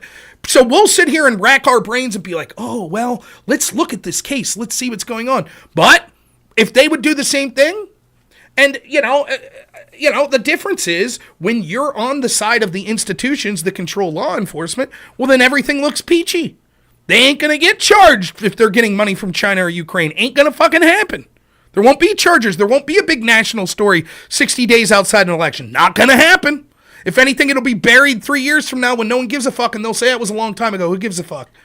And so, it's so easy for them to get away with this shit, and people like me keep falling for the same shit where we talk about these fucking stories because you can't help but be honest and say, well, here are my honest opinions about this big story that broke, and they wouldn't return that same courtesy to you. How many of them give a fuck that it's all but been admitted by the DOJ right now in the Hunter Biden court case that he was a foreign lobbyist, and they've known it for fucking 9-10 years and still haven't charged him with FARA violations? But they charge 60 days outside an election, tenant fucking media? Yeah, like the whole Burisma thing, it just screams like, how's that too different? It's just, they don't give a fuck. They don't care at all. They're like, well, the FBI didn't bring charges, so nothing to see here. It's that simple. They don't give a shit. Ethically, I feel, look, if it's the law and it's law, I think that these laws are fucking ludicrous, that you could be the BBC, the New York Times is owned by a Mexican named Carlos Slim, right? That's correct, I believe. Is that foreign interference? Or is that okay? BBC America gets state money from the government of UK. Is that foreign influence? Or if I get paid by BBC America, did I have to disclose that I receive foreign lobbying money? Or is that different? Rob, you could look into CNN Turkey too. If you ever look into that, pretty dark. Well, there you go. The whole tenant thing, it's like, what the fuck ever. Like, I covered it yesterday. I'm not hiding from the story. I fucking covered it. But I know these people. And it's one of the hardest things. Like, I've started to get to the point now where I just ignore these fucking people. Because, why respond to them? Like, I just don't give a shit. Someone pondering politics the other day posted at me, was like, oh, Rob, would you call for an investigation into this? And it was Jamie Raskin saying, hey, around the same time that Donald Trump in 2016 spent $10 million on his campaign, it looks as if Egypt took out $10 million. We need an investigation to see if Egypt gave money to Donald Trump. We need to see it. What do you think about that, Rob? In general, I don't have a problem with the idea of making sure that our politicians aren't being bought and paid for by foreigners. But why the fuck would I care? The same people that had no problem with what went on with the Bidens, what went on with China buying our fucking academic institutions, sending spies in how many Democrat administrations now that we see, fucking all the foreign lobbying that occurs from George Soros and shit and prosecutors, they don't give a fuck and they actively cheer for. So you're going to demand answers from me? Go fuck yourself. Trump's the most investigated presidential candidate and president in the history of the fucking country. But you're going to demand one more investigation this time. Ha ha ha! Trump broke the rules at Arlington. Ha ha ha! I know that. Thanks for yelling at Hutch. He's an asshole. Hey, Hutch fucking said, I think, I like Pondering as an individual. I think he's a likable person. I like Pisco, even though everyone else hates him. Pisco's trying to play a character too much. It's fucking ridiculous. I actually think Pisco's the best debater out of all of them, probably even including Destiny, at least on legal issues. Well, what's so fucked about all those guys is they couldn't read polls for a really long time that Joe Biden was not working, and they were just like in denial about it. Yep. It was so weird. I was like, can you just not read? Yeah, well, they don't give a fuck. They'll just blatantly lie. Like, and one of the things, I don't know what their situation. I know that a lot of them do shows together, but they're very good at being on point and messaging together, right? Which is where they'll be like, almost immediately, after they gaslit you that there was nothing wrong with Biden, as soon as he dropped out, like that night, I remember seeing Pisco and Pondering and all them being like, Trump's too old to be president, oldest president, laughing emoji. Yeah, wow, and it's like that's like the troll reverse troll. It's really stupid. Yeah. And they're very good at all being together on a message like that, and but I don't give a fuck. Like I don't need a big cadre of people to tell me how to think and what to do and blah, blah, blah, blah, blah, blah, blah, blah. I just don't give a fuck. That doesn't mean I won't talk to people or whatever, but, to each their own. But Hutch just, there's just something about him that it's like, I don't think he's very good. I don't think he's a very good debater. No, he's just bored in his 40s. I don't know. I won't respect your wife. So last thing I want to say is, if you're going to talk about the Electoral College, one of the things that you can talk about is that it's a protection against voter fraud. I don't know why people don't bring this up, but if you fake a ton of ballots in California, for example, it's limited by the fact that the Electoral College. Yeah, I did say that. If you listened to me earlier, I did, because what I said was, because we currently allow each state to do their own to hold the elections as they see fit. If California, for example, says we're going to be against voter ID and we're going to import 10 million illegals, and so a big portion of those illegals end up voting, and they say, hey, no one's federally is allowed to come here and look at this. Right now, all that could do is swing the Electoral College votes for California. But if it's a national popular vote, then all of a sudden, the way that election's carried out, if it was done in a fraudulent way, literally moots 20 states. Right? It would outweigh 20-something states, as opposed to like only outweighing 3 states now with the Electoral College. So, I agree. I think that's a really good argument.